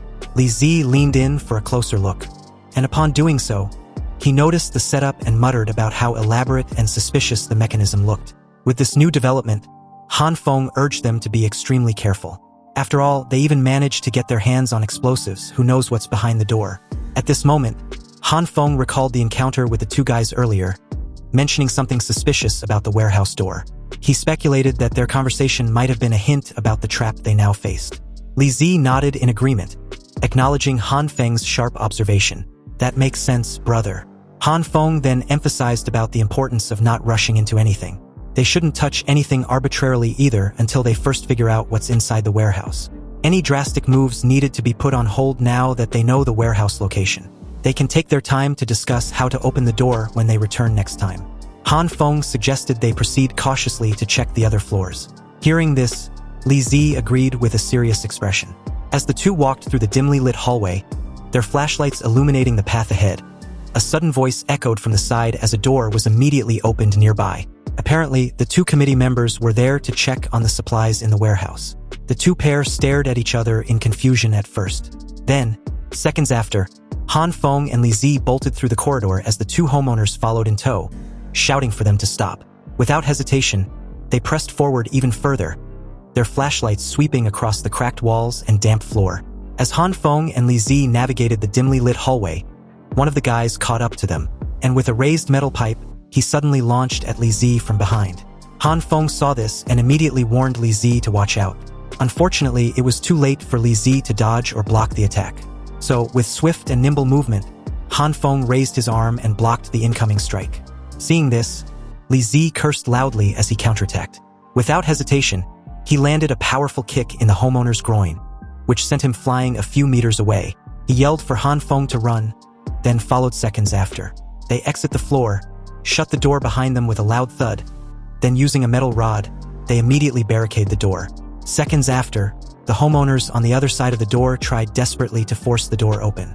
Han Feng shouted, questioning Li Zi as he grabbed his injured left arm. Didn't you say there won't be anyone on this floor when they are distributing supplies? Li Zi replied that he had no idea. Besides, he hasn't been able to enter the 7th floor previously. They turned to descend the staircase but quickly noticed the presence of someone approaching from below. Crap! Someone's coming. Left with no other choice, Han Feng suggested they proceed upstairs where there should be less people. Hearing this, Li Zi readily agreed. They soon reached the 8th floor, and as they entered and found no one in the hallway, they immediately barricaded the door. It was in this moment that Li Zi noticed Han Feng's discomfort. Pointing to the obvious, he questioned if he was alright. Han Feng, clutching his arm, muttered through his gritted teeth that his arm was probably fractured. Despite the pain, he suggested they find a secure place to rest first before his situation worsened. But at this moment, Li Zi noticed the door behind Han Feng slowly and quietly creak open. Shaking profusely, his face suddenly twisted in fear as he warns Han Feng, pointing to the creepy shit behind him. When Han Feng heard this, he curiously tried to turn around, wondering what's behind him that's made Li Zi look like he was wetting his pants. However, he was caught off guard as a strong hand clamped over his face, muffling his exclamation of surprise. And before he could react, he was violently pulled into the dark room, his legs flailing helplessly in the air. Accompanied with a loud thud, Han Feng slammed onto the cold hard floor as the door was slammed shut immediately after. And as the sudden impact made his body tremble slightly, he wondered what the actual fuck was going on. After all, a second ago he was pondering over where he could hide with Li Zi, and now he was being trashed across a room of an apartment. So with great difficulty, he raised his head slightly to see who attacked him. Han Feng crouched on his elbow and took a good look at his attacker as Li Zi shouts from the other side of the door. He also hit the door continuously, asking if Han Feng was okay. If he was, he should just hang in there and wait for him. He would come to rescue him right away. At this moment, the mysterious hooded man asked Han Feng what he and Li Zi were doing on this floor. When Han Feng heard this question, the smug look on his face deepens. He simply replied that they were just here to collect supplies. Unexpectedly, the guy simply closed the small distance between them and casually stepped on the fingers of Han Feng's fractured arm, crushing them under his heavy boots. The smug look on Han Feng's face immediately vanished as an ear-piercing scream reverberated through the entire apartment. "You think I'm a 3-year-old?" the mysterious guy questioned. "You guys deliberately avoided the 5th and 6th floors, so you should have some understanding of the committee, right?" The face of our mysterious attacker turned out to be a bearded, white-haired man probably in his late 30s. His eyes was devoid of any emotion as he stared down expressionlessly at Han Feng. Han Feng realized in that moment that this bearded guy had been keeping an eye on them somehow. So he asked if the guy had been following them all this while. Following? The guy was somewhat puzzled with Han Feng's sudden conclusion. Did he honestly believe that there was no one guarding the upper floors starting from the 5th floor? When the guy said this, he motioned for Han Feng to take a look behind him. And as he did, his eyes widened in absolute disbelief. He was truly stunned as a bead of sweat rolled down his cheek. In front of Han Feng's widened eyes were the brutally battered homeowners of the committee responsible for guarding this floor, specifically the warehouse. And it seems they were knocked out as well. Was this guy the one who fucked all these people up? Seeing this changed Han Feng's attitude real quick. But they were suddenly interrupted by the other homeowners who had finally caught wind of the situation. Their shouts came from the hallway outside, and judging from that, it seems that Li Zi was discovered immediately and chased after. As the group outside wondered where all the homeowners on guard duty was, someone suggested they search every apartment. Han Feng heard all this and realized that Li Zi might currently be in a tough situation. It was unfortunate, but there was nothing he could do about it as he thought it over. Anyway, the bearded guy also heard the commotion outside and took it as the time to bounce. Han Feng got up, surprised and confused as the guy calmly heads towards the window. And as a gush of cold air rushed inside the apartment, the window was opened effortlessly. Han Feng quietly stared at the bearded guy, stunned upon realizing the ludicrous exit he intended to pull off. "You do realize that this is the 8th floor," Han Feng stated. "What are you gonna do? Jump?" Unexpectedly, that's exactly what the guy planned on doing. And to answer Han Feng's question, he pointed out that technically, the jump would be similar to a leap made from the 4th floor since the snow was now between the 3rd and 4th floor. The bearded guy then got on the frame of the window and continued nonchalantly. "With the snow as a buffer, this height is nothing. So, it's entirely your choice to follow me down there or be beaten to death." Before Han Feng could decide, the sudden commotion at the door drew his attention. And by the time he shifted his gaze back towards the window, the bearded guy was gone. Staring at the window curiously, Han Feng wondered if the guy actually plunged to his death. Knowing this, he didn't have the luxury to ponder on the choice any further as the homeowners finally broke the door to the apartment. Han Feng quickly made his way to the frame of the window, and as he stared outside below, the homeowner barged in and dashed towards him. Han Feng, left with no other choice, decided to take the plunge head first. On the way down, he activated his purple glowing hand to cushion his fall. He strategized to immediately soften a specific portion of the ice and snow into a jelly-like substance before impact.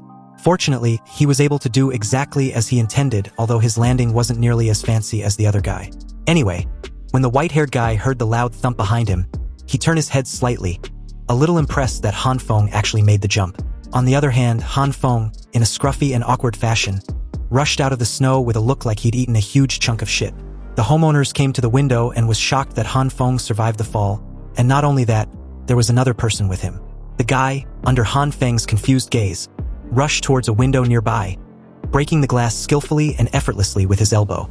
He made his way inside the apartment complex as Han Feng watched the entire scene motionlessly. The only thought on his mind was who the hell this guy was. Anyhow, he followed seconds after and quickly rushed inside as well before the homeowners made their way to that floor. Shortly after this panned out, the homeowners, right on cue, barged into the apartment on the 3rd floor with their metal pipes and knives, expecting to find the 2 escapees. When they found no one, and no traces of their escape either, they decided to report what transpired to Glass's man. Meanwhile, in an apartment on an unspecified floor, the white-haired man and Han Feng gathered around a fire they set up for warmth. Beside them was what looks like the frozen corpse of the apartment owner. For a while, the two remained silent as Han Feng continued to stare at the bearded guy nervously. Inwardly, he thought the guy was pretty cool and very capable. Recalling what transpired after they made their way inside the 3rd floor of the apartment complex, Han Feng knew that if it weren't for the bearded guy, he might have been discovered shortly after the fall. Apparently, the bearded guy forcefully grabbed Han Feng and suggested they make their way to the 5th floor. His reason was simple and thoughtful. Obviously, when the homeowners upstairs catch up with them, they would definitely think that they were continuing to flee downstairs, so there was a high probability that there was an ambush waiting for them. The guy said this as he dragged Han Feng by the collar of his jacket. But in that moment, Han Feng was struggling to breathe due to that treatment, although he agreed to follow the guy's lead. Unexpectedly, Han Feng, who didn't quite believe what the guy said, deeming it against logic, actually turned out to be proven as the correct decision. Some of the homeowners did indeed rush downstairs for an ambush as a very few went to the 3rd floor. The bearded guy suddenly asked Han Feng if he was scared, pulling him out of his thoughts. And although Han Feng said nothing, trying desperately to mask his emotions, he wasn't scared but was extremely nervous. The guy soon realized that Han Feng was actually uncomfortable. "Don't worry," he said. "It's just a dead man." Han Feng was a bit taken aback and nervously asked why the bearded guy was helping him. "Helping you?" The guy repeated, genuinely confused. "I'm contemplating on whether to kill you right now. The reason you're alive is mainly due to the fact that you guys didn't fall for that idiotic and obvious trap on the 7th floor. It shows that you two still have some brains and weren't fooled by hunger. So, how about you tell me everything you know about the committee? Of course, you can also choose not to tell me. This way, I can have an extra meat shield." Han Feng gritted his teeth in anger, powerless in this situation given the gap in strength between them.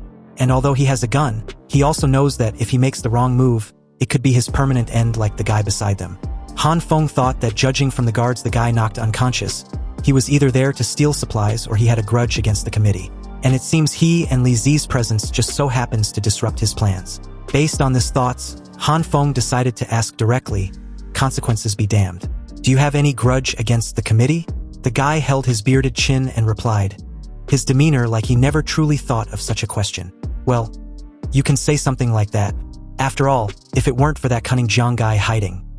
The guy suddenly stopped talking, and this prompted Han Feng to inquire what secret Glass's man was hiding. Han Feng lost his shit and shouted for the bearded man to spill the beans. But he just smiled at the idea. Seems Han Feng had forgotten who he was shouting at. Nonetheless, it's obvious that Han Feng really knows Glass's man, and there seems to be some connection between the two of them. As the bearded guy stood up, towering over Han Feng, he immediately kept his pie hole shut, realizing that his sudden outburst had just revealed his hand. Suddenly, the guy started to give off a terrifying and suppressing aura as he demanded Han Feng tells him all the information related to the committee. Either that, or Han Feng becomes the second dead body in this frozen apartment. At this point, Han Feng was scared shitless. But once again, the choice was entirely his to make. This took a while, and it seems that within that time, Han Feng had already made his choice. Thus, in a convincing manner, he recounted his version of the story to the bearded man.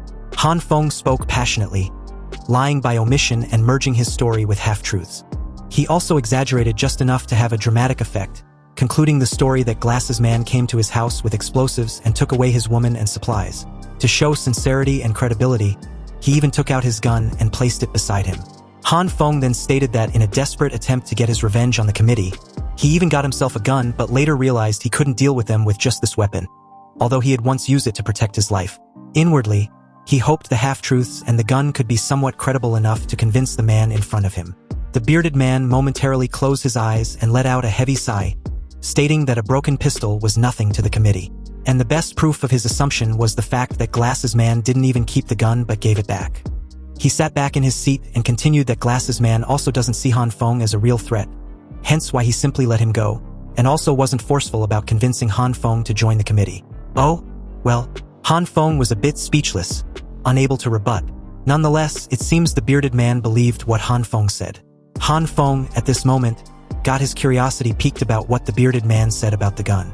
So, of course, he asked why the guy believes Glasses Man didn't want his gun. After all, having a gun in this icy apocalypse is a clear indication that you're not a person to be messed with. I believe there are only two possibilities, the bearded guy deduced. The first and obvious one is that it's just a show to maintain his leadership position. A ruse to portray himself as a capable and magnanimous person in the eyes of his people. The second is that Glasses Man has a more powerful weapon or an arsenal. Anyway, so you brought your brother to the 7th floor to deal with Zhang Xueo? Well, yes. Without him, the committee would be more in line. In fact, the committee's original intention was good. At least it actually kept some people alive. But Zhang Xueo's ideology had made everyone feel that whoever is worse can live more comfortably. Even after the end of the world, these people have lost their conscience and cannot be able to integrate into their current society normally. Therefore, the committee must be destroyed. A brief silence ensues as the bearded guy pondered over Han Feng's words. And after what seems like forever, he got up and simply replied with an, "Oh, I do agree that the committee is ruined. But, so what? This world is a place where the strong prey on the weak. And although I hate Zhang Xueo, your idea is also ridiculous. You do realize that the community will eventually end up with looting and fighting if your idea is actualized." Han Feng countered with a question of his own, inquiring if the bearded man had ever thought about what the community might become if left unchecked. The guy casually approached a room inside the apartment and replied under Han Feng's confused gaze that they should ask a third person for their opinion. He then slowly creaked the door of the room open, revealing a person hiding in the dark. Unexpectedly, a bag was suddenly hurled towards his face. The guy, unfazed, simply and effortlessly tilted his head to the side as the bag whooshed past him. He then countered with a heavy and decisive fist at the silhouette hiding in the dark, and the figure, with great effort, blocked the incoming fist with her hands, surprising the bearded guy. That's right, this person turned out to be a woman. And although she blocked the attack, her hands were still trembling under the weight of the force of the punch. When the guy tried to retract his fist, he was, once again, stunned to realize that it was locked in a tight grip. So he raised his other hand high in the air and swung precisely towards the head of his opponent. In an unexpected turn of events, the hand halted about a hair's breadth from its intended target when Han Feng's voice broke through the intense exchange. He was a bit unsure, asking if she was Nurse Jean. Han Feng was truly stunned when it turned out to be her, head Nurse Jean of the city hospital. What was she doing here? Nurse Jean, equally surprised, wondered the exact same thing when she stared curiously at Han Feng. A brief moment later, Nurse Jean was tending to Han Feng's broken arm, and while she was at it, she apologized for eavesdropping on their conversation earlier, although she didn't mean to. You see, I received some supplies from Grandpa Li and came to check up on him. But when I entered the apartment, I found out that he had passed away. It was in this moment that I heard the sound of someone prying the door open from behind. This startled me and I subconsciously hid in the room. Han Feng simply nodded as the bearded man approached them. With his usual expressionless face, he stated that Nurse Jean knowingly or unknowingly contributed to Grandpa Li's death to some extent, and her selfless dedication is just a joke. Unexpectedly, Nurse Jean agreed, and although she deserved to be scolded as well, she does not regret it. Her involvement might be called selfless, or heartless, or cruel, or whatever, but the fact of the matter is only by saving more people can they survive during this apocalypse. Seeing how resolute and determined Nurse Jean was, under the bearded guy's intense gaze, he said nothing. Or to be precise, he knew that whatever he said wouldn't make a difference in her eyes. Nurse Jean draped her medical kit bag over her shoulder as Han Feng asked her a question. He wanted to know whether her current access to the apartment floors, her ability to move in and out of the apartment complex was entirely arranged by Glasses Man in advance. Nurse Jean confirms this, replying that Glasses Man did indeed give her the pass, and also gave her a lot of supplies, which she had no reason to refuse. Nurse Jean also added that in the past few days, Glasses Man had been kicking out many sick elderly people, and unfortunately, Grandpa Li was one of them. By the time she found out about this, it was too late, and Grandpa Li was gone. The three stared at the frozen corpse as the bearded guy stated coldly that he would probably do the same thing if he was in Glasses Man's shoes. After all, with one less person to eat, the committee can last longer. Hearing this, Han Feng, in thoughts, disagrees. He held his chin and stated that his brother Li said a new and formidable force had emerged in the community. And obviously, they are in opposition to the committee. It is very likely that Zhang Xueo is anxious to eradicate that new force. That is why they abandoned the old, weak, sick, and disabled, leaving the supplies to the young and strong. combined with the fact that he casually used bombs to get supplies. There is a possibility that he was going to war with this new force. The three came to this obvious conclusion given the information gathered. Han Feng sighed heavily and got up from his seat, stating that if that's the case, then he has to find those weapons Glasses man is hiding. When Han Feng said this, the bearded man questioned him that even if everything they deduced is true, so what? And does Han Feng plan to find those weapons alone? Given if there is a weapon depot to begin with. Also, if he does find it, then what? With a determined look, Han Feng replied that he doesn't want to be bullied by the committee in the community. So, as long as he can find the weapons depot, he would be able to deal with it. The bearded man just stared silently at Han Feng for a few moments, before casually walking away. He stated that if Han Feng wants to die, then he should go for it. After all, his life had nothing to do with him. He approached the apartment window, moved the heavy curtains to the side, and offered some piece of advice. In this end times, Zhang Shueo's committee is only a very small force. There will be more fighting for survival in the future. In a world where the strong prey on the weak, the one who survives to the end is the winner. When he said this, he opened the window and a cold and chilling wind rushed inside the apartment the next moment after. Anyway, he took his leave as the two watched silently. The next moment, Nurse Jean turned towards Han Feng, and with her usual demeanor, she asked Han Feng if there is anything she can help him with. Han Feng smiled nervously and refused her help. He didn't want to drag her into this, given the enormity on what might happen to what she's got going on if things go south. Don't say that, Nurse Jean said earnestly. If your judgment is true, then the whole community is in danger. Moreover, your supplies and woman have been taken away by Zhang Shueo. I am so angry just listening to it. This sudden outburst from Nurse Jean freaked and surprised Han Feng at the same time. However, when he saw the same resolute and determined expression on her face, he was momentarily speechless. Han Feng gave in seconds after. He thanked her and said he actually had something to ask her. And with that, the scene shifts to the underground parking lot. At this moment, Jin Qinwen was questioning the two homeowners who encounter Han Feng and Li Zi on the 8th floor. Are you sure the other person is Han Feng? The guys confirmed that it was indeed Han Feng the day before. They won't make a mistake about this sort of thing. During this conversation, a figure approached from a distance that immediately drew everyone's attention. Of course, it was none other than Han Feng, who confidently strode in with his bandage arm and all. The scene then shifted to a frozen dimly lit hallway on an unspecified floor seconds after, where a loud and painful screams reverberated throughout the entire area. Of course, these unrelenting screams were from none other than Han Feng, who was, at this very moment, struggling desperately to endure the incessant assaults from Jin Qinwen. With his hands and body securely bound, Jin Qinwen kept lashing out, kicking Han Feng in the gut repeatedly. Mr. Jiang was magnanimous enough to let you off once before, but it seems you're nothing but an ungrateful thief. How dare you try to steal our supplies? I'll cripple your other hand too. See if you dare to steal again. Jin Qinwen raised his cold metal rod, intending to follow through with his threat. But fortunately enough for Han Feng, a homeowner barged in at this moment and urgently informed Jin Qinwen that something had happened. So Glasses man is asking them to gather upstairs. Hearing this, Jin Qinwen reluctantly left the scene as Han Feng let out a heavy breath, relieved with the fortunate moment of respite. Han Feng laid there quietly and unmoving, patiently waiting for them to leave the floor. And after what seemed like forever, a sudden green glow started to radiate from his body. Han Feng laid on his back a few seconds after, and finally activated his green glow. Only this time around, it wasn't just his hands, but all over his entire body. After Han Feng healed all his wounds, his next step was to go find the committee's armory. He knew he couldn't delay any longer, and this current moment was probably his best opportunity to do so. Anyway, with the help of his purple glowing power, Han Feng managed to easily break free from his restraints the moment he was fully healed. Flexing his injured arm, Han Feng felt that his fractured arm was completely healed, but the treatment was so exhausting that he almost fainted. This prompted a sudden decision to find some time to study the fixed point of his recovery ability. Otherwise, it would be annoying if it happens every time he tries this recovery process. But at this moment, several sudden footsteps outside drew his attention immediately. And as the door to the apartment slowly creaked open, someone was trashed inside with a loud thud.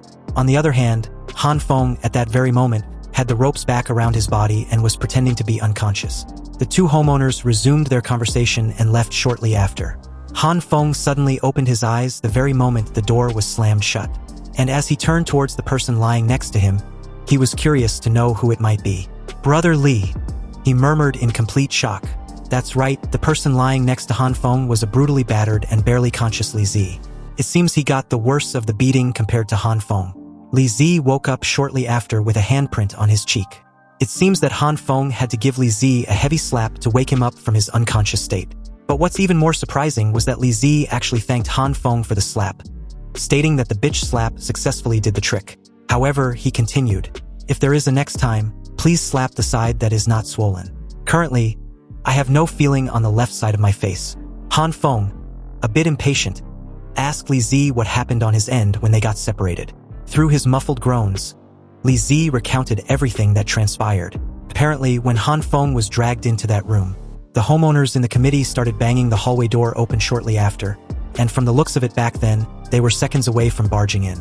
I had no choice but to remove the lock on the door of the power distribution room and hide in. And as a result, I found out that there was a big hole inside which seemed to lead to a very strange place. Thinking that those bastards would open the distribution room sooner or later, I crawled down along the wires. I thought it would lead to the parking lot on the underground first floor, but it turned out to be the second underground floor. Even though there was no one there, what I found was so many boxes, and each one was sealed tightly. I opened the boxes in front of me and found that they were all filled with sausages. Each sausage was as thick as my forearm. I was just about to take one out to check when I heard a slight noise behind me, and by the time I reacted, I was already awakened by your slap. But I finally understand why this committee is so arrogant. There are piles of sausages, and each one is this long. Li Zi even began to illustrate with his hands to emphasize the size of the sausages he saw. But Han Feng, a bit skeptical, asked Li Zi if it was really ham sausages he saw. Because if the committee really had so much food, why would they use so much resources such as bombs to try to steal his supplies? Something wasn't adding up. So Han Feng asked Li Zi if he saw any indication on the packages that implied that it was ham sausages. Li Zi scratched the back of his head slightly and replied, a bit embarrassed all of a sudden, "No, there are no words on it, but the shape was exactly the same as a sausage. Now that I think about it, I have never seen one that big." Han Feng had always felt like something was not right, but a sudden realization made him question Li Zi. If it had occurred to him that that room could be Jiang Shueyo's secret warehouse? Li Zi was stunned when he heard this. "What?" he shouted. "Then what do you think those huge sausages are?" Before Han Feng could reply, the two heard the homeowners approaching the room they were in. They were also surprised that Glasses Man was suddenly anxious for them to get rid of Li Zi. Didn't he always want to win him over? A bit petrified, Han Feng and Li Zi stared at each other, totally caught off guard with this sudden news. Apparently, Glasses Man was anxious to silence Li Zi, and Han Feng by extension. So, as the door creak opened seconds after, the two homeowners were puzzled to find it empty. Huh? Where are they? Did we enter the wrong apartment? Hearing this, his companion stepped forward from behind and asked if Li Zi was properly tied up. Of course, the other replied, "Okay, then check under the bed." Unbeknownst to the two, Han Feng and Li Zi, with reddened eyes and a thirst for revenge, slowly emerged from the door behind them. Li Zi immediately launched towards the homeowner closest to them as Han Feng made a mad dash towards the other. A few moments after, they managed to knock the two homeowners unconscious and tied them up. Han Feng stated that since Glasses Man badly wants Li Zi dead, they have to go back to that room and find out what exactly are inside those boxes. This made Li Zi ask what they should do with the boxes when they finally know what's actually inside them. Also, if they are really important supplies, there are dozens of them in there. So how are they going to move them? "Don't worry, I have made arrangements," Han Feng reassured Li Zi as the two left the apartment. "Let's go and meet up with the evil king's true eye first."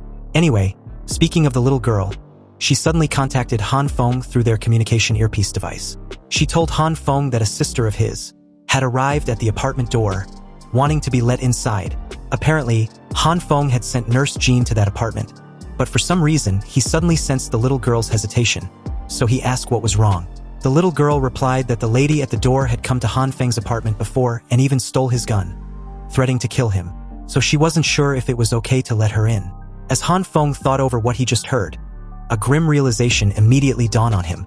Holy shit, this description perfectly fit none other than Li Hyona. Han Feng shouted repeatedly into the communication device, telling the little girl to not open the door under any circumstance. The person at the door was Li Hyona, not the sister who was there to pick her up. There was a few noises at the end and soon the communication ended. Damn it! Han Feng was unsure if the little girl received his message or not, and he couldn't get hold of her again at present. He told Li Zi that Glasses Man's secret warehouse had to wait, because they needed to go check up on the evil king's true eye first. So with that, they quickly left that particular floor to the immediate other. When they slowly opened the door slightly, they found no one in sight in the dimly lit hallway, but they could clearly hear the noises a few distance away. Curious, Li Zi wondered aloud what was going on. Why was it so noisy? On the stairwell, the injured, women and the elderly homeowners were instructed to buy Jin Qinwen to go upstairs from the left, while the others should take their weapons and gather in the basement. Holding a butcher's knife firmly, Jin Qinwen continued in a deep voice. If they were to attack us, all our supplies would be snatched away, and my parents and children would starve to death. We must stop them from coming in at all costs. When Han Feng and Li Zi, hiding nearby, heard what Jin Qinwen just said, they were a bit puzzled. Han Feng whispered to Li Zi, asking if Jin Qinwen was referring to Li Zhenghao and his crew. Li Zi replied that he wasn't sure, but the current situation was working in their favor. They should quickly wear a mask and try to blend in with the crowd. And that's exactly what they did shortly after. Fortunately enough, they were successful in blending in with the crowd with little effort. But at this moment, there was a sudden commotion ahead that drew everyone's attention, including them. In front of Han Feng and Li Zi's shocked gazes, a homeowner was brutally knocked over onto the cold, hard stairwell without any resistance. Gripping on the railing of the stairwell was a member of the committee's archenemy, Zhang Yangyu. He was also holding a long metal pipe, and beside him was Jin Zhongzai. The two confidently stepped forward in an ostentatious fashion, a malice aura radiating from them in waves, and their presence commanding an overwhelming fear that runs shivers down everyone's spine, including Han Feng and Li Zi.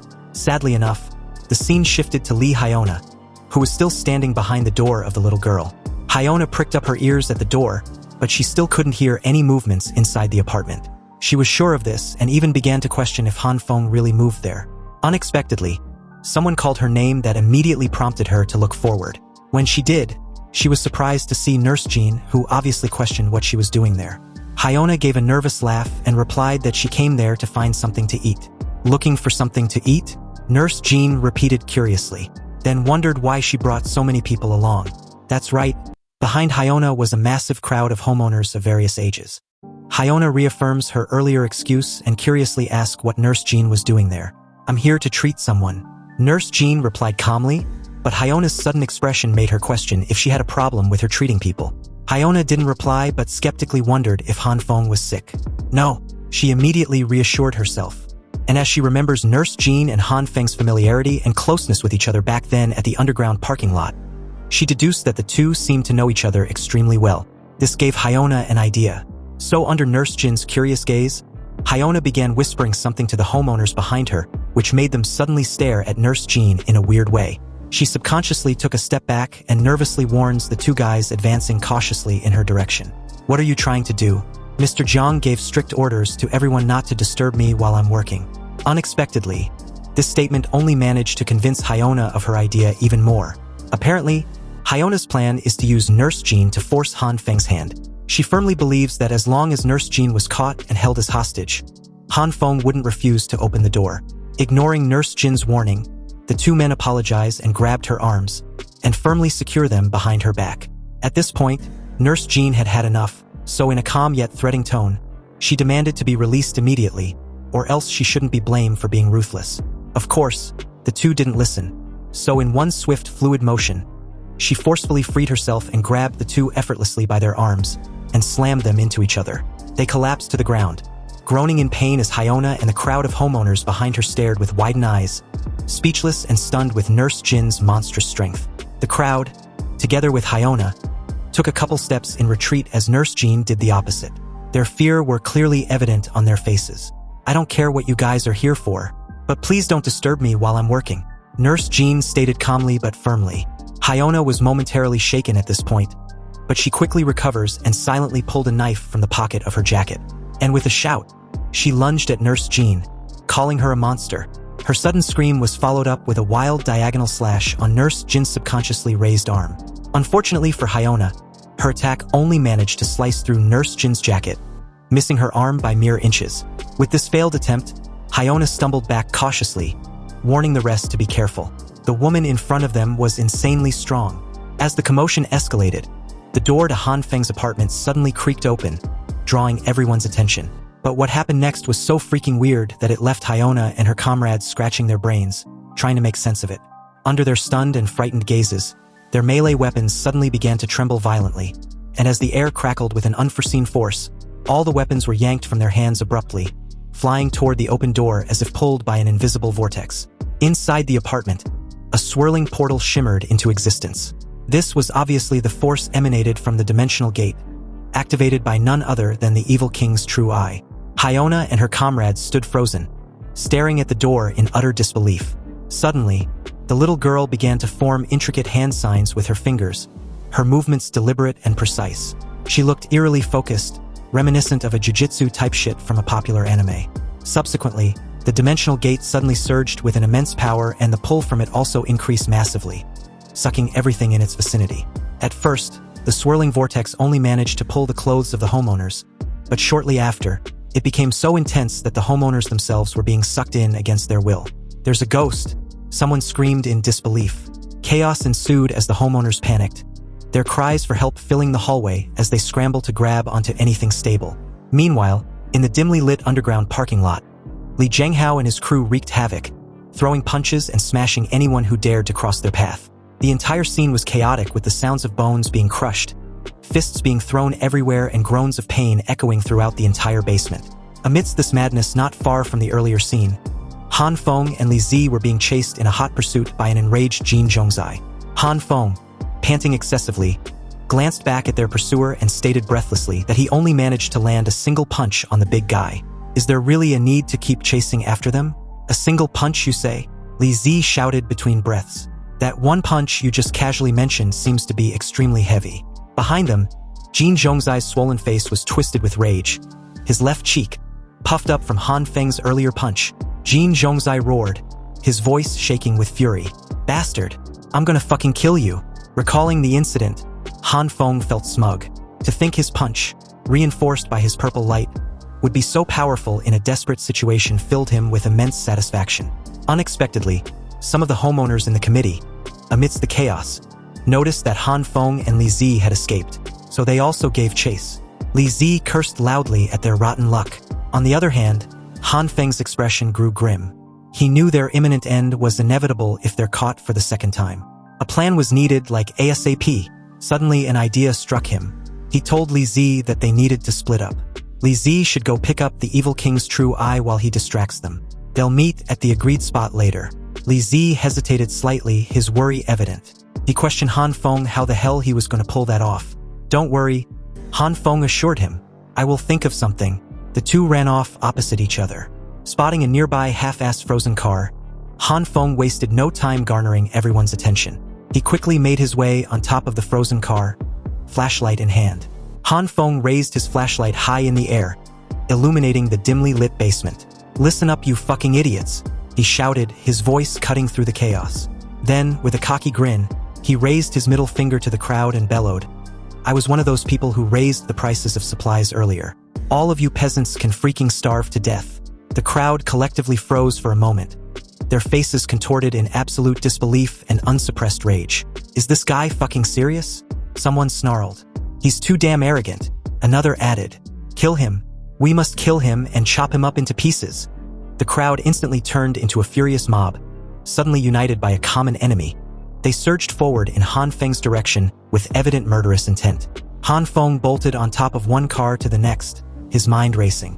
He deduced that the entrance and exit of the underground parking lot might be closed by metal doors, but once the pressure of the accumulated snow behind these doors are released, then his thoughts were cut off abruptly as a punch suddenly came rushing in from his left, making him drop his flashlight. Han Feng was hit squarely in the chest with a force so powerful that he lost his balance, and was trashed across the remaining space, crashing and denting into a rolling shutter with a deafening bang. Gritting his teeth, Han Feng got up immediately, although his entire body was trembling. In front of him was the furious mob, and in between them was Jin Zhongzai. For a big guy, he sure is fast. He locked eyes with Han Feng. "Damned bastard," Jin Zhongzai cursed, vowing to follow through with his earlier threat. Han Feng winced in pain, his chest throbbing, but he acted decisively. Placing his right hand on the rolling shutter, he focused his purple light energy into the cold, unyielding metal gate. And in just a few seconds, the rolling shutter suddenly began to glow faintly with a purple color, its surface softening under the influence it holds. Murmurs and confusion erupted from the crowd, mainly wondering what the shining purple light was, their curiosity and fear also evident. But unexpectedly, the glowing purple light suddenly disappeared. Wait, it's gone. The crowd stood frozen, momentarily stunned by what Han Feng just did. With an air of defiance, Han Feng challenged harshly. Come at me again, you fucking bastards. The next moment, the rolling shutter quivered violently, looking like it was about to explode. And that's what happened seconds after under the crowd's shocked gazes. Chaos erupted as a heavy snowstorm burst through the shattered metal gate, and the howling wind carried the ice and snow, flooding the immediate space in an instant. Jin Zhongzai, being part of the few close to the metal door, cursed loudly before he was swallowed up by the ice and snow. An avalanche. Someone screamed in terror as the crowd, panicked and scared shitless, scrambled away like sewage rats. They ran desperately for their worthless lives, but it was obviously too late at this point. The snow moved too quickly, consuming everything and everyone in its path. A few managed to find a safe place to hide before everything was swallowed up. For a moment there was silence. Then, a hand suddenly emerged from the suffocating blanket of ice and snow. Of course, it was none other than Han Feng. He coughed for a few seconds, his breath ragged as he pulled himself out of the pile of ice and snow. Snow clung to his clothes as he stood, staring down at his trembling hands, his mind racing. After destroying such a large metal gate, he realized that he was actually not tired at all. Is it because I am getting more proficient with my ability? Suddenly, a familiar sound came not far from him. Are you waiting for your death or something? He turned his gaze to the direction of the sound and was speechless to see the bearded guy from before. He was squatting not far beside Han Feng, watching him intently. Han Feng frowned slightly, a bit puzzled. He had a feeling that the bearded guy has been watching him all this time. A few distance not far away, a homeowner interrupted the two by alerting the others that the avalanche had stopped. Without hesitation, the bearded guy grabbed Han Feng by the jacket and dragged him out of the snow before he could even protest. They made their way to a corner of the first floor. Han Feng, a bit out of breath, questioned who the bearded guy really was, and why was he helping him. The bearded guy closed the distance between them until he was towering Han Feng with his usual expressionless face. Li Zhenghao. I am the one called Li Zhenghao. Han Feng subconsciously took a step back in shock and fear, his eyes narrowing as he stammered a little, repeating the name. So you're Li Zhenghao, the one who's been fighting with Mr. Zhang? Li Zhenghao, with a confident grin, extended his hand to Han Feng. Han Feng was clearly surprised by this sudden gesture and asked Li Zhenghao what he was doing. Cooperation. What? Didn't you reject me previously? Han Feng asked. Li Zhenghao just replied that he'd changed his mind. Han Feng raised an eyebrow and smirked slightly. You suddenly changed your mind? What? Are you trying to trick me? Li Zhenghao chuckled, his sharp eyes glinting. It's just a matter of two parties taking what they both need. And I always find straightforwardness the best strategy. So, are you in or not? Han Feng was momentarily speechless, but his expression suddenly turned serious. He knew if he can get Li Zhenghao to help him out, then the success rate of taking down Glasses Man will be even higher. Han Feng lets out a heavy sigh and agreed to the cooperation. Although doubts lingered in his mind, he met Li Zhenghao's gaze with a serious and resolved demeanor. The two had the same goal, so they can work together. He firmly stated and eventually shook Li Zhenghao's hand decisively. Meanwhile, as the scene shifted back to the underground parking lot, the temperature on this unspecified level was currently at -2 degrees Fahrenheit. And on this level were several heavy convoys. Although they appear to be half-ass frozen, they seem to be working perfectly. Jin Qinwen approached Glasses Man and informed him that all the vehicles were ready. They can now go and call the others. Alright, Glasses Man replied. Go and inform them that it was time. But at that moment, Jin Qinwen, with a worried look, notified Glasses Man that the snow had managed to break through the metal door and had infiltrated the first underground level of the basement. Also, the temperature keeps dropping, and everyone was scattered all over the place. Then, he leaned in close to Glasses Man and whispered that Han Feng and Li Zi had also escaped. This updates didn't trigger Glasses Man at all. In his usual calm and calculative demeanor, he replied that it didn't matter at this point. None of the updates stated was going to mess with their plan. Unbeknownst to the crew, their discussions and actions were being observed by Li Zhenghao and Han Feng not far away. Seeing all these militarily convoys, Han Feng was puzzled and shocked as to how and when all these vehicles pulled up in their complex. Li Zhenghao calmly explained in a whisper, these people must have come from outside. And I overheard Jiang Shueyo talking about relocating residents. Relocating? Relocating where? It's a frozen wasteland out there. Han Feng frowned, his expression turning serious as he whispered back with a reply. Well, why not just ask them? Li Zhenghao said this as he swiftly got up and silently made a mad dash forward. He also told Han Feng that Glasses Man would be left for him to deal with. Han Feng was a bit taken aback when he heard this. What's with the sudden rush, he questioned. But by then Li Zhenghao was gone. Glasses Man loudly announced for everyone to get ready to head upstairs to pick up the others. It's high time they left. Suddenly, in an unexpected turn of event for them, one of their huge flashlights shut off abruptly, then gunshots followed. Someone amidst the crew shouted, asking what was going on, while another replied that they've got intruders. A hooded guy among them grips his massive bat in one hand and a flashlight in the other, and shouts for everyone to stay alert, and under no circumstance are they allowed to get separated. Unfortunately for him, he became the first target. In front of his widened and panicked eyes, Li Zhenghao was upon him in a flash, and as he grabbed his face, this guy knew he was a fucking goner. Almost immediately, he was smashed heavily onto the cold hard floor before the two guys close to him even noticed. They opened fire in the direction they thought Li Zhenghao was, but unfortunately for them, they guessed wrong because in the opposite direction, Li Zhenghao was upon these two in an instant with a raised fist.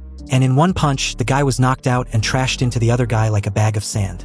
Jin Qinwen shouts for the others not to spread out but gather around and protect Glasses Man. But in that very moment, a gun was pressed to the back of Glasses Man's head, and a cold, commanding voice followed, telling him to freeze. This person with a gun was none other than Han Feng. Glasses Man remained calm, his voice steady despite the barrel of the gun pressing coldly against the back of his head. I've been waiting for you for a long time, Mr. Han, he said, his words laced with a hint of anticipation. Han Feng's eyes narrowed, his tone serious. You knew I was coming. Glasses Man nodded slightly, unfazed. Of course, he replied calmly. It was at this moment that Jin Qinwen noticed that Glasses Man was being held hostage at gunpoint. But under his panicked gaze, Glasses Man waved at him that he was fine. Glasses Man calmly elaborated that he knew that Han Feng was the one who'd stockpiled a mountain of supplies before the whole frost apocalypse even hit. At first, he thought Han Feng was one of their contacts, but it turns out he was just wrong. Glasses Man slowly reached into his pocket and pulled out a satellite phone.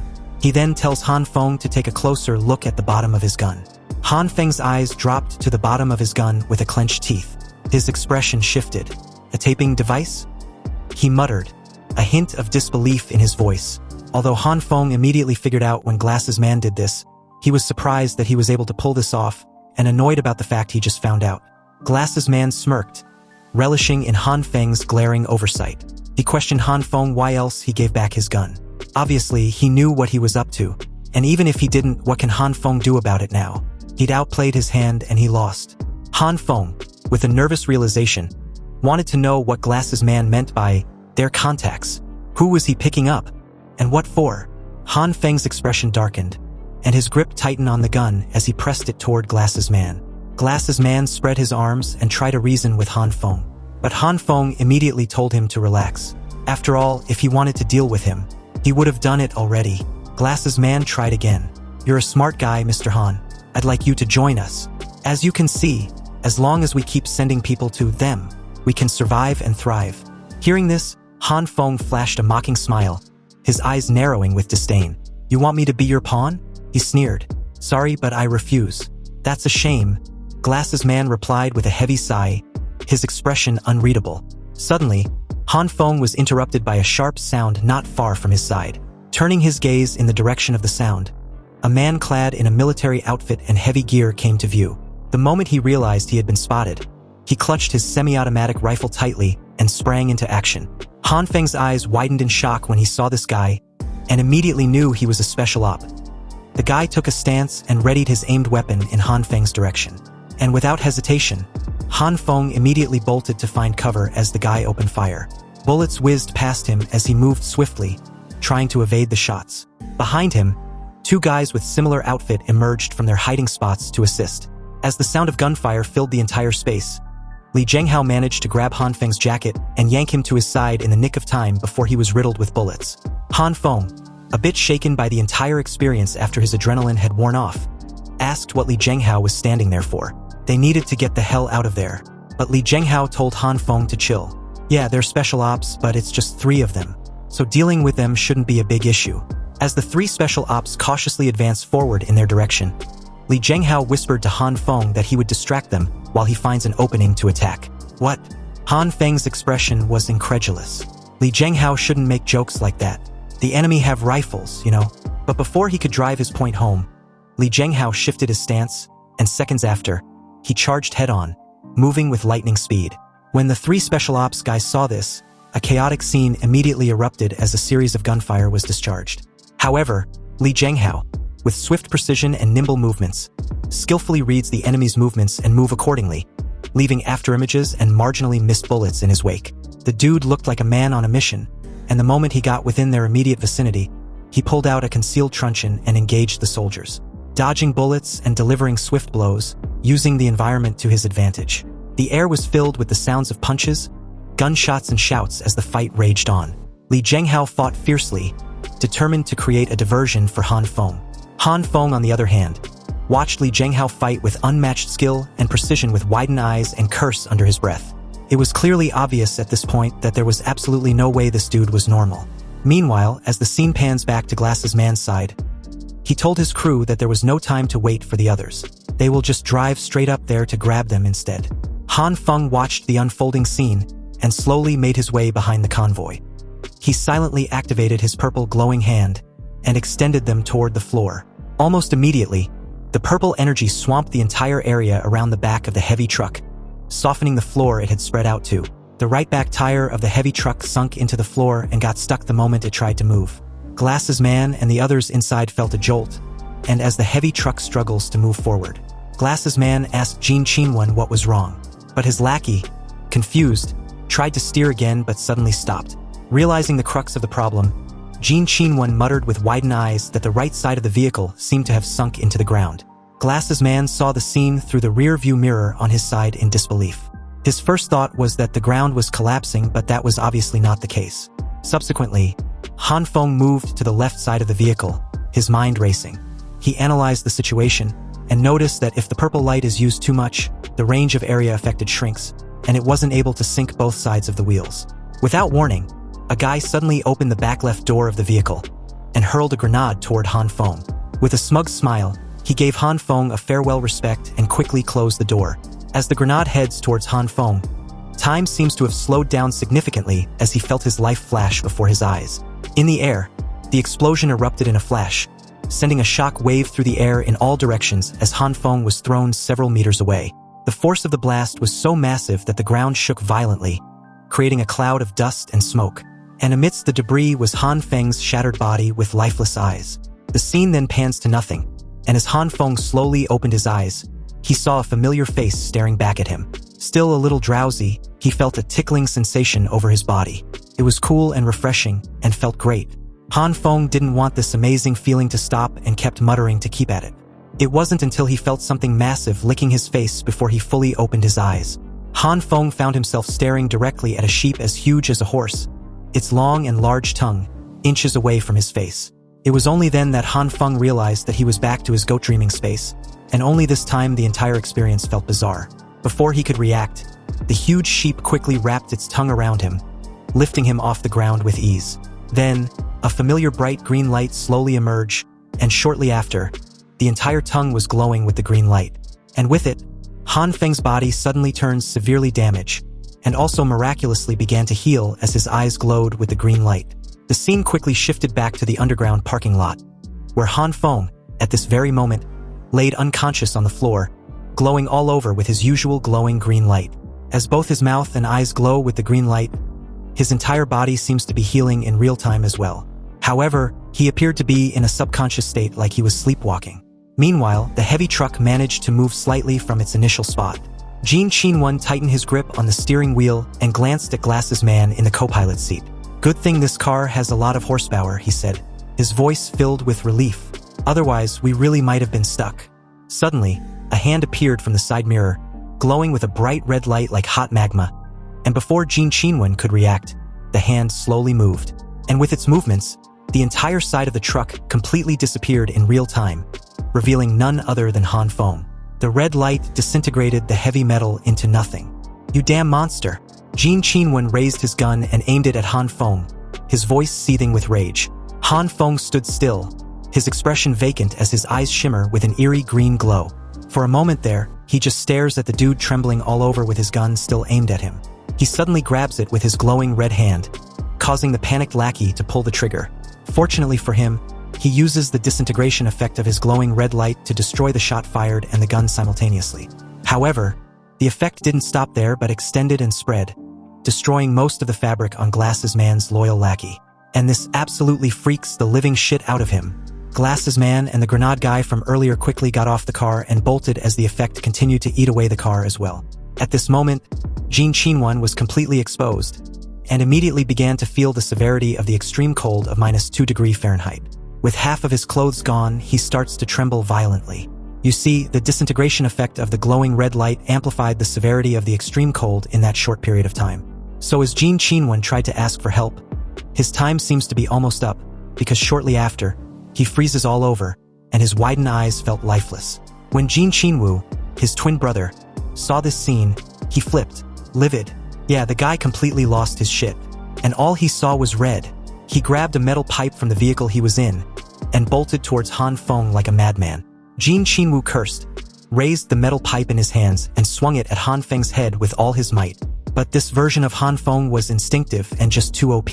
He noticed the attack and swiftly counters with his glowing red hand, disintegrating the metal pipe in his opponent's hand to just a tiny piece. Jin Chinwoo's eyes widen in disbelief, realizing the kind of monster he was up against. And it seems his revenge had to be put on hold too. Not far from them, Glasses Man and his escaped companion looked back at the unfolding scene with incredulity. "Quick, go upstairs and call for reinforcements," Glasses Man commanded urgently. Back to Han Feng, he ignored Jin Chinwoo and began moving toward the vehicle he came out from, his hands completely engulfed with a deep purple glowing light. Seeing this, the two guys in the vehicle were seconds away from wetting their pants. And instead of running for their worthless lives, the one on the right suggested they run Han Feng over. Han Feng placed his hands on the heavy truck in time before anything else, and extended his purple glowing light. Soon, the heavily armored vehicle was immediately surrounded in a soft, swirling purple glow, and the vehicle seemed to be melting. The two homeowners inside began screaming in panic as the purple light intensified. They tried to get out, but it was too late. Their cries grew frantic as the entire structure of the vehicle seemed to dissolve under the relentless power of the purple light. Suddenly, out of nowhere, someone shoots at Han Feng, but luckily, the guy was a lousy shooter and the bullet only managed to nick his cheek. Then, right on cue, Han Feng's ability instinctively shifted to the glowing green light and heals his cut in an instant. Conveniently enough, the lousy shooter was out of bullets. Han Feng's attention also shifted to him and his companion. Seeing this, the two ran away as fast as they could, because in this case, their lives depended on it as Han Feng was right on their tail. Again, out of nowhere, several shots fired halted his pursuit. Han Feng halted in his tracks when two special ops opened fire at him. Apparently, their priority also included the protection of Glasses Man's men. But unfortunately for them, this encounter was going to be their last because Han Feng was not going to run away from them like before. Witnessing the scene unfolding not far away, Li Zhenghao was puzzled. He initially thought Han Feng was in trouble, but that seems not to be the case. However, his slight distraction created an opening to which his opponent tried to exploit. Li Zhenghao effortlessly evades the attack, and all the while, he was preoccupied with the thought of trying to figure out what exactly Glasses Man was up to.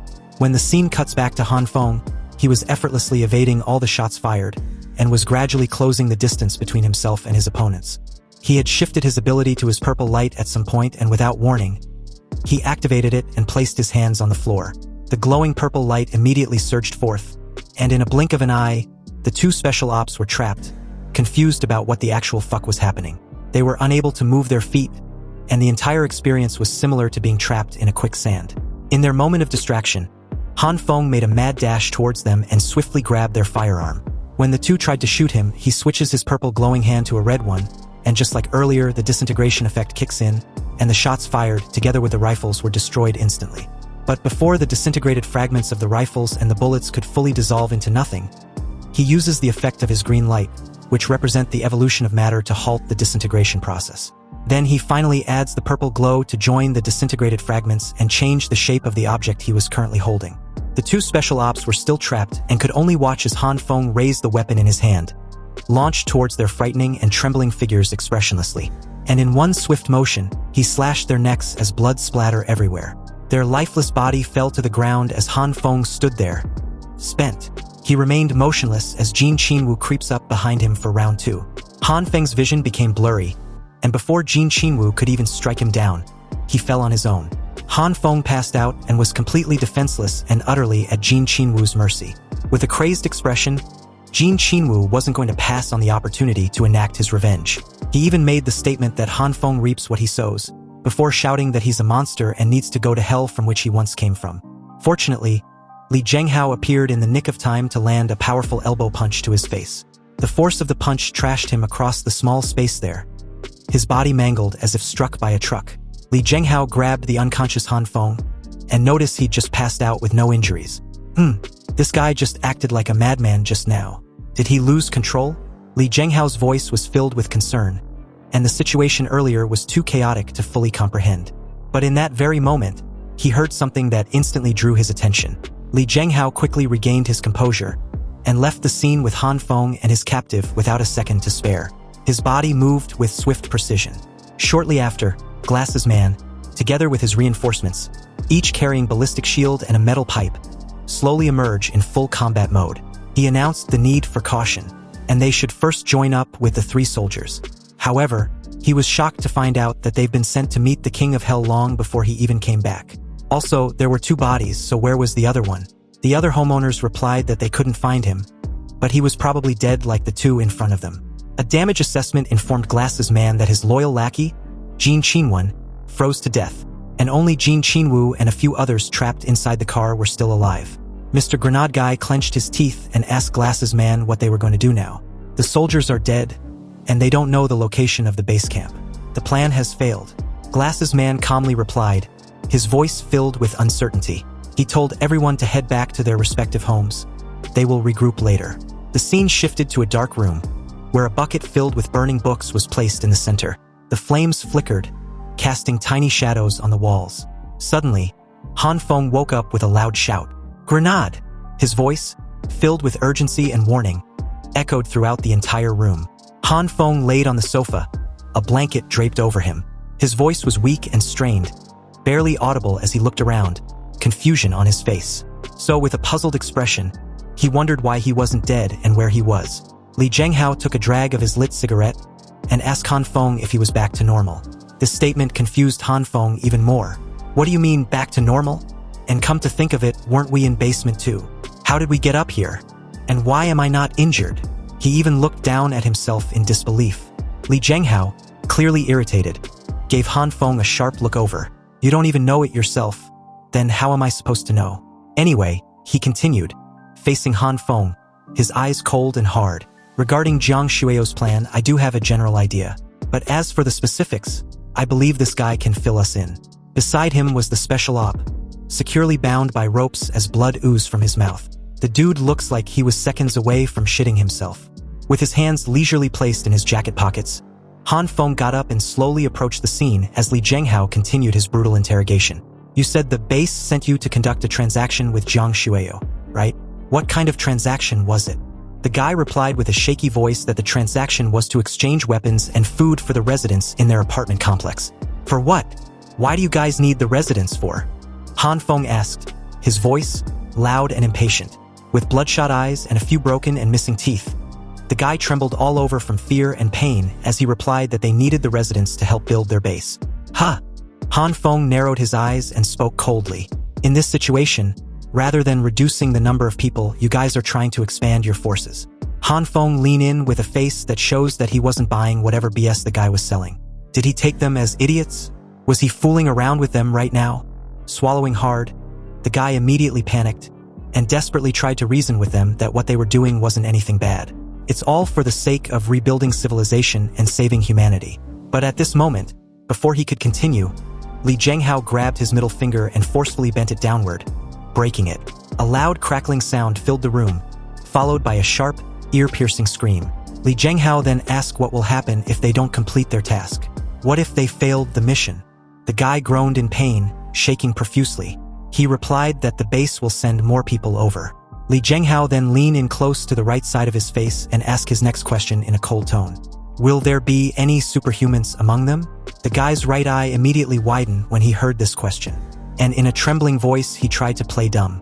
He replied that he didn't know or understand what Li Zhenghao meant by superhumans. Han Feng stood nearby, watching everything unfold. He grabbed his chin and thought to himself that judging from the guy's reaction, it wasn't impossible for his base to have superhumans among them. And based on what the guy's base was currently doing, if there were superhumans, they were most likely to be enemies for sure. But his thoughts trailed off, and it seems that a few minutes had passed because as he stares at the current lifeless state of the guy in the chair, the sight was very gruesome. With several of his teeth missing and broken, blood gushing out from his mouth and where his eyes used to be, and with multiple stab wounds all over his body, he concludes that Li Zhenghao was way too cruel. Han Feng looked at Li Zhenghao, who had just finished his torturing session, and stated that there was really no need to kill the guy, especially in the manner he did. Li Zhenghao scoffed and asked after a brief silence, "Do you really believe in his bullshit about saving people?" He then turns in Han Feng's direction, pointed his small knife at him, and warned Han Feng not to go around having any illusions. The base shit was nothing more than just a new faction, and who knows what they were even planning to do. Their choices were to either get rid of them, or leave this place and find a new place to settle down.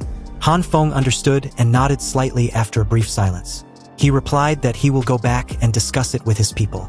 As Han Feng silently and cautiously made his way to the stairwell, we find out that he was currently on the 4th floor.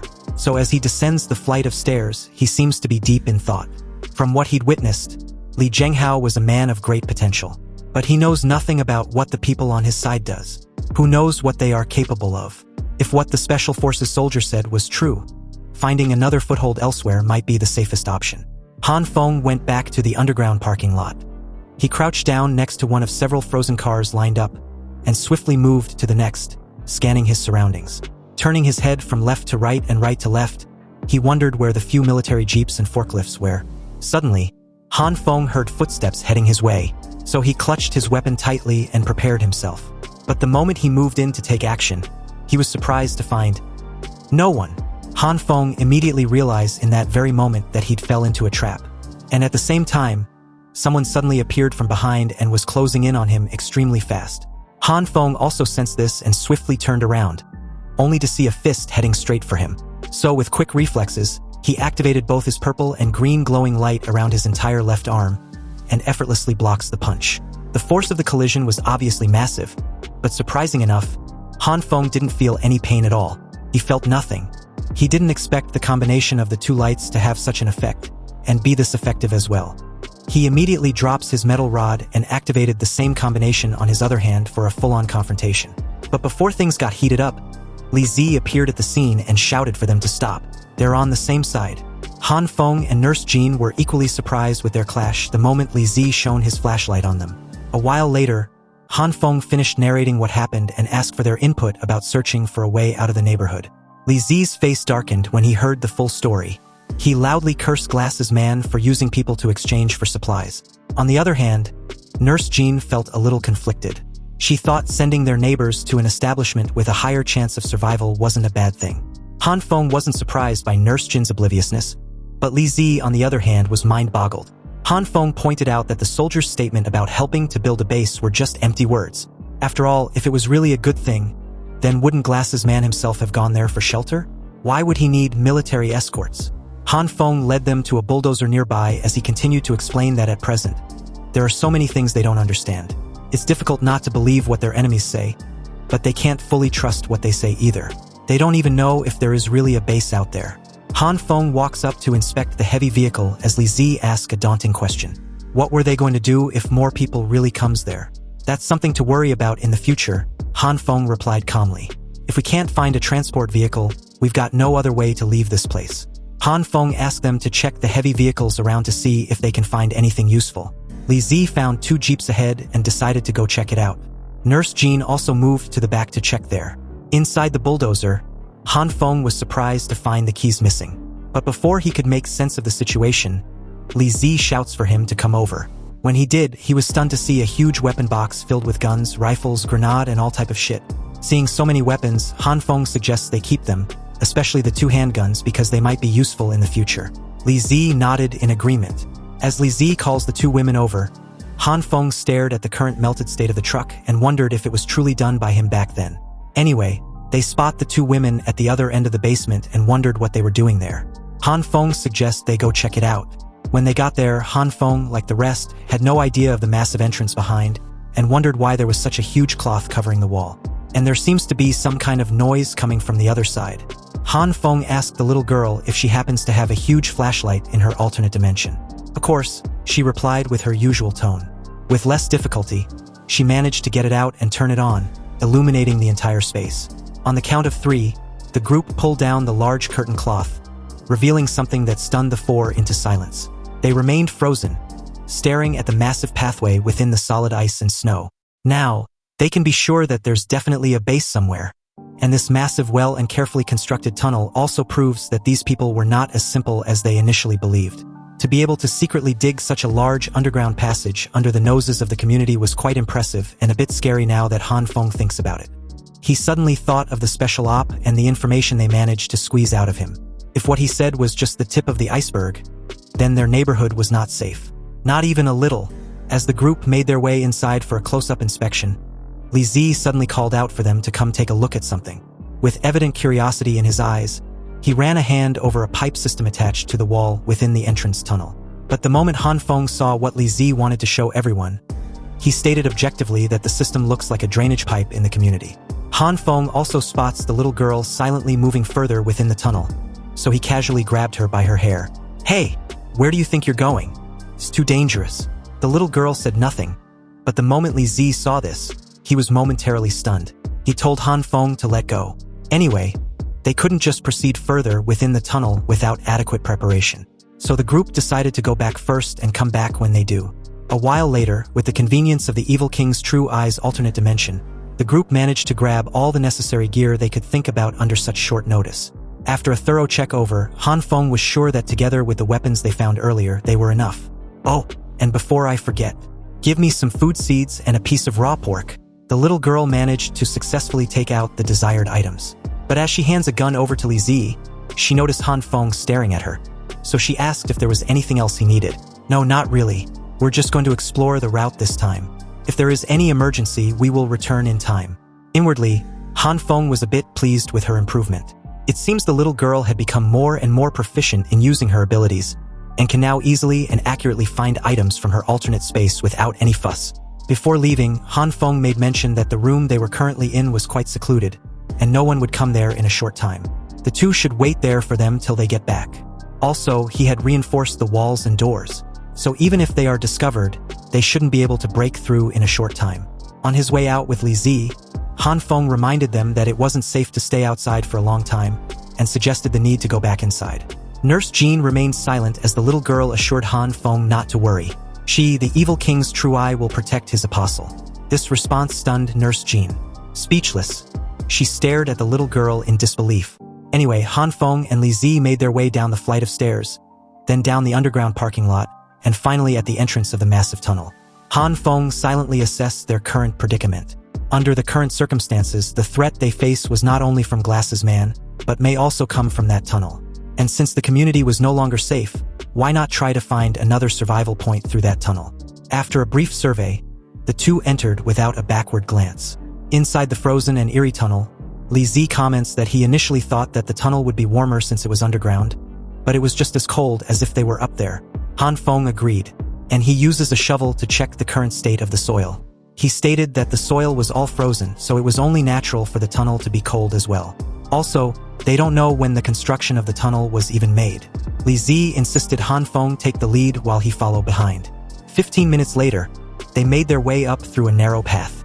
Then 30 minutes later, they entered the city's underground sewage system, spanning across the entire city and was connected in all directions. So, after another 30 minutes of exploration, they found a manhole with its ladder intact. The two made their way up the ladder, but as Li Zi tried to open the cover, it didn't budge. He informed Han Feng that the manhole's cover seemed to be pressed down by the snow, and there was no sign of looseness at all. They got back down and continued their exploration until they arrived at a junction with two passageways. Of course, this predicament prompted Li Zi to begin his usual story narration about a similar encounter. Once, he said calmly, "I was wandering around underground and couldn't tell which direction I was going." Before he could continue, Han Feng immediately pointed to his right and explained the reason for his choice. He used the distribution of water pipes to conclude which side was more likely to be a path that led to a residential area above. Li Zi had no objection, so he went along with Han Feng's choice, exploring as they made their way deeper. He saw something a few distance away and called out to Han Feng to come take a look. Fortunately enough, the two happened to have found a map of the entire sewer distribution system. Using the map to track their movements and current location, they found out that they were in the basement of a nearby community, and a gymnasium was just ahead. But in that moment, they heard the sound of a vehicle not far away. Han Feng told Li Zi to turn off his headlights as he did the same. They moved closer in the direction of the sound of the heavy truck a few distance away. The tires of the truck came to view as it sped up even faster. The scene then pans into full view, revealing two heavy convoys speeding through the large section of the sewage system. Their headlights illuminated the entire passageway, and the sounds of their engines echoed loudly as they sped past Li Zi and Han Feng's hidden silhouettes. Li Zi noticed the direction in which the two convoy was heading, and stated that it was in the direction of the Hanqing neighborhood. Han Feng agreed and added that it also looks like a military truck, probably an accomplice of the three soldiers who came to their neighborhood. So in other words, these trucks are also used to transport personnel to repair that base. Maybe we can find out if we follow them, but it will be easy to be discovered if we follow them like this. Han Feng spoke in a calm tone as he turned on his headlight. Li Zi, feeling smug, stated that there was no need to follow those cars. He had a back door, so he led the way to another manhole. When they got there, he explained that a year ago, there was an old lady in a residential complex in Seoul who fell into the sewer in their community and was rescued by him. Hearing this, Han Feng asked if he can still remember the place where it happened a year ago so clearly. Of course I can, he replied confidently.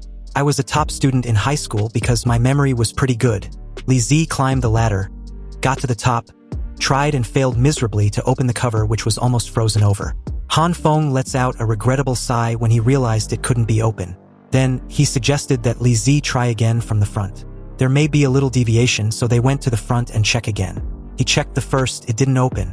The second was the same. And the third, well, it also yielded the same results. Han Feng even asked if it was okay after changing to several places. Were they even in the same location?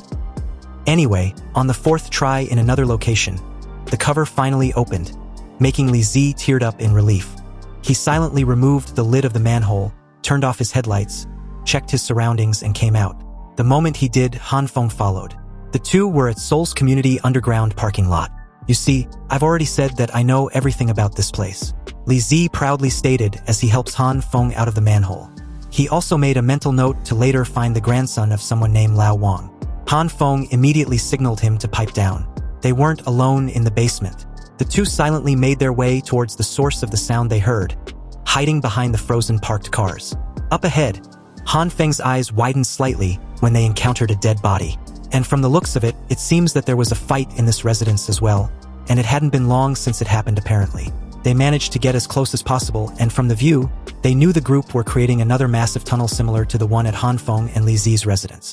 The homeowners seemed to be working under the threat of the two special soldiers supervising them. One of the special soldiers cursed under his breath, stating that they were called there to guard the place they were before the tunnel was even completed. And apparently, there was not even a decent meal in that crappy place. The other agreed, adding that the reason for their misfortune was because they were in the assault class.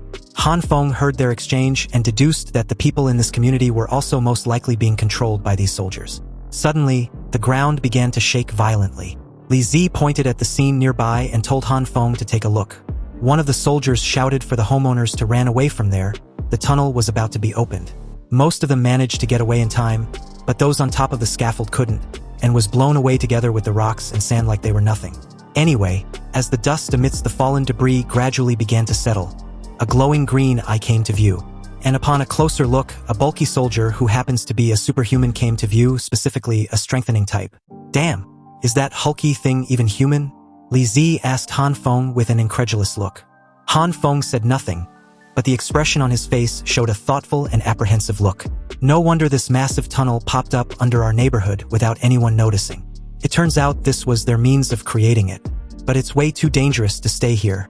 If we're discovered, we will surely be done for. As one of the special soldiers approached this bulky green-eyed fellow, who had been drooling at the thought of having something to eat, he demanded for some snacks. The special soldier explained that the tunnel hasn't been cleared up yet, so why would there be any snacks?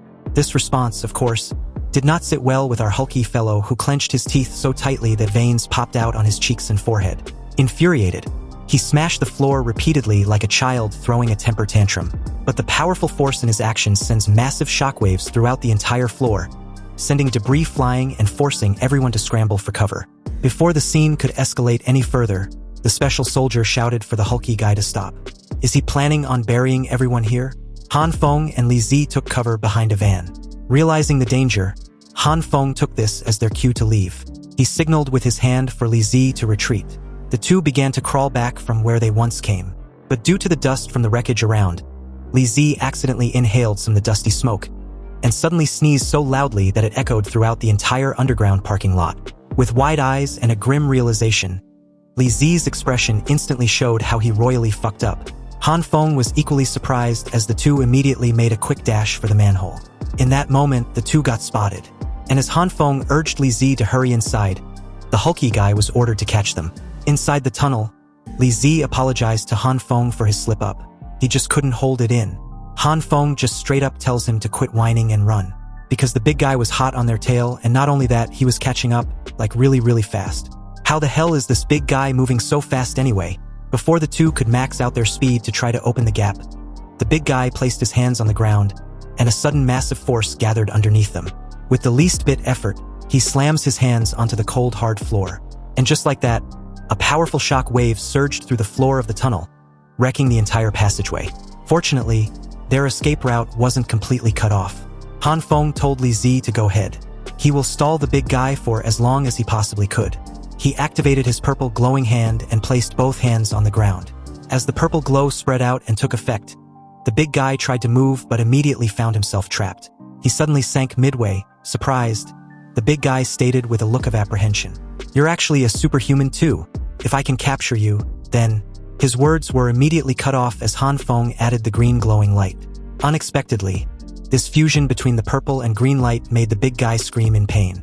Apparently, his legs were being crushed underneath the broken floor. He placed a hand on the wrecked floor and tried to restore it back to how it previously was, only to find out that the collapsed passageway ahead was the only place restored. Han Feng wasn't having this and kept the big guy trapped. Realizing what Han Feng was doing, the big guy was infuriated even more. He loudly called Han Feng a bastard, adding that he was going to kill him. So as the big guy tried to gain the upper hand in their tug of war, Han Feng, sweating profusely, felt himself losing. His control over the floor was gradually slipping away. Obviously, this meant that the big guy was about to break free, and that was bad for them. With the way restored, Li Zi saw Han Feng in danger and decided to go back to help. But what can he do exactly? That's when he saw two metal pipes on the floor not far from him. Han Feng noticed that the big guy seems to be getting weaker, and deduced that if he continues to do what he was currently doing, he should be able to completely trap this big fatty in that spot. But out of nowhere, someone suddenly rushed past him. Obviously, this person was none other than Li Zi, who made a massive leap within that tight space, and with his metal pipe raised, he declared his intention to help his brother. So with a dull bang, the metal rod made direct contact with the big guy's head. For a moment there, the entire place suddenly fell silent, and you could even hear a pin drop. Han Feng, with his mouth wide open, stared at the scene in absolute disbelief, and you can almost see something suddenly snap inside the big guy. This is bad. With bloodshot eyes and clenched teeth, he was absolutely pissed. The big guy lost it and roared like a wild animal. He was going to bury Li Zi and Han Feng. The big guy freed himself and chased the two like a crazed juggernaut. And true to his words, he decided to bring down the entire section of the tunnel. So as Han Feng and Li Zi run desperately for their lives, Han Feng questioned Li Zi why he didn't leave when he told him to.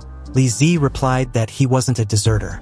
He couldn't leave his brother behind, especially if he's in a life-and-death fight. The section of the tunnel eventually gave way and crumbles, sending countless debris crashing down. Amidst the rubble, their coughs echoed throughout the darkness. And as the dust began to settle, Han Feng helps Li Zi to his feet, checking if he was alright. It seems the force of the collapse threw the two forward. Anyway, Li Zi, still catching his breath, was relieved that they finally managed to shake off that oversized meatball. Concerned, he wonders if the big guy won't suddenly break out from the rocks again. Han Feng observed the situation and replied that even though the big guy won't be able to free himself for a while, they really need to get out of there quickly before the situation changes. Also, they needed to figure out where exactly they were. Hearing this, Li Zi confidently tapped his chest and declared that Han Feng shouldn't worry. In terms of navigation, his sense of direction was impeccable, and he also had an excellent memory. The underground map they encountered earlier had already been imprinted in his mind. With a grin, he assures Han Feng to relax and leave everything to his big brother to find a way out. As Li Zi dusted himself clean, Han Feng just stared at him as he continued to run his mouth. Li Zi confidently leads the way through the tunnels, urging Han Feng to keep up. After 10 minutes, they found themselves at a junction. But when Li Zi spotted a sewer system similar to their neighborhood sewers, he was convinced the exit was in that direction, and definitely close nearby as well. 20 minutes pass, and the sight of more pipelines reassures Li Zi that they are nearing their neighborhood. It was undoubtedly just right ahead.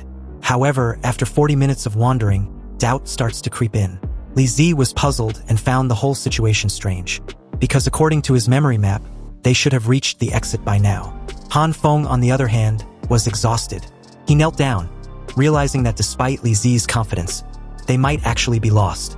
In that moment, Han Feng felt a gush of wind on his face. He shifted his gaze almost immediately in that direction as Li Zi continued to run his mouth. Han Feng pointed in that direction, said nothing, and started heading in that direction. Li Zi noticed Han Feng's strange behavior and asked where he was going. The moment they arrived at the destination, the two stared ahead in shock. They found a way out of the tunnel, but it seems to be some sort of a gaping hole caused by the blizzard that must have blew in from above. Anyway, there was also light seeping through the massive hole, although dim. Hopeful, Han Feng stated that they might be able to finally get out of the tunnel. Li Zi, eager to climb out of the tunnel, smiled and asked Han Feng what they were waiting for. They should climb up there to check the situation immediately. Han Feng was again speechless. As they began climbing, Li Zi warns Han Feng to be cautious of the slippery surface. And although it made their ascent difficult, the two carefully made their way up, their grip unsteady but determined. Reaching the top, they finally emerge from the underground passageway. The snowfall has lessened significantly, giving them a clearer view of their surroundings. But what greeted them was a frozen wasteland, once a thriving city, now an icy ruin. The sight leaves them momentarily speechless, realizing just how much the world has changed. Cautious, Li Zi was the first to jump down.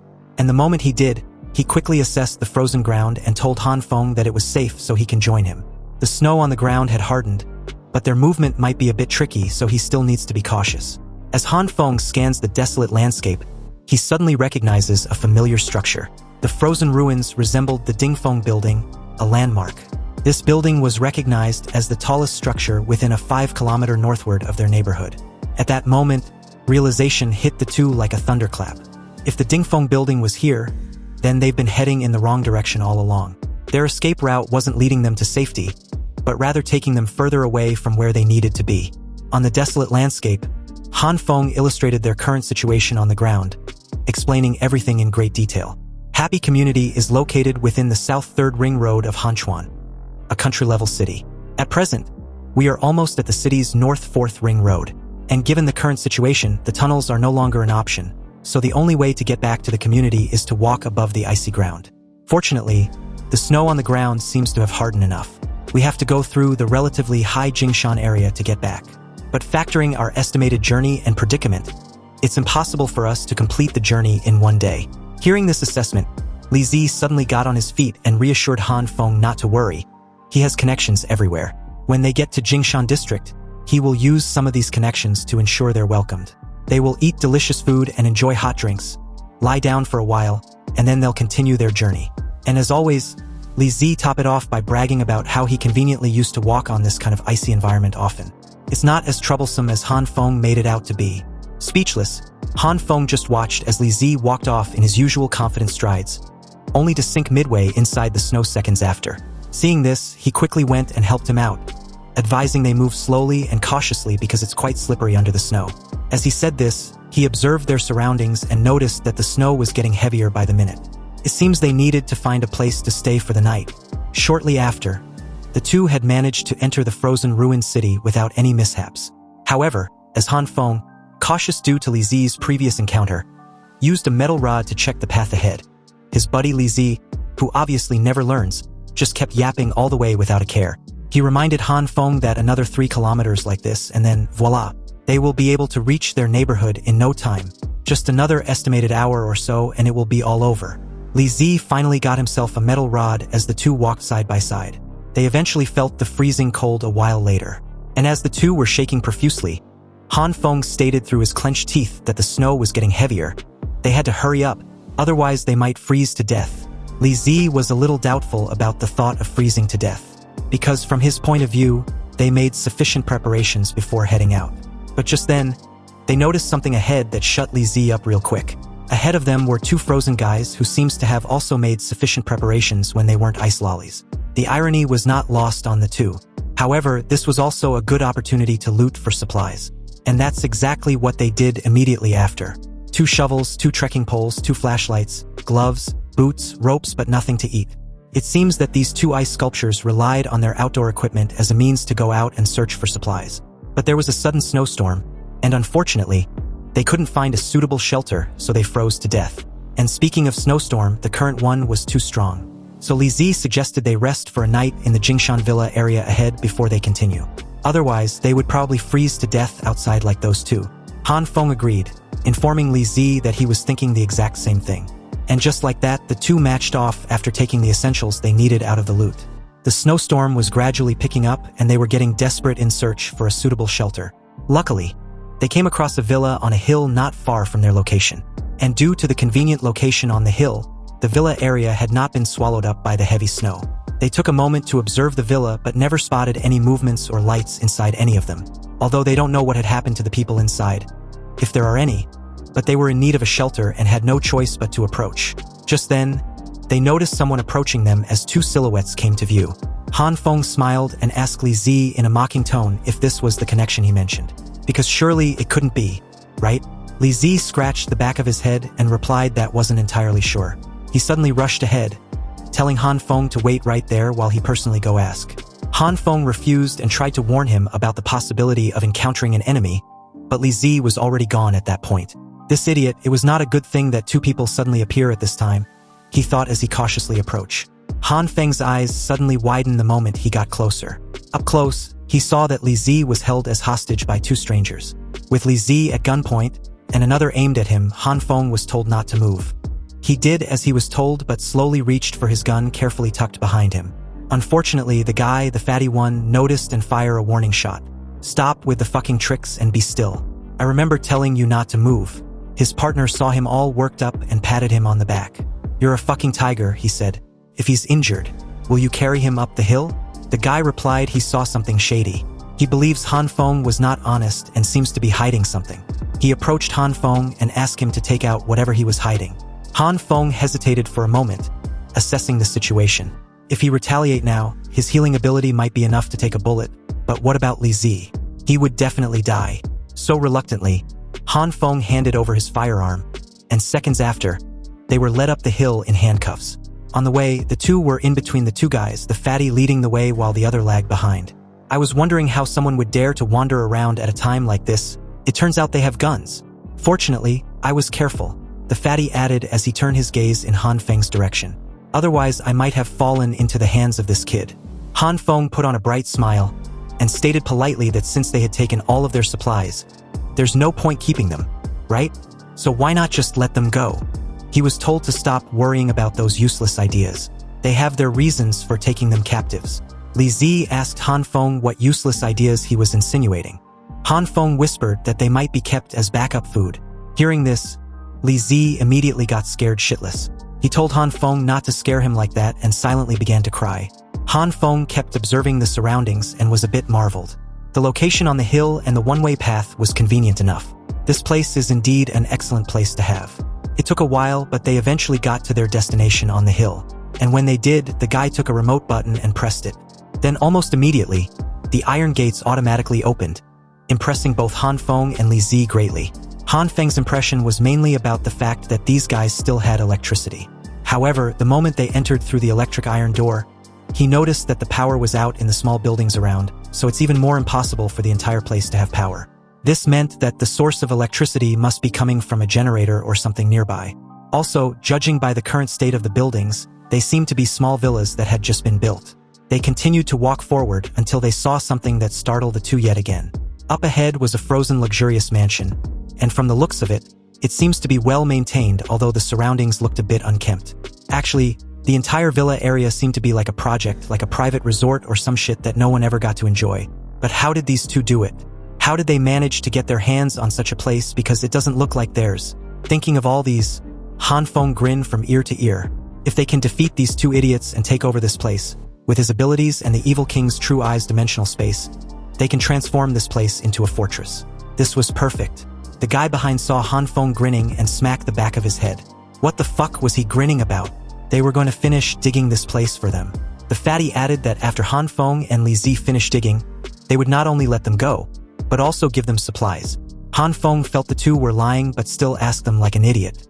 Are they really telling the truth about letting them go when they're done digging? Of course we're telling the truth, but don't play any tricks. Otherwise I won't show mercy. The taller guy heads inside and tells the fatty to keep watch. He was gonna rest for a while. Fatty agreed, but the moment his partner shut the door behind him, he cursed. Apparently, that guy knows how to enjoy himself and give him orders. His attention shifted back to Han Feng and Li Zi. Hurry up and get to work, or you'll be doomed, he shouted impatiently. But before Li Zi could make a harsh remark, Han Feng politely pointed out that they were still handcuffed, so how can they work? Unexpectedly, the guy wasn't having it. He loudly told the two to pipe the fuck down and just dig. He wasn't going to fall for their bullshit. Left with no choice, the two got inside the pit and started shoveling. Under such temperature, their bodies were definitely not going to hold out for long. However, their entire hard labor was under a close watch. Doubtful, Li Zi questioned Han Feng whether they would really be let free after they finished this work.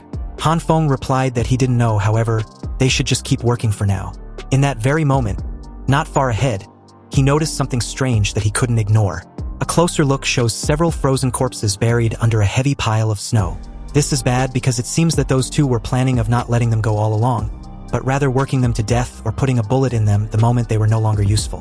Whispering, Han Feng quickly drew Li Zi's attention over there as well. And for a moment there, Li Zi was puzzled, wondering what the matter was. What had alarmed Han Feng all of a sudden? But the moment he saw and realized the numerous corpses under the heavy pile of snow, his reaction was that of someone whose soul had suddenly left his body. Han Feng saw his reaction and immediately hushed him up. He needed to keep his voice down and not make any noise. Li Zi asked what was going on. Could it be that they killed all those people? It's possible, Han Feng replied and continued in a whisper. So we can't just sit here and wait for death, otherwise the same outcome will happen to us. He leaned in close to Li Zi's ear and whispered that he had an idea. And after the two went over the details, they started quarreling, cursing, and exchanging callous words that drew their target's attention. Apparently, Li Zi had already shoveled his side in the pit, but Han Feng keeps shoveling onto his shoveled side. Han Feng replied that it was none of his business. He is just shoveling the snow like he's told, so Li Zi should do the same. The guy came around and pointed his gun at them. He asked what the argument was. Han Feng looked at Li Zi with disdain and asked the guy to please judge for himself. All he'd been doing was help shovel the snow, but Li Zi still blames him for not shoveling properly. Li Zi counters, stating that Han Feng was just spouting nonsense, and if he dares spout any more stupid shit, he would fight him. Seeing this, the guy had enough and turned to leave, stating that they could argue as much as they want, but the moment they're done, they would have to finish shoveling before it gets dark. If they don't finish the shoveling by then, he will shoot them both without hesitation. Unbeknownst to him, two pair of laser-focused eyes zoomed in on his back like Yautja stalking its prey, and what followed was the sudden, silent, and cautious appearance of a shovel behind him. Then a dull bang sounded, and what transpired was obviously not hard to guess. The scene shifts to the lounging room inside the mansion, where the other guy was lazing on a dark chaise beside a heater, enjoying a magazine with salacious images of women. He was practically drooling and totally oblivious to everything around him that he didn't even notice anyone entering the room. It wasn't until a flashlight and a gun was pointed right in his face did he finally realize what had happened. Han Feng and Li Zi sneered and in a mocking tone, apologized for ruining his good mood. With the role reversed, the two were handcuffed, and as they knelt silently on the floor with their head lowered in fear, they recounted why and how they came to this villa. Apparently, the two were debt collectors and they came there to collect a debt from someone who was staying in this establishment. Li Zi then asked about the corpses buried under the pile of heavy snow. Did they kill those people? No, the two immediately panicked and replied that they had nothing to do with those dead people. They didn't know what happened either. Oh, so that's how it is. You guys really didn't kill those people outside? Han Feng asked them with a forced smile that didn't reach his eyes. The two saw this as their lifeline and reassured Han Feng that they wouldn't do such a thing. Han Feng played along and stated casually, "It seems that you guys are not some vicious people. In that case, you two are free to go." Hearing this, Li Zi couldn't believe what he was hearing. So he asked Han Feng if he truly believes what these two just said. Was he really going to let them go? Certainly. Han Feng stated with a creepy smile that suggested otherwise. Apparently, what Han Feng conveniently left out was that the two were free to leave only in their boxers. And from the looks of it, they wouldn't even make it down the hill before they freeze to death. Anyway, Han Feng casually waved them off. But as Han Feng mocked them to hurry back home to put on some clothes so they don't freeze to death, Li Zi thought his brother was a real devil. But with that encounter behind them, Li Zi asked Han Feng what they should do next. Is there a need to ask? Han Feng stated in a serious tone. Of course we need to go back. I originally planned to go into the tunnel to take a look and then come out as quickly as possible. But I didn't expect to encounter these series of incidents which had delayed our return for so long. I don't even know what the situation back in the community was at the moment. However, I really hope everyone we cared about is safe. The scene finally shifts back to the community, and the snowstorm seems to be the same as usual. Inside the apartment the group seems to be staying, Nurse Zhan expressed her worry. Han Feng and Li Zi still haven't returned after so long, and she hopes nothing unexpected had happened. The little girl told her not to worry, because Han Feng was an apostle chosen by the evil king's true eye, so he wouldn't die so easily. Li Zhenghao sighed softly and stated that it was pointless to worry about them. Instead, they needed to worry about themselves and their current situation first. He really feels nervous and uneasy. After Han Feng entered the tunnel, there had been radio silence, and then an army suddenly came out of the tunnel shortly after, including a terrifying guy who could control the earth. To make matters worse, Glass's man seems to have a good relationship with them, and now everyone in the community had been subdued, making them absolutely obedient to this army. At present, they had become public enemy of the entire community. Li Zhenghao gave a slight chuckle, took out a cigarette, lit it, and then continued. He urged Nurse Zhan to understand their situation clearly. Glass's man was probably mobilizing people to look for them as he speaks. Also, those homeowners are so stupid and too naive. Do they really think that the army was there to save them? Right now, I'm afraid I won't even know how I was sold until I die. The little girl, tired and sleepy, stated that whether the homeowners believed the army could save them or not was no longer important, because even if they have doubts, they couldn't do anything now. So choosing to obey will increase their chances of survival. After all, that was the nature of humans. In these sort of situations, we are creatures of habit. She immediately lost consciousness the moment she eventually dozed off. Nurse Zhan got up and placed a blanket around her. She warns the little girl about the need to cover herself with a blanket when she sleeps in order not to catch a cold. Li Zhenghao also got up from his seat and briefly glanced at the two without a word. He found it to be really troublesome staying with them. After all, in his eyes, they were nothing but a burden. He approached the apartment window and stared at his reflection with evident annoyance, recalling a memory about his fighting days. A younger Li Zhenghao was in a ring with his opponent as a right hook punch was thrown at him. His coach yelled for him to dodge the punch. He didn't teach Li Zhenghao to just stand there in the ring and get beaten. The right hook punch hit the young Li Zhenghao squarely on the left cheek. Then he fell to the floor. Seeing this, his coach yelled for him to stand up and keep fighting. How much effort had he spent on him? Did he still want to go back to his old life? He was not qualified to fall, so he needed to stand the fuck up. However, young Li Zhenghao wasn't able to do it. Unable to get back up, the referee declared his opponent as the winner by a knockout. Back to the present, Li Zhenghao snuffed out the cigarette butt on the glass window, then turned towards the two and informed them that they needed to get ready to move to another place. The army was checking every apartment in the building by the minute, so it was dangerous to stay in one place for a long time.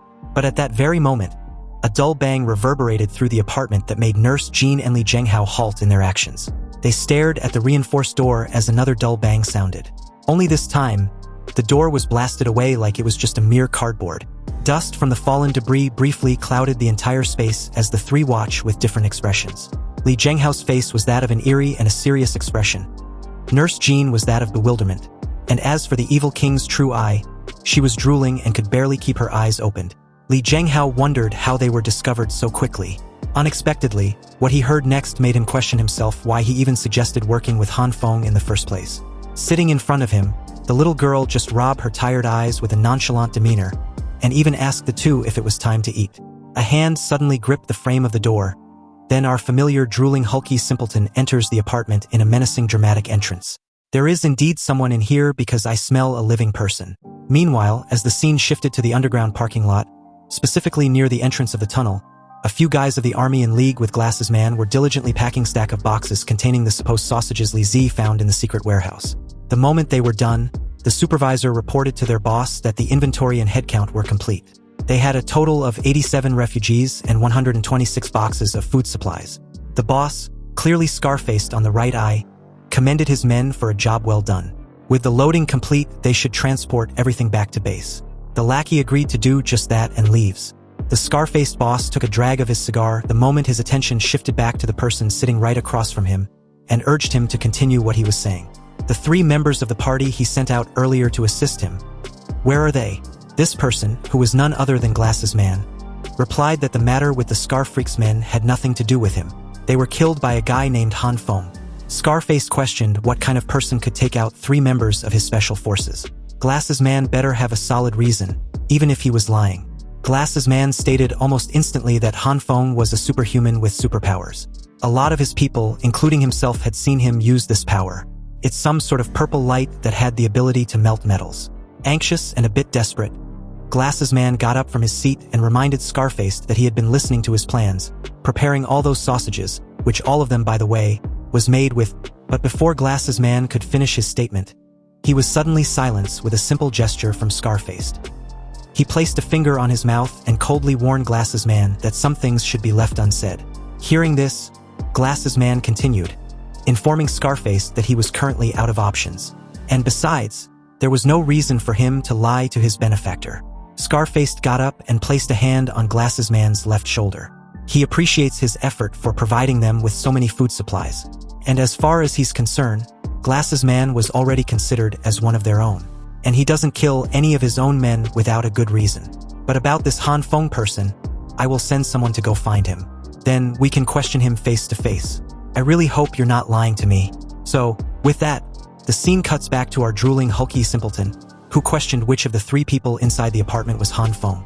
Li Zhenghao quickly grabbed the little girl by the collar and pulled her close, warning Nurse Jean to stay away from the hulky freak. Something was not right about the guy. Not only did he instantly destroy the door that has been reinforced by Han Feng, but he was also giving off a stench like a wild beast. He was definitely not human. Li Zhenghao's years of fighting experience was telling him that the fellow in front of him was dangerous. They needed to run like prompto. Li Zhenghao attempted to break the glass window with his elbow, but it didn't budge. He even felt a surge of pain. Li Zhenghao wondered why the glass window was so hard, and the little girl explained that Han Feng had reinforced it. Clutching his slightly injured arm, Li Zhenghao told the 2 to escape while he hold off our hulky simpleton. But he was shocked to see that Nurse Jean had already approached the big guy, trying to reason with him that there was no one named Han Feng in the apartment with them. So it seems the big guy had made a mistake. Like a naive simpleton he is, the big guy was momentarily speechless. But when he thought it over, he realized that maybe, just maybe, he might have made a mistake. He even apologized as he stepped out of the apartment. Seeing this, Nurse Jean lets out a sigh of relief as Li Zhenghao and the little girl watch the entire scene silently. Unbeknownst to the 3, the big guy left the apartment to check its number, not to leave as the 3 initially thought.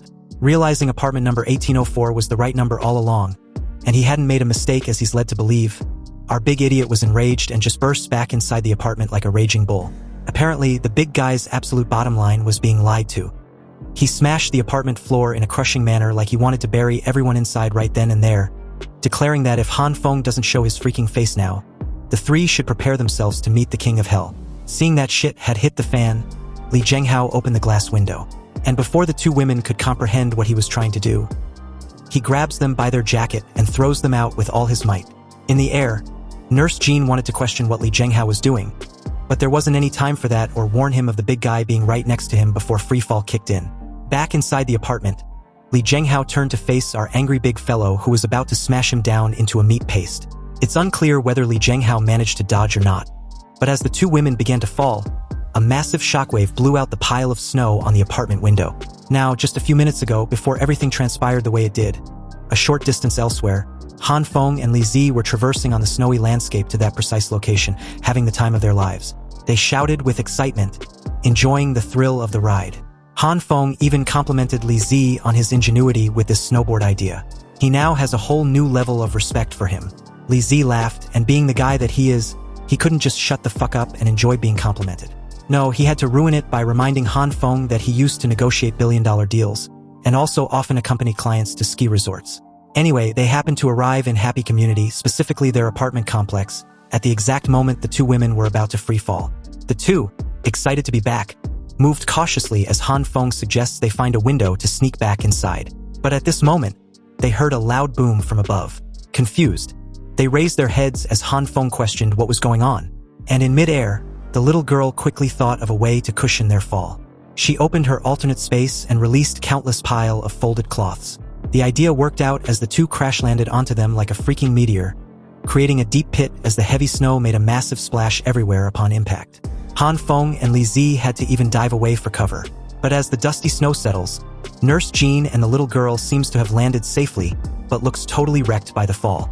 Han Feng rushed over to ask if they were all right. What the hell happened? Nurse Jean explained that a huge human monster suddenly broke into the apartment, in search for him. But her words were interrupted as the little girl announced that the human monster was upon them. Just then, another heavy splash of snow happened right beside them as someone also crash-landed. Staring blankly at the dusty snow created, Han Feng wondered who or what it could be. Seriously, can't they catch a freaking break? But before he could contemplate any further, Nurse Jean grabs him and the little girl by the jacket and dragged them along as she bolted away from there. She informed Han Feng that the huge human monster was coming. Of course, our hulky simpleton heard this and declared that he was a good baby, and they are the monsters. Seeing the familiar big guy catching up, Han Feng freaked out as the little girl urged Nurse Jean to run faster. She can do it because the crazed mad dog was catching up. But as she kept urging Nurse Jean that she can do it and should run faster, the head nurse got fed up. Frustrated, she questioned if the little girl wants to run by herself. If not, she should pipe the fuck down. Han Feng, on the other hand, wanted to run on his own two legs, so he broke free in that very moment and started running even faster than the head nurse. But with the big guy right on their tail, Nurse Jean and Li Zi urged Han Feng to think of something. Han Feng was wondering what the hell he could do when the big idiot shouted that he was hungry. He was gonna crunch on their soon-to-be broken bones like some snacks. This obviously gave Han Feng an idea. He halted in his tracks and told the rest to go ahead. He's got a way to deal with the musclehead behind them. He rummaged through his pocket and took out a small sack of soybeans. With a mischievous glint in his eyes, Han Feng encased it in a green glow and offered it to the big guy. He threw the sack of soybeans into the big guy's mouth. The idiot kept drooling as he munched on them. He even stated that it was delicious. Han Feng, on the other hand, thanked the big guy and apologized for his poor hospitality. However, Han Feng's plan was not entirely altruistic. The soybeans instantly sprouted from the big guy's mouth, causing him to tremble. His screams of agony muffled by the freshly grown soybeans sprouted in his mouth. The entire scene felt like some shit straight out from a horror movie. But luckily enough, the soybeans only sprouted from his mouth, so the musclehead didn't die although he was heavily injured. Then, with trembling hands, he yanked the sprouted soybeans out of his mouth in one swift motion as dark blood spewed out like a fountain. Mad as hell, the big guy roared, calling Han Feng a bastard. He was gonna smash him into meat paste when he get his hands on him. But unexpectedly, to the big idiot's shocked expression, Han Feng and his entire family was gone, disappearing without a trace. And this left the brute momentarily speechless. He then started stomping on the snow like he was having a temper tantrum, calling Han Feng a fucking coward who only knows how to run. Shortly after, the rest of the crew rolled in, armed to the teeth. An order was immediately issued, instructing Team 1 to go after Han Feng and his family, while the rest locked down the perimeter. The moment these orders were given, the soldiers immediately started to move accordingly. Then, our scar-faced commander finally showed his face, reminding his soldiers that the world was now filled with ice and snow, so Han Feng and his family won't be able to get far. The only thing they could do was to hide in the nearby buildings, hoping not to be found. He then approached the big guy, and upon seeing his condition, asked if he was badly hurt. The big brute simply showed the commander the fresh soybean plants, and replied honestly that he just ate the beans Han Feng threw into his mouth. Then all of a sudden, these plants grew out from his mouth. Scar-faced inspects the fresh soybean plants and found this surprising discovery interesting. After all, with Han Feng's ability, they might be able to solve their food shortage problem. He took out his walkie-talkie and barked an order for his men to bring out the prisoner from upstairs. Meanwhile, in a ruined building a few distance away, Han Feng, together with his family, were holed up inside this building in silence. Han Feng turned to face the two women and questioned what happened. Why wasn't Li Zhenghao together with them? Hearing this, Nurse Jean calmly recounted what happened during their time away. It was shortly after Han Feng and Li Zi went inside the tunnel. A group of soldiers suddenly came from the tunnel to their residence. And Glass's man immediately brought all the homeowners under him to their side. But the soldiers must have heard about Han Feng from Glass's man. That's definitely the reason they sent that hulky freak in search of him. That human juggernaut easily destroyed the door that Han Feng reinforced and barged in like a raging bull. Cutting in, Han Feng was shocked when he heard this news. He questioned how it was even possible, because even a bomb wasn't able to blast that door open. Anyway, Nurse Zhan continued, stating that after the big guy's appearance, and in order to save them, Li Zhenghao stayed behind to stall for some time. At the moment, they don't even know whether he was alive. After a careful consideration, Han Feng made his intentions clear. He coldly stated that a dead person could not be brought back to life, so they can't let Li Zhenghao's sacrifice go to waste. They must escape from happy community. Hearing this, the two women immediately voiced their dissatisfaction. Nurse Zhan stated that what Han Feng just said won't do. They can't just abandon Li Zhenghao like that. Then, the little girl added that they needed to go back and save Li Zhenghao when there is a chance that he was still alive. Li Zi agreed with the two women. He calmly placed a hand on Han Feng's shoulder and stated that Li Zhenghao was their brother now, and as brothers, they need to be loyal to each other. Han Feng sighed helplessly and replied that the issue wasn't about going back. But if they were to face that monster again, there was no guarantee that they will survive. Anyway, as the scene cuts back to the army, the prisoner in question, Li Zhenghao, was brought in front of Scarface as ordered. Scarface took out a megaphone and called out to Han Feng. He announced that they found an injured person who happens to be his friend, and they have already treated and bandaged his injuries. Commander Scarface continued by stating that he already knows Han Feng is nearby. They don't have any malice towards him, and what happened previously was a misunderstanding. But at this moment inside the ruined apartment, Nurse Zhan was desperately trying to break free from Han Feng and Li Zi's grasp. Hearing that Li Zhenghao was alive, she wanted to go save him. Han Feng tried to calm her down, reasoning with her that the commander was probably lying. And besides, going down there was practically signing her death warrant. Meanwhile, Li Zi, puzzled, was wondering why Nurse Zhan was so strong. How was it possible that two guys can't even restrain her? The little girl approached the window, and as she stared down at the crowd below, she told the rest that the captive was indeed Li Zhenghao. Scarface declared his intentions, stating that their organization needs a talent like Han Feng. As long as he is willing to join them, his wife, his kid, and his brothers will all receive the treatment of an official. Hearing this, Nurse Zhan's priority changed real quick as the three questioned Han Feng simultaneously if he had a wife and a kid. Han Feng, incredulous, answered that he doesn't. He doesn't even have a girlfriend, let alone married and having a kid. Meanwhile, at this moment below, everyone was silent, waiting to hear if Han Feng would answer or show himself. But nothing. Scarface turned towards Li Zhenghao and questioned him if his good brother really doesn't care about his life. Li Zhenghao scoffed at the absurdity of the situation. A smug smile tugged on his lips as he replied that, in all honesty, he only met Han Feng a few days ago, so why the hell would that guy care about his well-being? Commander Scarface was infuriated with this news, although he found it ridiculous.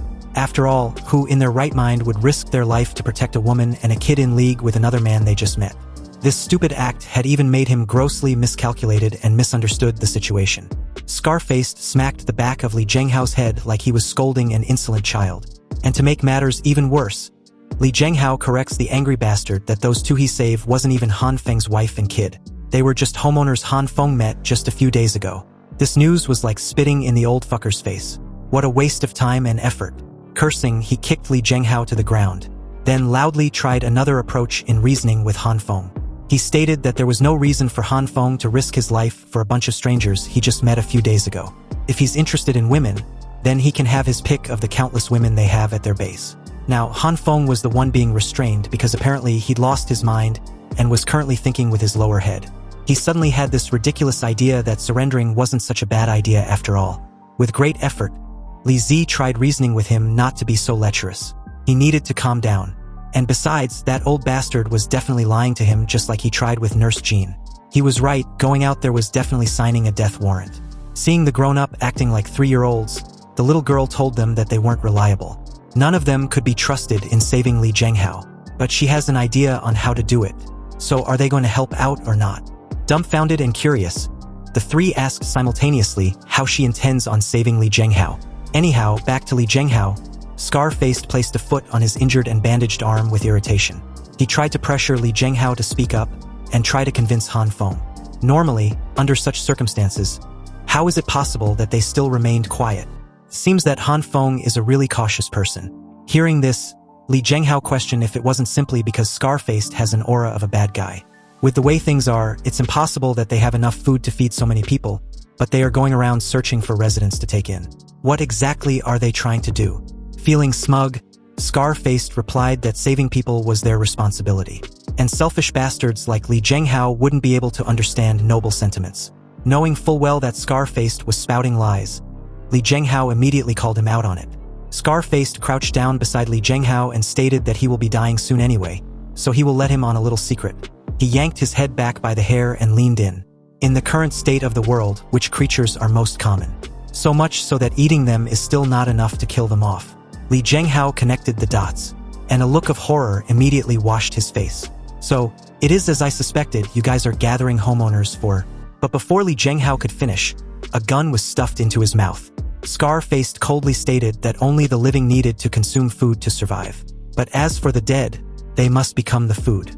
Just as he was about to pull the trigger, something dropped from the sky, followed by another, then another, garnering everyone's attention and prompting them to look up. When they did, these things turned out to be cigarettes, candies, booze, canned foods, even fresh veggies, rice, and some meat. Things that had long disappeared from the world since it got frozen.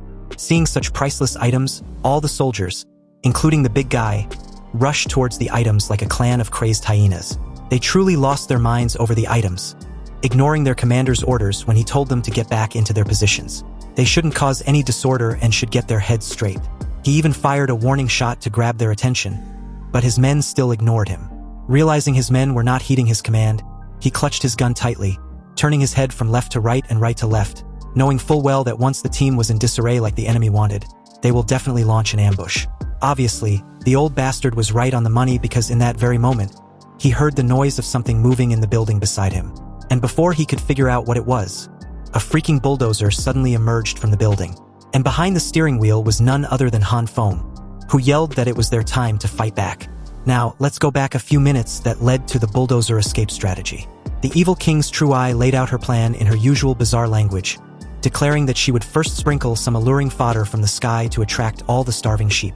Fortunately enough, Han Feng understood and had gotten used to the little girl's strange way of speaking, so he interpreted whatever she said to Li Zi and Nurse Jean in a way he understood.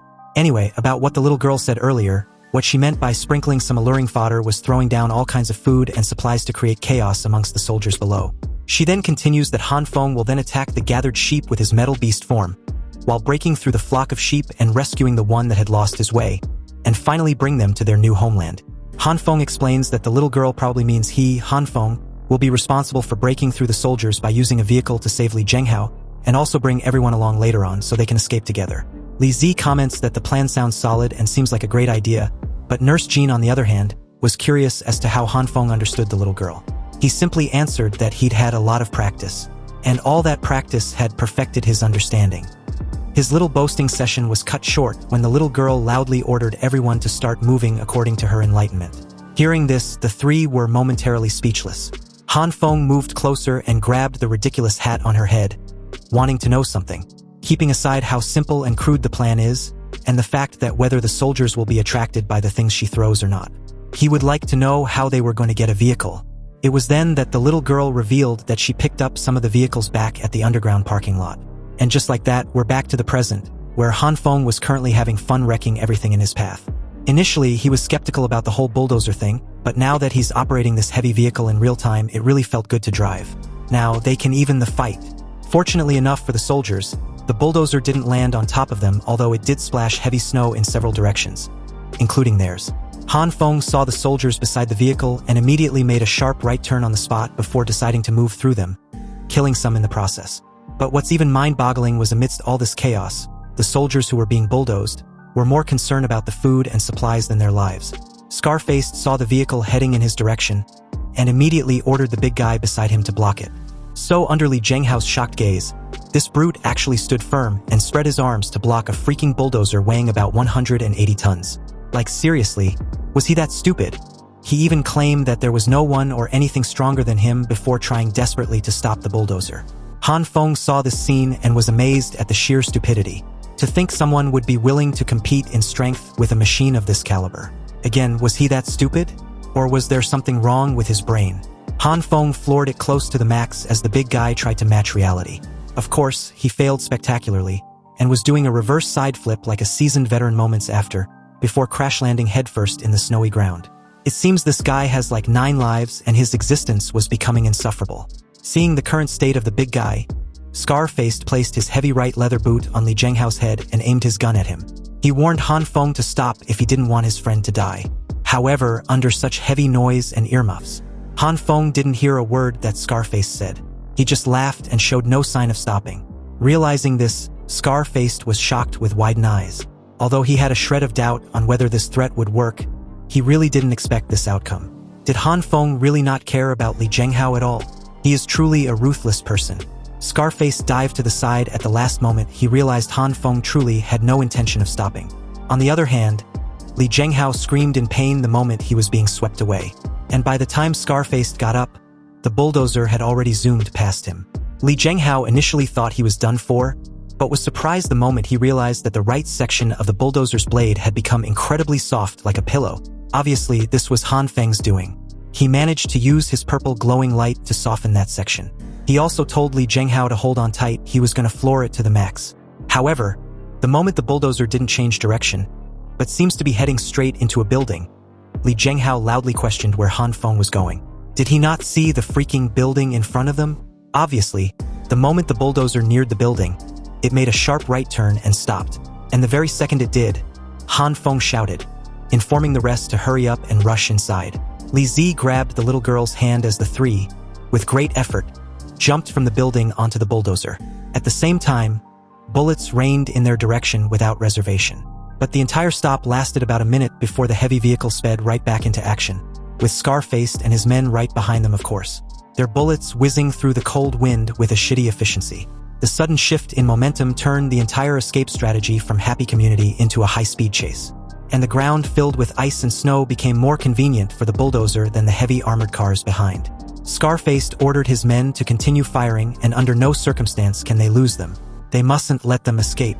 But the soldier in the driving seat beside him informed him that the piled-up snow was too thick and the tires were losing their grip, so they can no longer speed up to the max.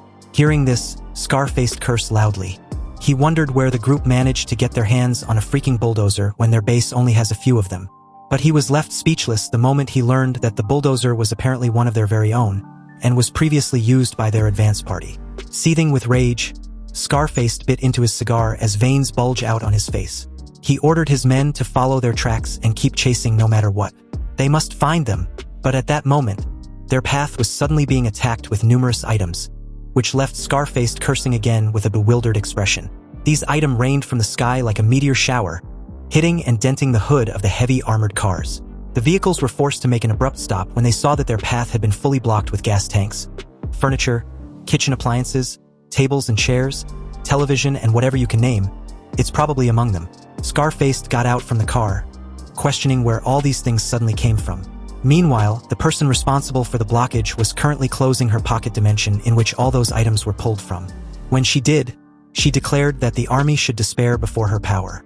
She then sneezed heavily to end the scene in a dramatic fashion. A while later, the group finally left Happy Community in Hanchuan City. But apparently, their journey hadn't been comfortable. And this was mainly because they've been crumped inside the bulldozer's tiny operating space like sardines.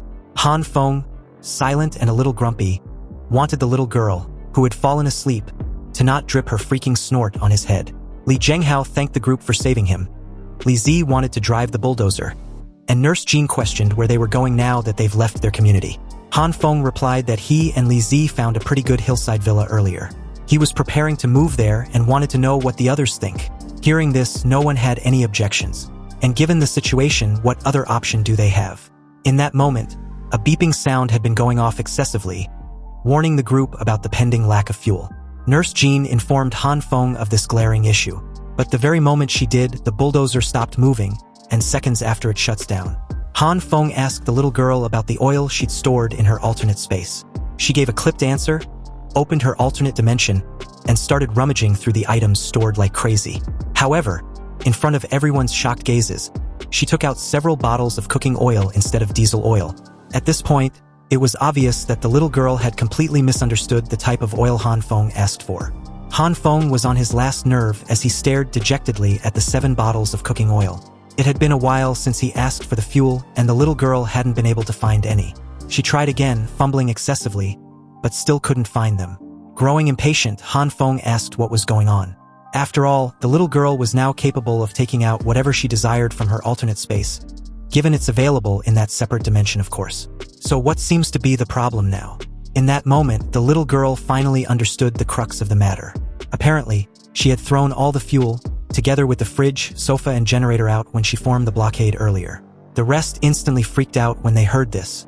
A year's worth of fuel that Han Feng had painstakingly stored, and this little brat threw them away like they were nothing?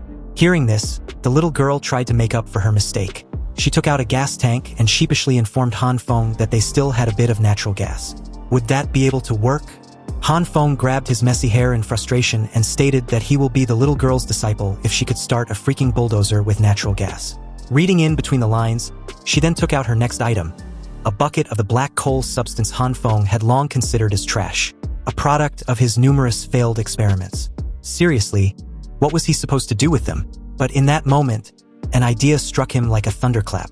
You see, during his experiments, the soybeans which turned into an unknown rock substance similar to coal which were flammable meant that maybe, just maybe, the meat that also turned into an unknown black liquid could also be flammable as the rock substance. Before Han Feng's mind could wander off with numerous speculations, he immediately requested for an empty metal bucket and a piece of meat from the little girl.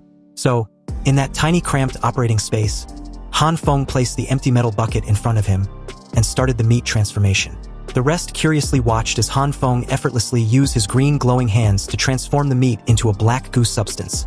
He smiled, knowing full well how difficult it was to successfully produce a desired item using the green glow. But an entirely opposite and separate matter when failing on purpose because it was way too easy. However, in that tiny cramped space, the rest covered their nose in disgust and backed away as far as they possibly could from Han Feng and his metal bucket of stinking liquid.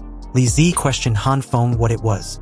Han Feng rummaged through his jacket pocket silently, and after taking out a lighter, he answered that it was a small experiment of his. He lights the lighter on the piece of goo stuck on the tip of the metal bucket, and the results were just as he suspected, they were flammable. Han Feng smiled excitedly as his hopes became more evident. Li Zhenghao caught on what Han Feng was planning, and calmly asked him if he was perhaps trying to replace the fuel with this black goo. Han Feng simply replied that they wouldn't know if they don't try. And besides, they have no other choice anyway. Well, apart from getting off the vehicle and traveling the rest of the journey on foot. Han Feng proceeded with his plan after gathering enough of the black stinking liquid. He poured it into the fuel tank, and to everyone's astonishment, it actually worked. The bulldozer was fired up, and Li Zi couldn't stop praising Han Feng like he was some idol or something. Han Feng, basking in this praise, told the group that the key to all his amazing deeds was being low profile. On the other hand, Li Zhenghao was amazed that the whole thing actually worked out. He continued to stare at Han Feng with a dumbfounded expression, wondering what other secrets he might be hiding. The rest of the journey continued without a hitch but at an incredibly slow pace. And this was primarily due to the snowstorm picking up. The snowfall became heavier and the wind became stronger. The group had been on the road for hours, and on the way, the little girl opened her alternate space and asked Nurse Jean if she wanted some snacks. This immediately lights her mood. And the moment she took out some various type of snacks, she questioned Nurse Jean which kind she wanted. Seeing the numerous varieties of snacks, Nurse Jean was amazed and thanked her. Li Zi also wanted some when he saw this. But it was in this moment that Li Zhenghao connected the dots about the mysterious supermarket robbery. And based on the almost infinite number of items she'd stored in her alternate space, Li Zhenghao couldn't help but ask if the little girl was the person responsible for the mysterious supermarket heist. The evil king's true eye nodded slightly to this, shocking Li Zhenghao yet again. In that moment, Han Feng informed everyone that they were almost there. Right ahead was the hillside villa he mentioned earlier. So, when the rest saw the scene up ahead, Nurse Jean was amazed at the sight. Li Zi urged Han Feng to floor the bulldozer up the hill, but Li Zhenghao and the little girl just observed silently. Excited, Han Feng stepped on the accelerator, and that's when a loud boom immediately sounded. The engine had exploded, and the smoke and flames escaping from the exhaust fumes were incessant. The bulldozer became a worthless piece of junk, destroyed beyond repair in the current weather. Everyone felt dejected, dreading their next course of action. It didn't take a genius to figure out that they had to finish the rest of the journey on foot. And although climbing the short hill was a hustle, it shouldn't have been tedious if the snowstorm wasn't such a bitch at the moment. They could freeze to death before they even reached the villa. Nonetheless, the group had no choice. They bit the bullet and proceeded up the hill with groaning and freezing muscles. They even passed by the two half-naked guys from Han Feng and Li Zi's earlier encounter, who were now frozen into ice lollies. The group eventually reached and entered the villa. And as astonishing as it seems, Nurse Zhan actually carried the little girl all the way inside. Inside, everyone was freezing to death, shaking profusely and in urgent need to warm themselves up. It didn't take much time to get the fireplace started. So, with the heating system out of the way, the group gathered around the fireplace, ecstatic and relieved to have survived this grueling journey and life-threatening escape. The entire experience demanded a lot and almost did a number on them. However, Li Zhenghao, true to his nature, had already made a personal assessment of the villa's location and found it to be in a good place. The wind blows the accumulated snow downhill, so there won't be any snow on the hilltop. Also, due to that, the houses in the villa district won't be submerged by the snow. And most importantly, it would be extremely difficult for anyone to climb all the way up the hill. The villa and the entire hillside can easily be guarded and exceptionally hard to get attacked. Anyway, given the perfect situation the villa is located, Li Zhenghao asked the group if they were planning to use the place as a long-term base. His question was left unanswered when a sudden noise made him shift his gaze from the window, only to see that the group had already started furnishing the place, moving the furniture, setting up a generator, a television, and even a game console. Excluding Li Zhenghao, the rest were busy and hadn't even heard a word he said all along. Li Zhenghao realized this, and simply whispered for the group to pretend he hadn't said anything. Anyway, in the villa's basement, Han Feng was fortunate to find an already installed generator. To be honest, he didn't expect the little brat to throw away their generator like some garbage. But fortunately enough, the villa's previous owners prepared a generator and fuel beforehand. Otherwise, they would have been in trouble. He easily kick-started it up, and just like that, there was electricity. Li Zi screamed and teared up at the sight of this. Han Feng came back to the living room and asked if anyone was hungry. In fact, why don't they have a feast to celebrate? But the moment he said this, the little girl took out a bathtub heater. She walked up to Han Feng and asked if he could teach her how to use the device. At the mention of heater and bathtub, Nurse Jin's eyes immediately lit up like stars. She quickly stopped whatever she was doing and explained her sudden joy. It wasn't that she was interested in showering in and of itself, but her joy stems from the fact that she hadn't taken a bath since the snowstorm started. And now she has a chance to finally do so. All the talk about Nurse Zhan taking a bath made Han Feng heat up like a steam engine. The idea was too intoxicating not to imagine or ignore. Thinking of this, the horny bastard immediately gave a mischievous grin and a thumbs up, stating that he will set it up right away.